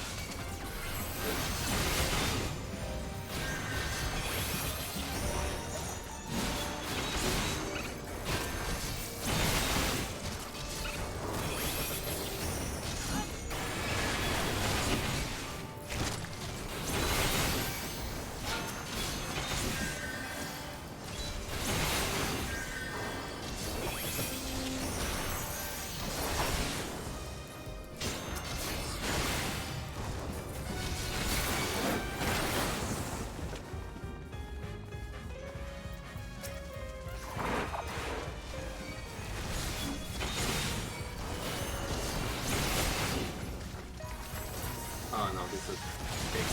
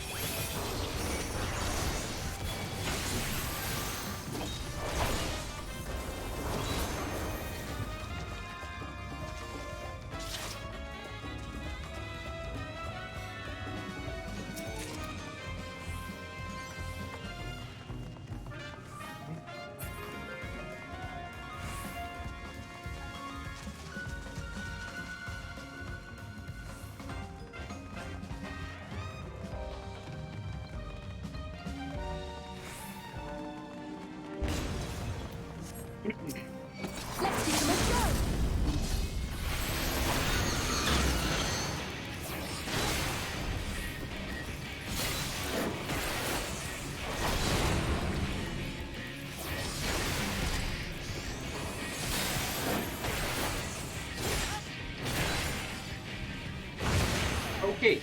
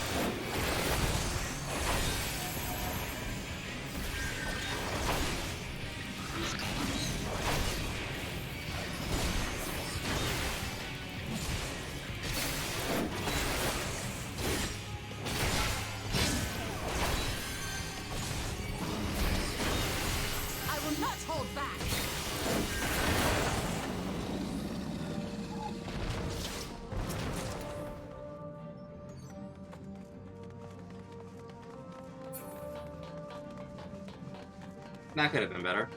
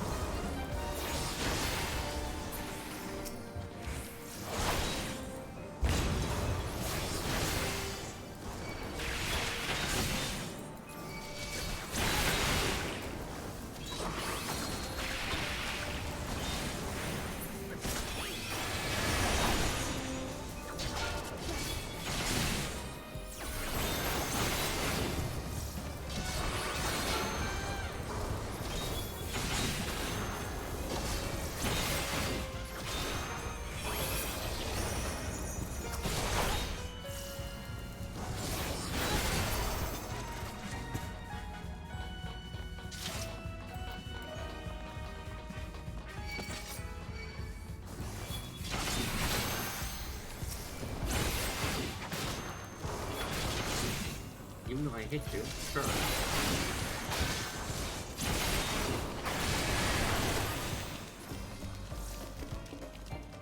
There's this one.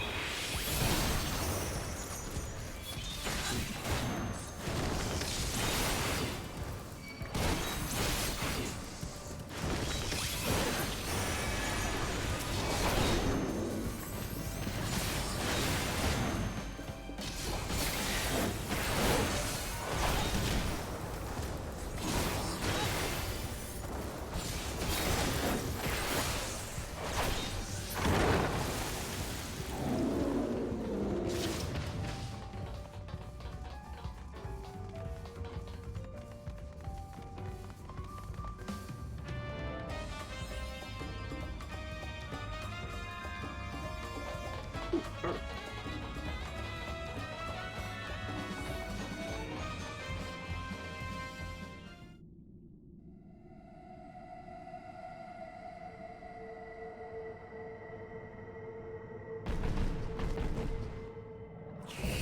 For the lady.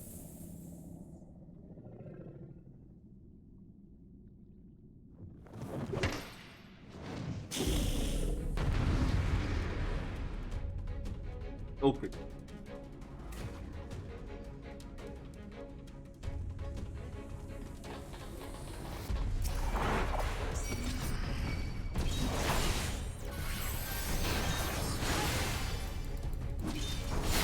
She beating me with a stick.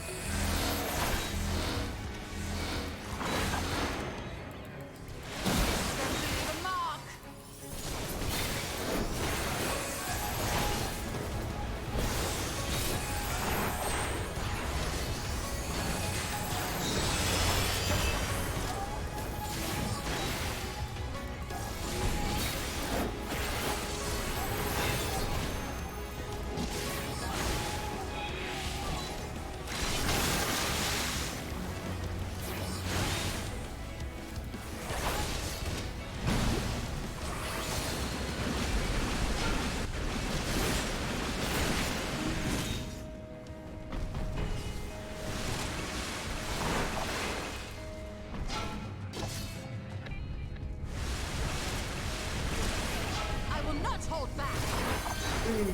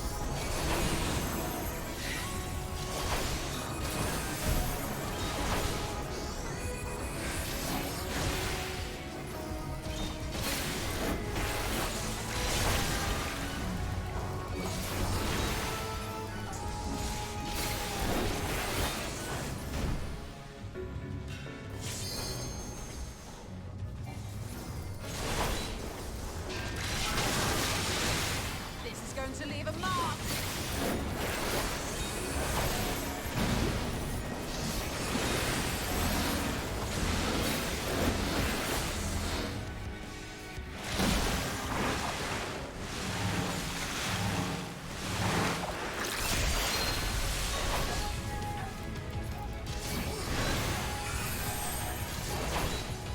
You underestimate me.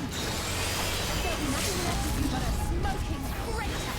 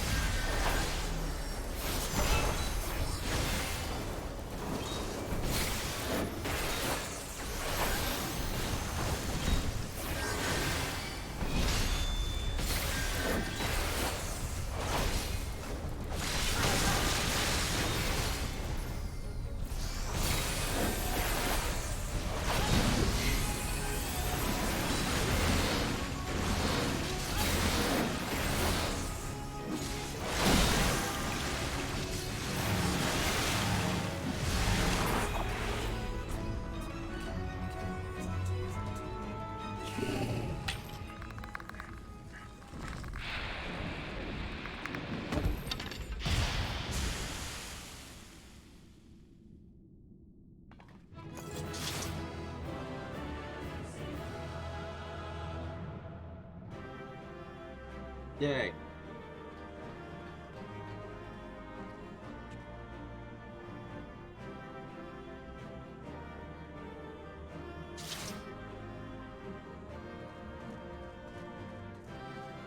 What do I get from this?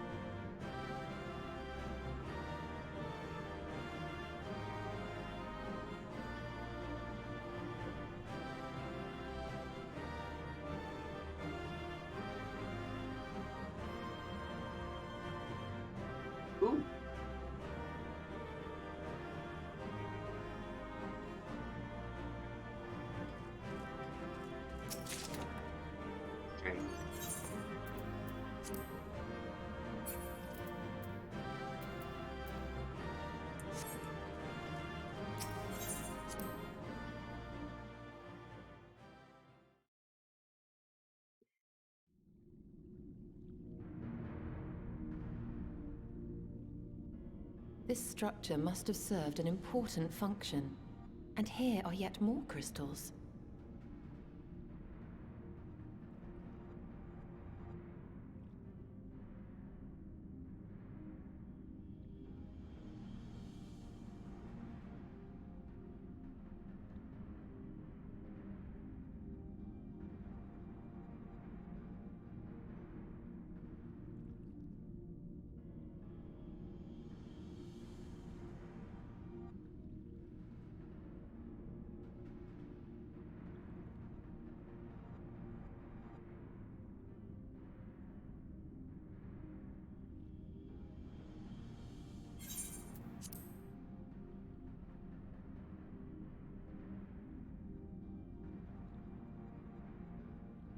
I too noted the crystal repository on the way. The Benthos seem to employ them in their spellcasting. In such vessels did the ancients preserve concepts, ideal forms to be drawn upon in the act of creation. That so great an abundance should reside here lendeth credence to Ishtola's conclusion. This facility held great significance.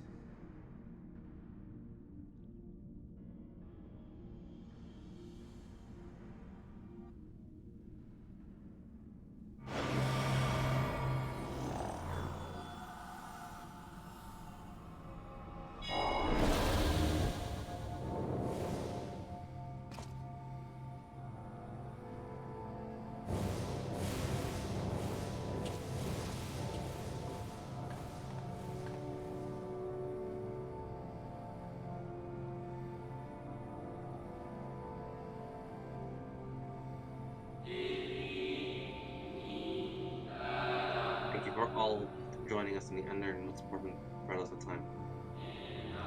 By summoning himself at the advance of the universe, and yet in law, you have woven seen they do not serve to forestall our doom.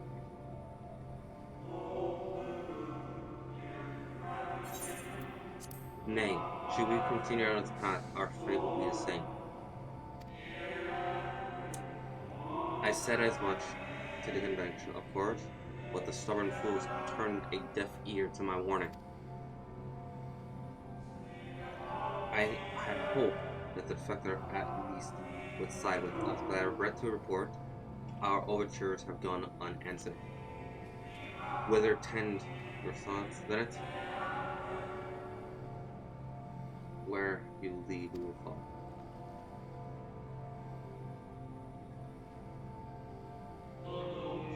I will not speak ill of the convention. They too seek to secure the future of our star. Yet it is plain that they will countenance a permanent solution, that being the case, as we must ask ourselves the question, are we not prepared to pursue our chosen course, even should it mean suffering the eternal condemnation of our brethren?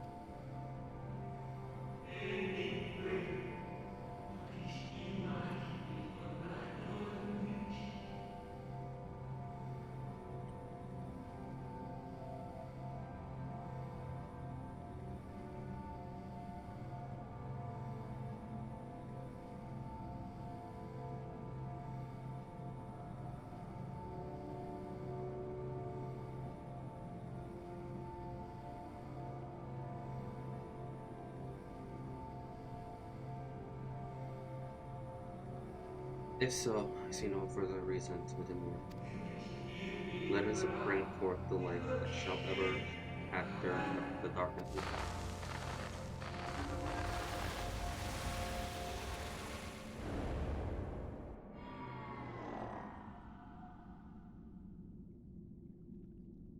So, it was they who first summoned Hydaelyn. Yeah, not much.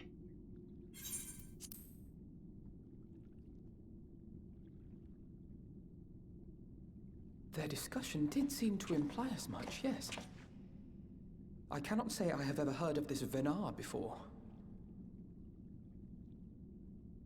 For a certainty, Emmett Selk never uttered the name, speak though he did of the schism which Zodiark's advent wrought upon mankind.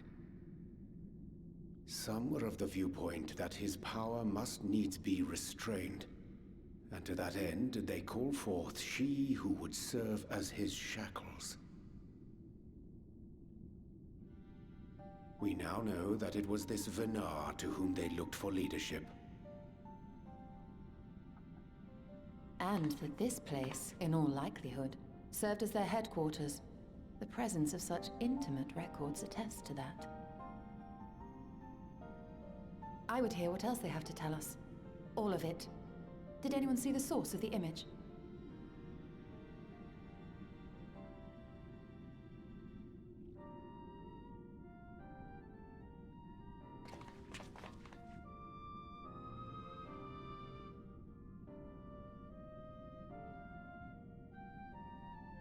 The device there? Then let us see what other secrets it holds.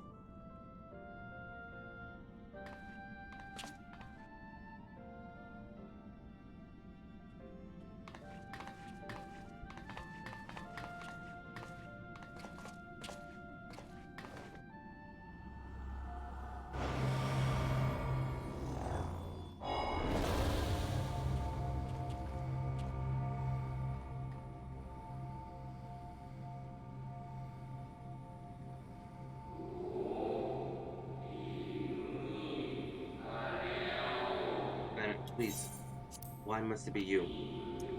If I may speak plainly, it would sooner be any other. You are our leader. None can take your place. You know as well as I that but a few support our cause, far fewer than any who place their faith in Zodiac. If Heidelin is to stand a chance of opposing him, I'm the only one who might suffice as your part.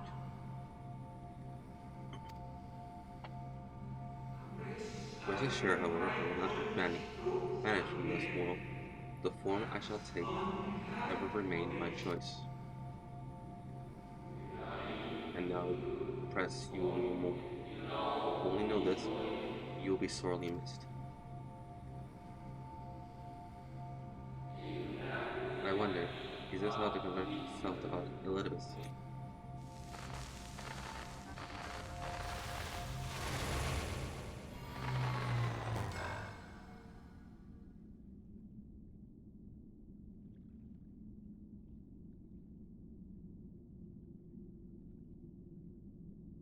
What? You were correct. You saw that correctly.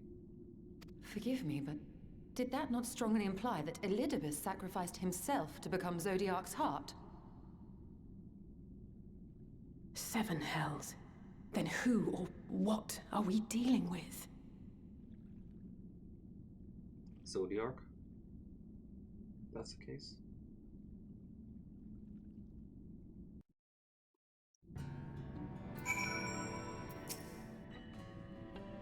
The device appears to active form of ethereal entombment. Unlike any theory beyond that, I can say little for certain, save for why take this opportunity to see what other records it contains.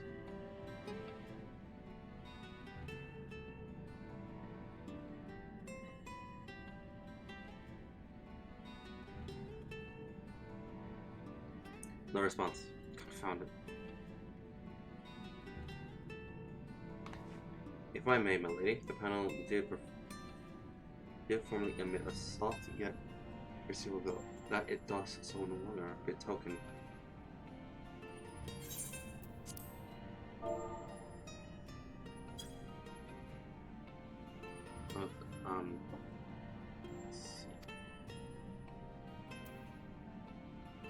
That it does so no longer may betoken the possession of some extra energy within. Given how long it was lying dormant, I think it's fortunate it functioned at all. That may be, but if we can't get it working again, we'll be leaving with more questions than we've answered. The white-robed emissary hath ever named himself Elizabeth, yet if the shade spoke true, it would cease to be era, even the sundering come to pass. This calls to mind the truth that M itself did once reveal in passing, that the names by which we know our foes are not those given to Ascians at birth. Rather, they are titles of office, offered to individuals to merit at such times as a role becomes vacant. Perchance the Elizabeth at Zodiac's arc, and the emissary with whom we are acquainted, be not the same, but predecessor and successor. Makes sense.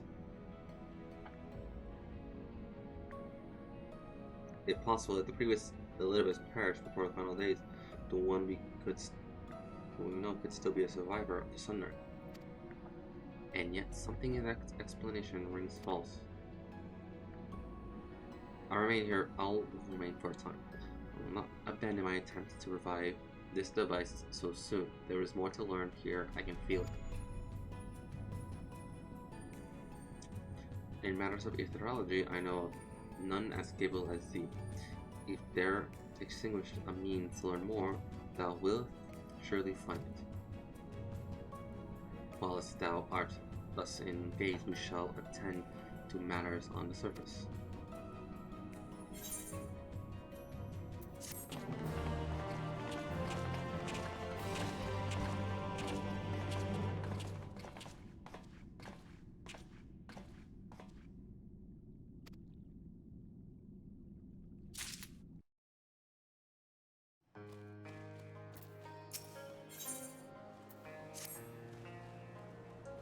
Can we uncover Elizabeth's true origin?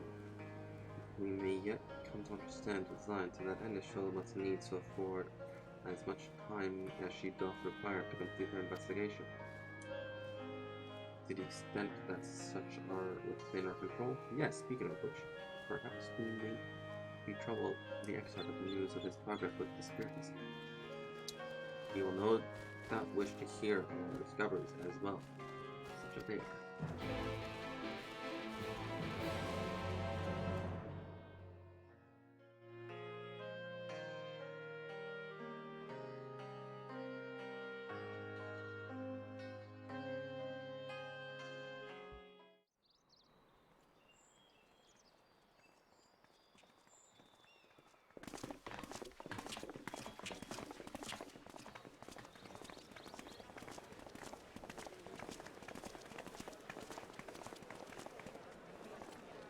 Dare I ask what's going on?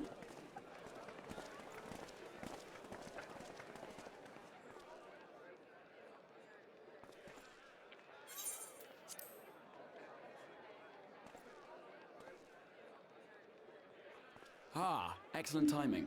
For me, in any case. We have a problem. Lovely. The vast majority of those gathered here are presently in the employ of the Guard or else one of the facets, and no longer wish to be so.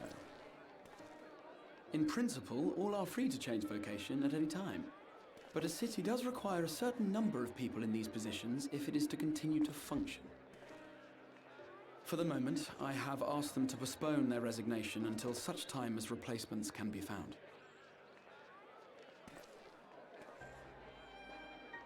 As you may have surmised, we have the Warrior of Light to thank for this. Great. It's you! The Warrior of Darkness!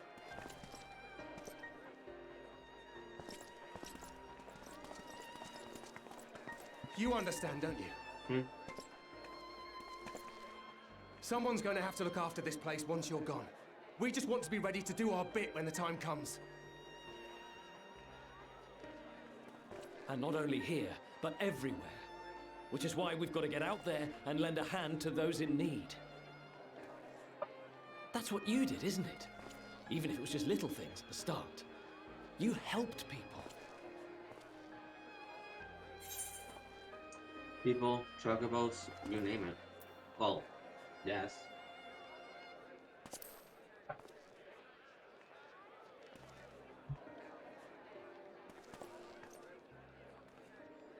And we're trying to do the same. We may have our sky back, but there's no shortage of people who still need help. If we follow in your footsteps, then I choose to believe we too can be heroes one day, even warriors of light.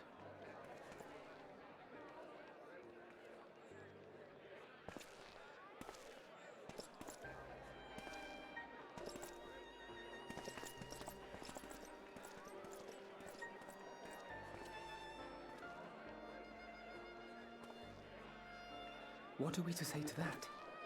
We can hardly tell them they are mistaken. They seek but to do good, as you have.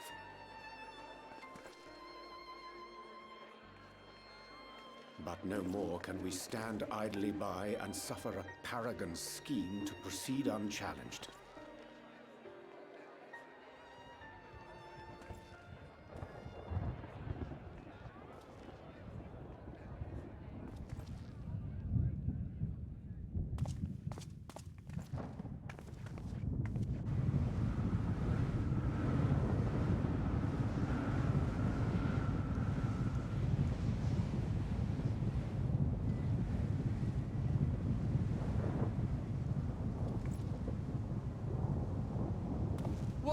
What's happening to the sky? Get into the tower.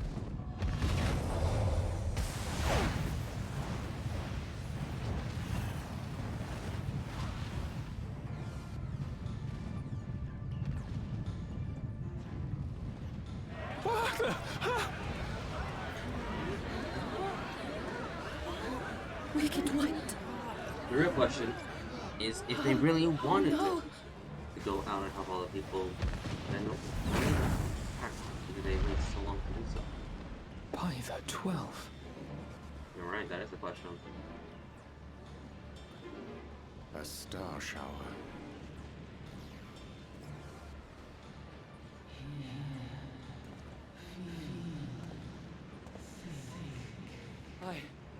I hear a voice. That's Heidelin.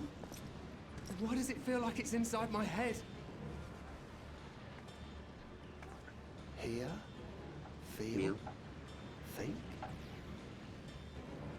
I hear it. Me too. Did I not tell you, my friends? You are warriors of light!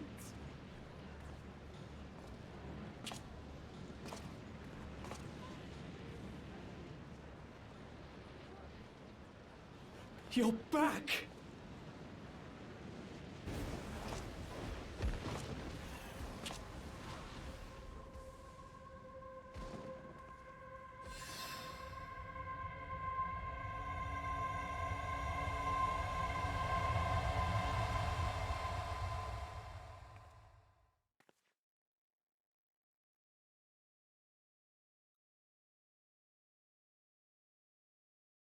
Where's the people?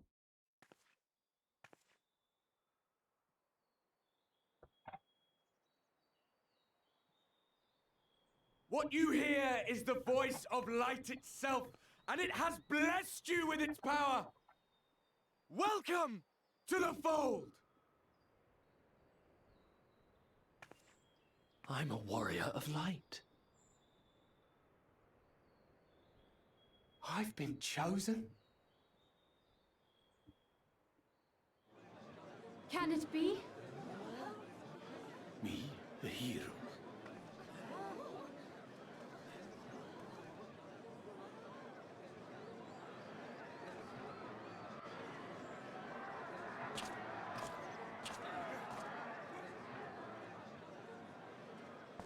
No, you're on. That was Zodiac that did that. Wait! Probably mimicking Heidelin. The falling stars, were they your doing? And why do you need warriors of light? What, am I to reveal my plans simply because you asked? Nay, I think not. Though the stars, I acknowledge mine. A convenient illusion apt to awaken what little is left of the power that once resided in your sundered souls.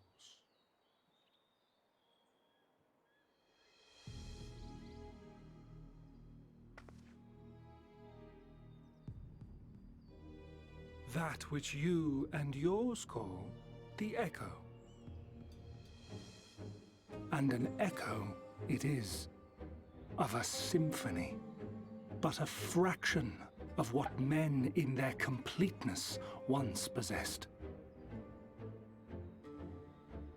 Even those among you who tower over others in the gift have only the faintest trace of it. But though sundered and forgotten through death and mocking rebirth, it has persisted. A whisper of our past, burned into your very ether, along with the sight of our end. Through the rekindling of memory, I have awoken the ability, just as Heidelin is wont to do when she has need of new minions.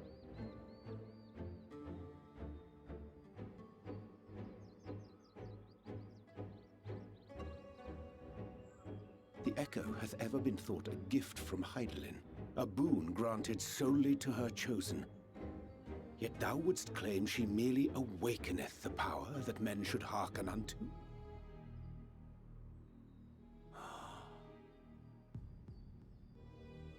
Her voice. Given the perceived simultaneity of her call and the awakening of her chosen's capacity to hear it, it is only natural that we thus attributed the source of the gift. Yet if, in truth, the echo is a prerequisite for hearing her voice, one might surmise that her call never ceaseth, such that all who awaken to their innate gift might receive of the blessing of light at the self-same instant. In sooth, we bore witness to this but moments ago. At the sight of the star shower, full many in the crowd did speak of hearing a voice in their minds, did they not?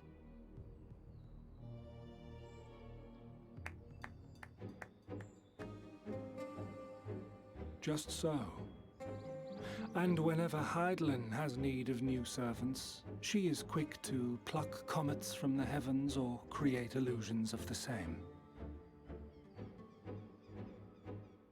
Why then didst thou conjure this vision, full knowing that thine age-old foe would thus claim those awakened to the gift?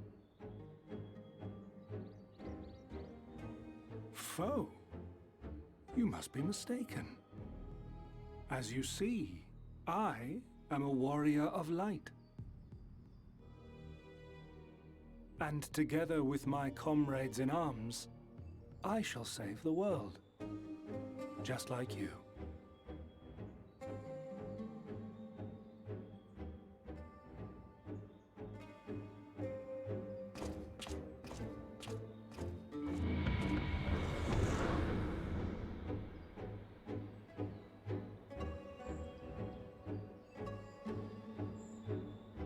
He ain't no warrior of light. The man just parading in a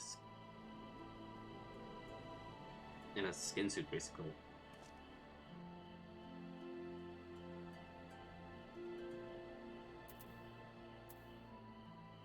I think Arbor would like to have a few words with you. The more Arbor reveals, the less I understand, but that he has made a fine mess of things of this plane.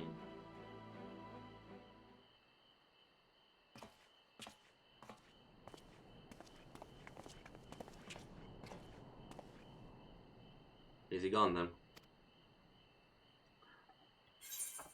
I've managed to persuade a number of our would-be deserters to reconsider, or at least delay their departure, but as many are deaf to my entries, young Valor and Bowler among them, sorry to say, they have quit the guard.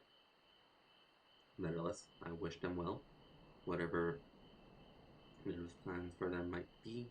They have only ever the best intentions.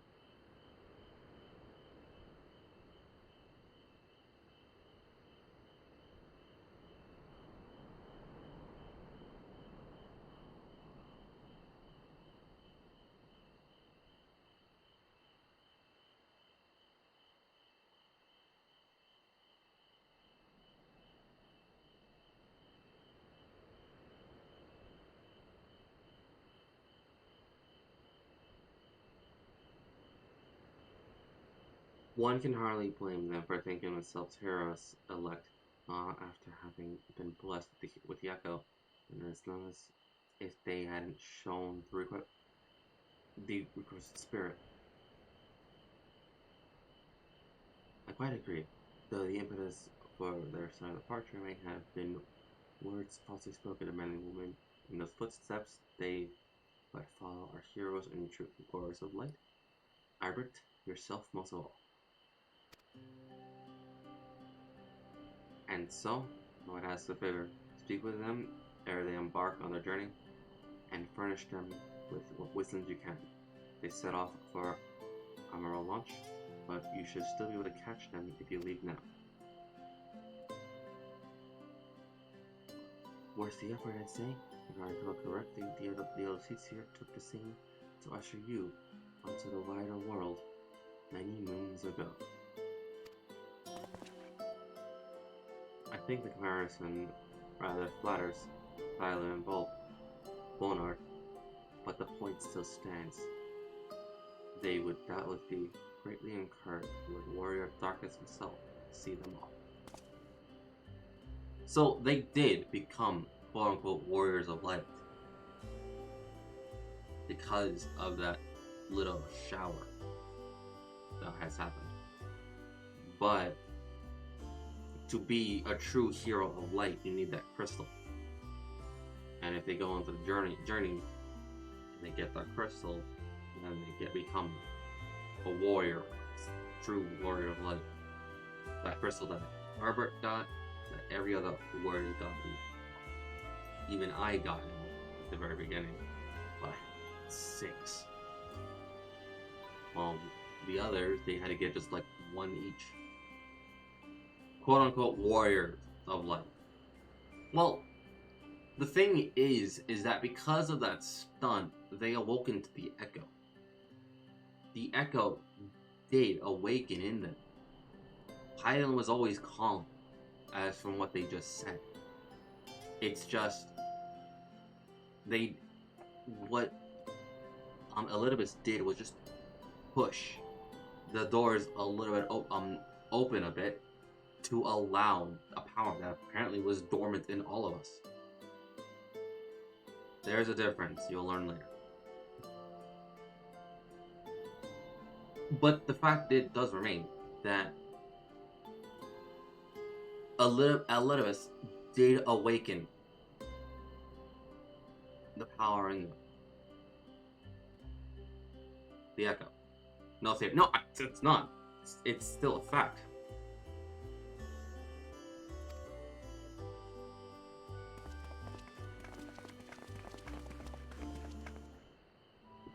So, from what I've learned just now,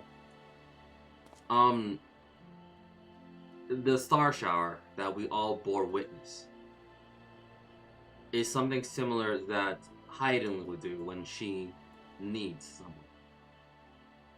But Ardbert did it instead. The same very star shower that awakens an echo inside anybody. But because Ardbert did it, anybody that saw it now awoken to Hyden's voice, calling to them. Hear, feel, think. That's Hyden.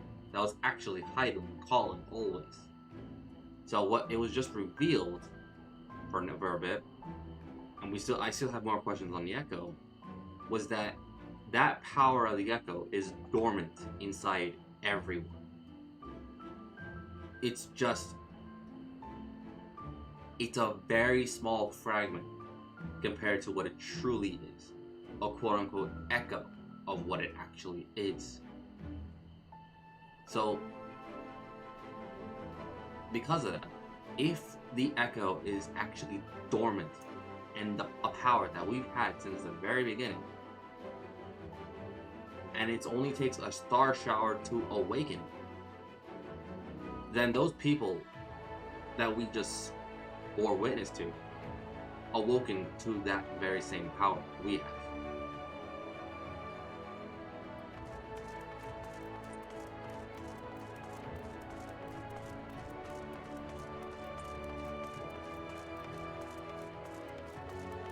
question is, why does he need so many warriors of light? Quote unquote warriors of light.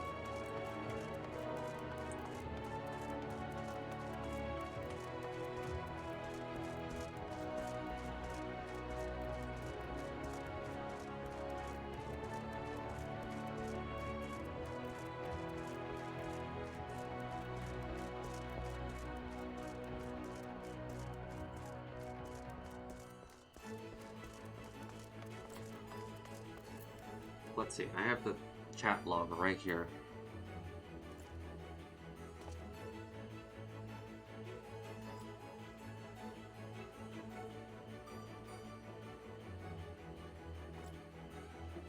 Yeah, here it is.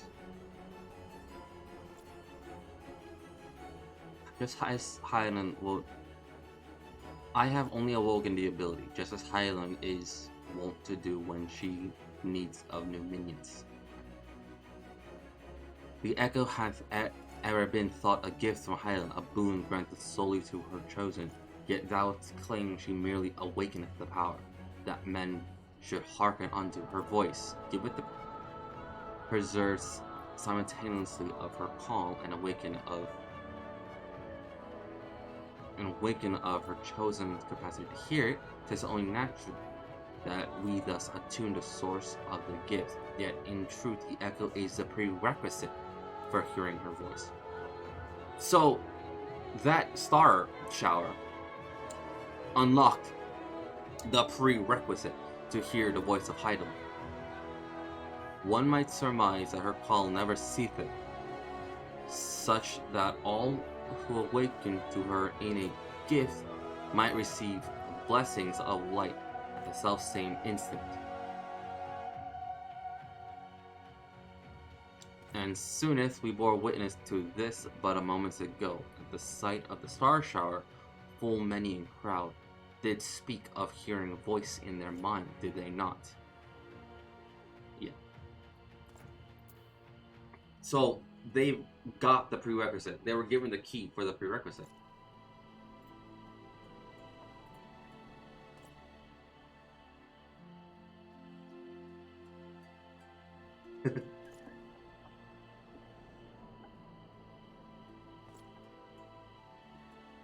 Because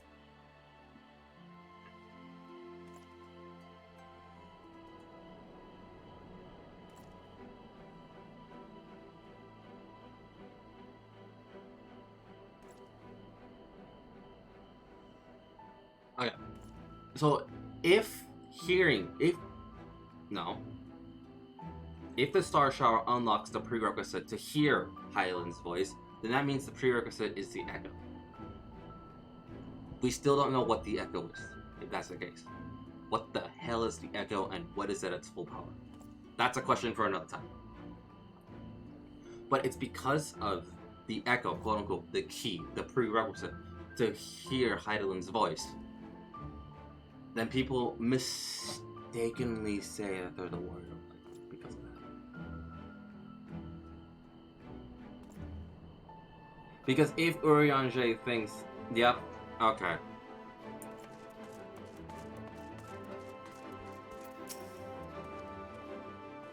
Because if the Echo is given to you at birth,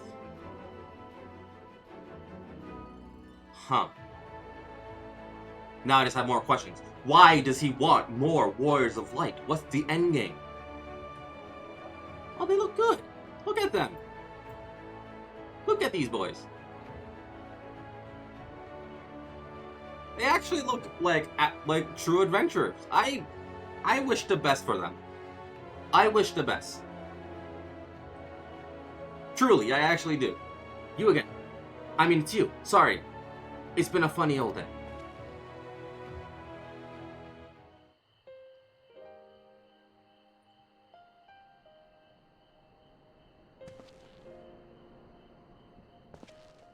The Star Shard is a transform that all things share. A little bit is basically gave everyone PTSD flashbacks to that. Ow. Yeah. Yeah. We can be sure we'll take those words to heart. Look at these boys! Look at them! They look so good. I actually only wish the best for them. They want to help out. They want to be adventurers and help out where those in need. They look like heroes. One's a marauder, one's a gladiator. Their gear is pretty good. Yeah, it is. So I'm guessing one's a warrior and one's a paladin, in a sense. We don't know if they have job stunts, so marauder. Yeah, marauder, gladiator. I wish the best for these two. I wish the best.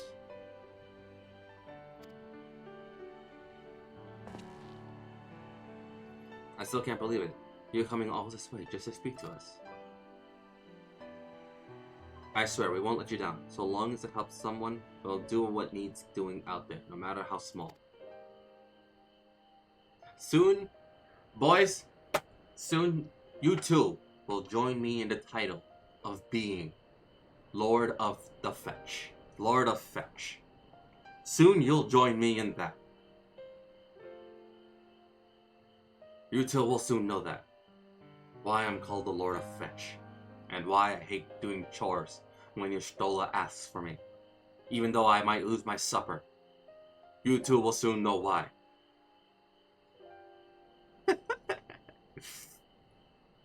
Word of advice, if you ever get a sassy cat woman and she starts demanding chores from you, make sure you do them, otherwise she'll take away your supper. Granted, it doesn't hurt as much if you know how to cook. You're for yourself. Don't worry.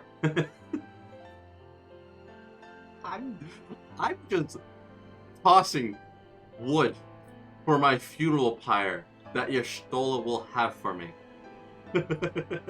Or turn you into an...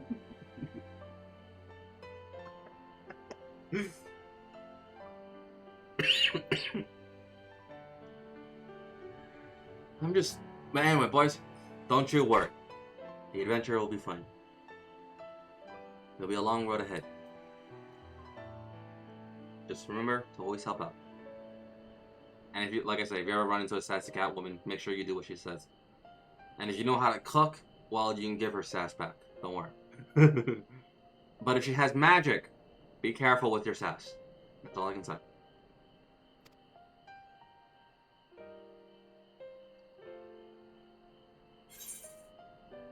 The path shall ever be revealed to those who are true to heart.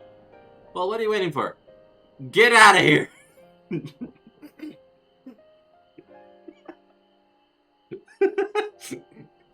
No, I saved the sass only for my friends. I must be a good warrior of darkness for them.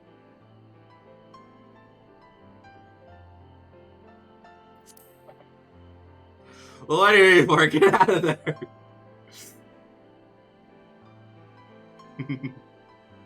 We'll be off then, Warrior of Darkness, and thank you.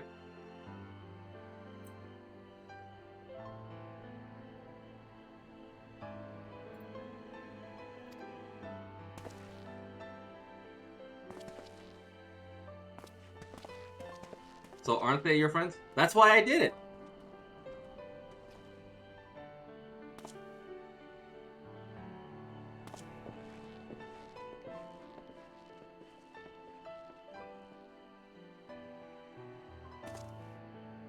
I looked good anyway.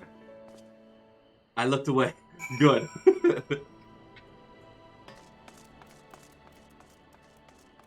See, I keep this task for my friends. Realizing that they're my friends. Has to go sassy on them. Yep. All is aligned in the world.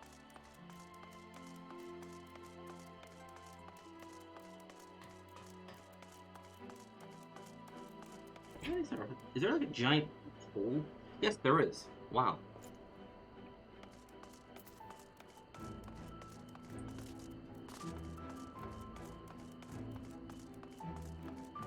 The real ones get the sass, indeed. And if you give it to Y'shtola, be careful. She might take away your supper, or turn you into a noob. Granted, if she takes away my supper, I'll just cook for myself. I'll make sure it's 5 class so she can be jealous about that. The business. Yep, go ahead. Give me the ocular.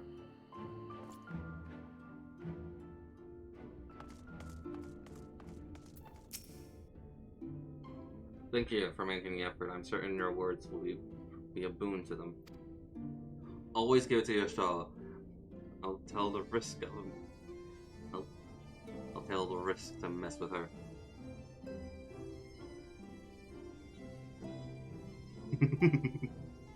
I'll take the risk to mess with her. There we go. Okay, like what? Yeah. While you were away, the others told me of your investigation. We have yet to discuss how to proceed. However,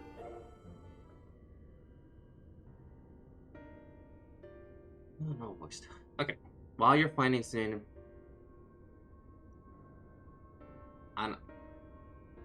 anonymous under do raise important questions as to the identity of the adversary, we are no closer to discerning his design, nor do I know of any potential avenue of investigation. For which reason, we must needs to trust Stolla's ingenuity, wait for her efforts to revive the ancient device to bear fruit. What if I take the attempt to follow the emissary? Elusive as he is, his plan compels him to court public attention. He shouldn't be impossible for him. Especially for one of your experience. It does seem worth the attempt. Then I'll come with you. Safety in numbers. Not this time. In combat, perhaps, but where stealth is required, the opposite is true. Happily, I don't plan on getting myself caught, so you've no need to worry. Alright, then I look forward to your return. Then it sounds like the rest of us should avoid doing anything which might prompt Elidibus to look closely at our movement. And so far it's possible, I recommend we limit our activities to Crystarium. Speaking of which, Exarch, might I ask if you've made any progress with the spirit vessel? Of course. We are presently studying the principles of underplanning memory, transference, and I believe near the non-requisite level of understanding. The certainly practical tales, transference methods suited for use with the vessel have yet to yield satisfactory result, to put it mildly. But there are so many promising abilities we have yet to test. Indeed, though it might take some time, we are well on our way to a solution. And I shall not rest until one is found. Mate, please do rest though. Though we are grateful for thine unsettling efforts, thou needest not labor to exhaustion of all else. If it would serve to lighten the burden, however little, I will gladly offer mine assistance. Quite. For my part, we'll do what we can to ensure the Crystarium continues to run smoothly in spite of recent disruptions. Then perhaps I can help. There must be something I can do, even if it's just a guard duty.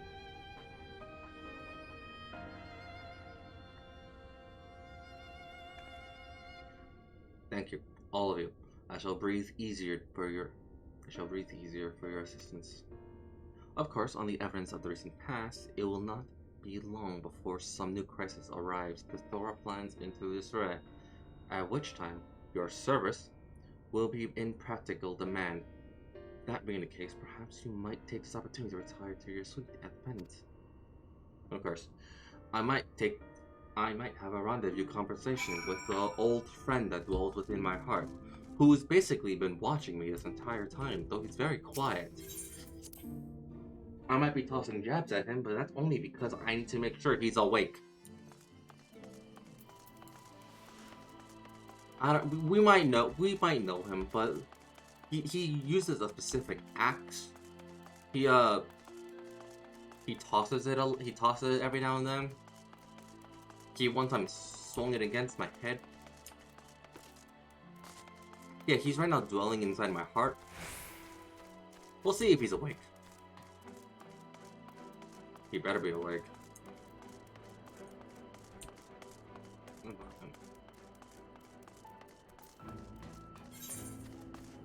both nice so far.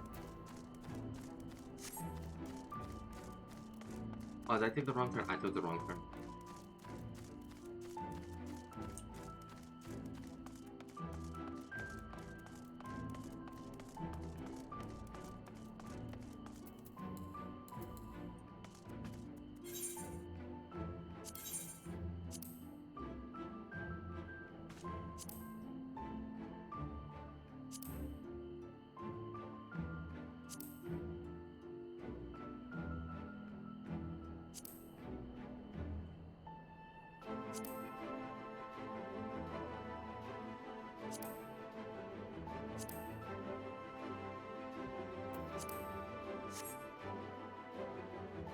Yeah, it's fine.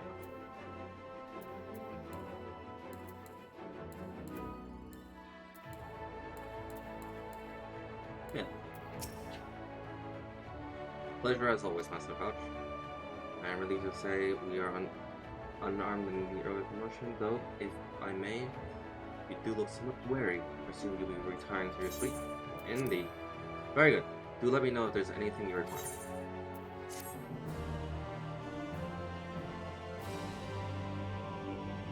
Eating quest is now available from Gelfort in Morg Soup. Eating quest? You know what that means.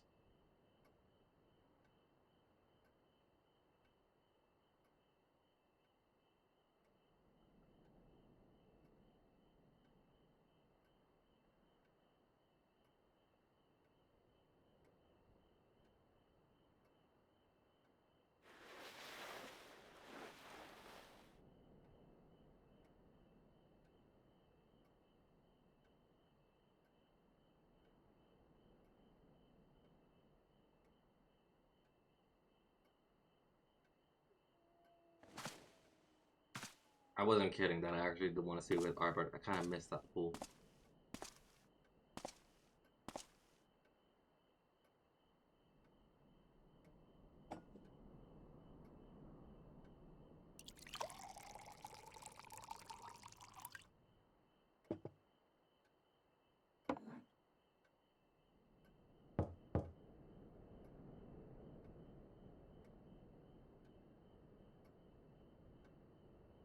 Master, that's about to hit Skyland from the Wandering Stars. I apologize for calling so late. What's up?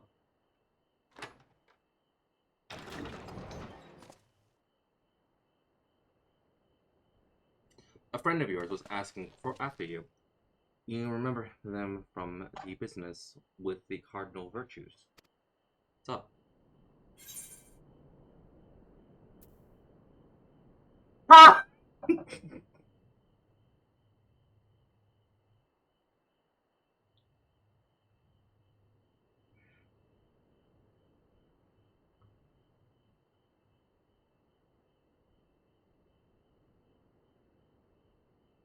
This is the missable thing. Okay. Granson deserves rest. Giot? Maybe. Lirek? No. Tanner. He deserves rest as well. So it's either Giot or Celia. I can rewatch it. Alright, cool. Let's say Celia. Because this was the missable thing. Celia?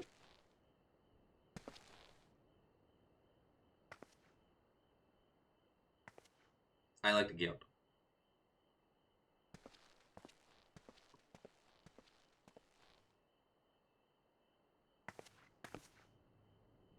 Good evening. Why are you angry at me? Get in here! I'm already angry at you for waking me up.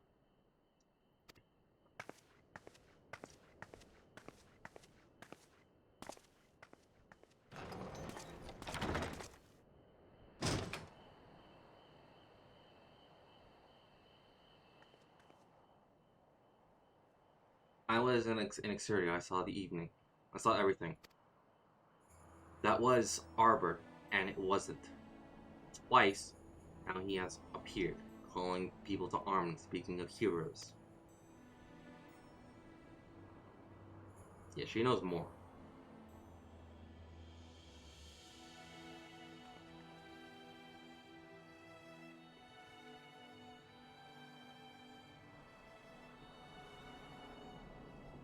did they do here? I knew this day might come. Albert never did reappear as a virtue. But to see his flesh stolen by a self-same Ascian that made mock of their sacrifice.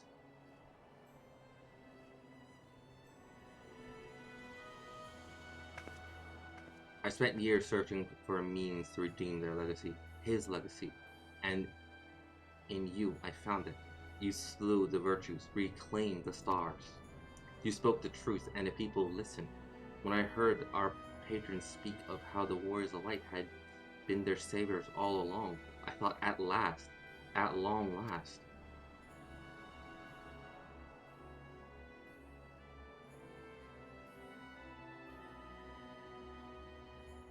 I was a fool.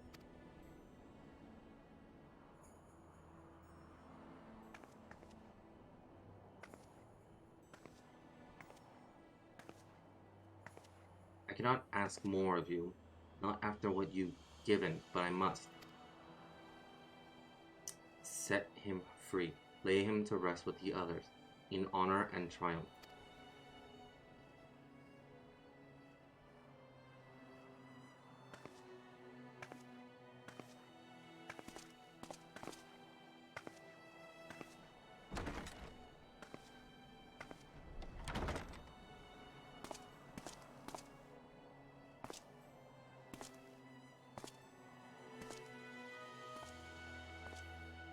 So this is the missable thing that I could have missed. Okay.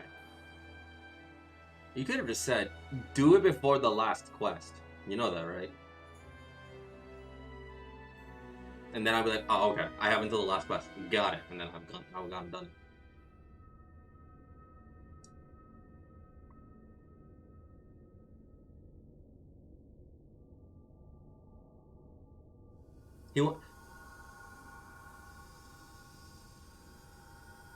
You don't see my reaction because my model isn't properly functional.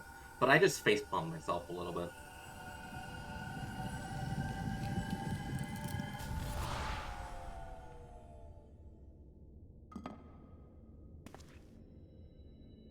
Foiled again. Just saying do it before you complete the last quest is vague enough, and then I'll gotten it right away. Because it probably had some. Then I'll think, it has something to do with that. Then I'll have gotten done.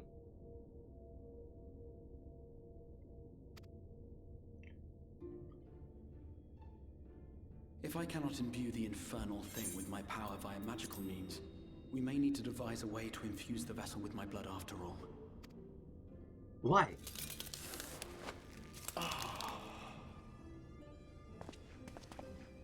Art thou unwell?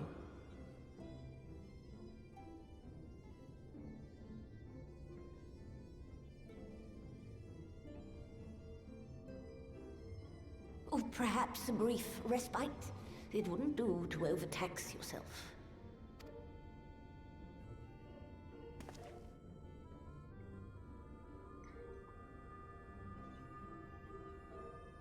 I'm fine. And given to stubbornness, I'm afraid. Especially when I have a stake in the outcome.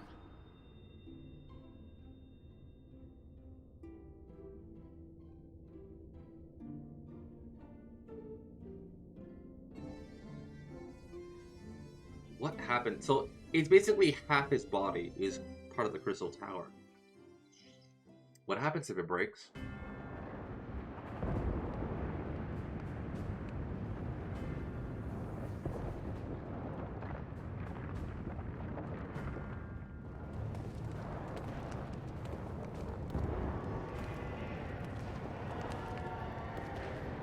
I was about to say, is this Amaru? It was like, no, this is your homeland that you destroyed. No, this is Amaran. How are you here?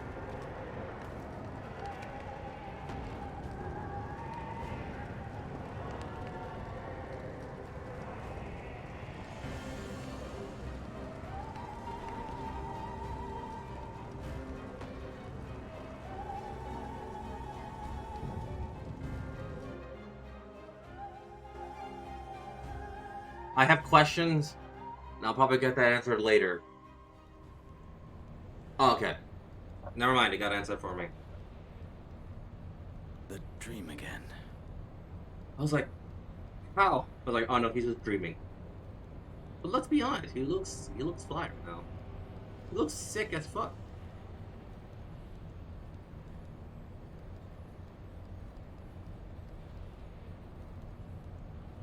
Remember, he has A the recurring dream. He has the echo. They do so fascinate me. Might I trouble you for the details? Who the fuck are you?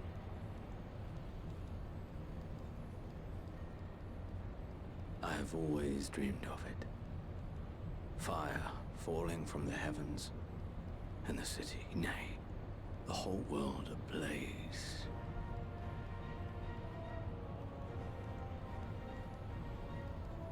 Indeed. Could Emmett Selk have found a way? Precious few possess memories of the final days. The final days?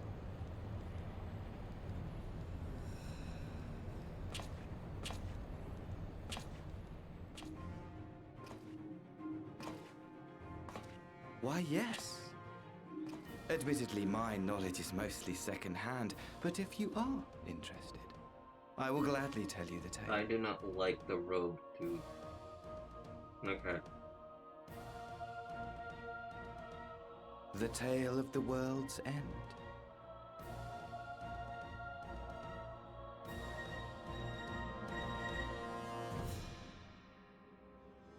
I don't like him right now as well. But you probably have an actual reason. Me, I'm just like, he gives me bad vibes. I want to stab him. Anyway.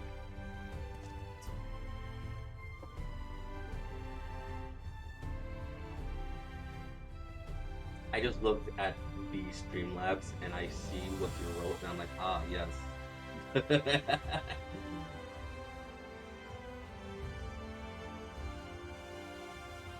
Yeah, this is what you wrote. I had to allow it because of that the first two specific words.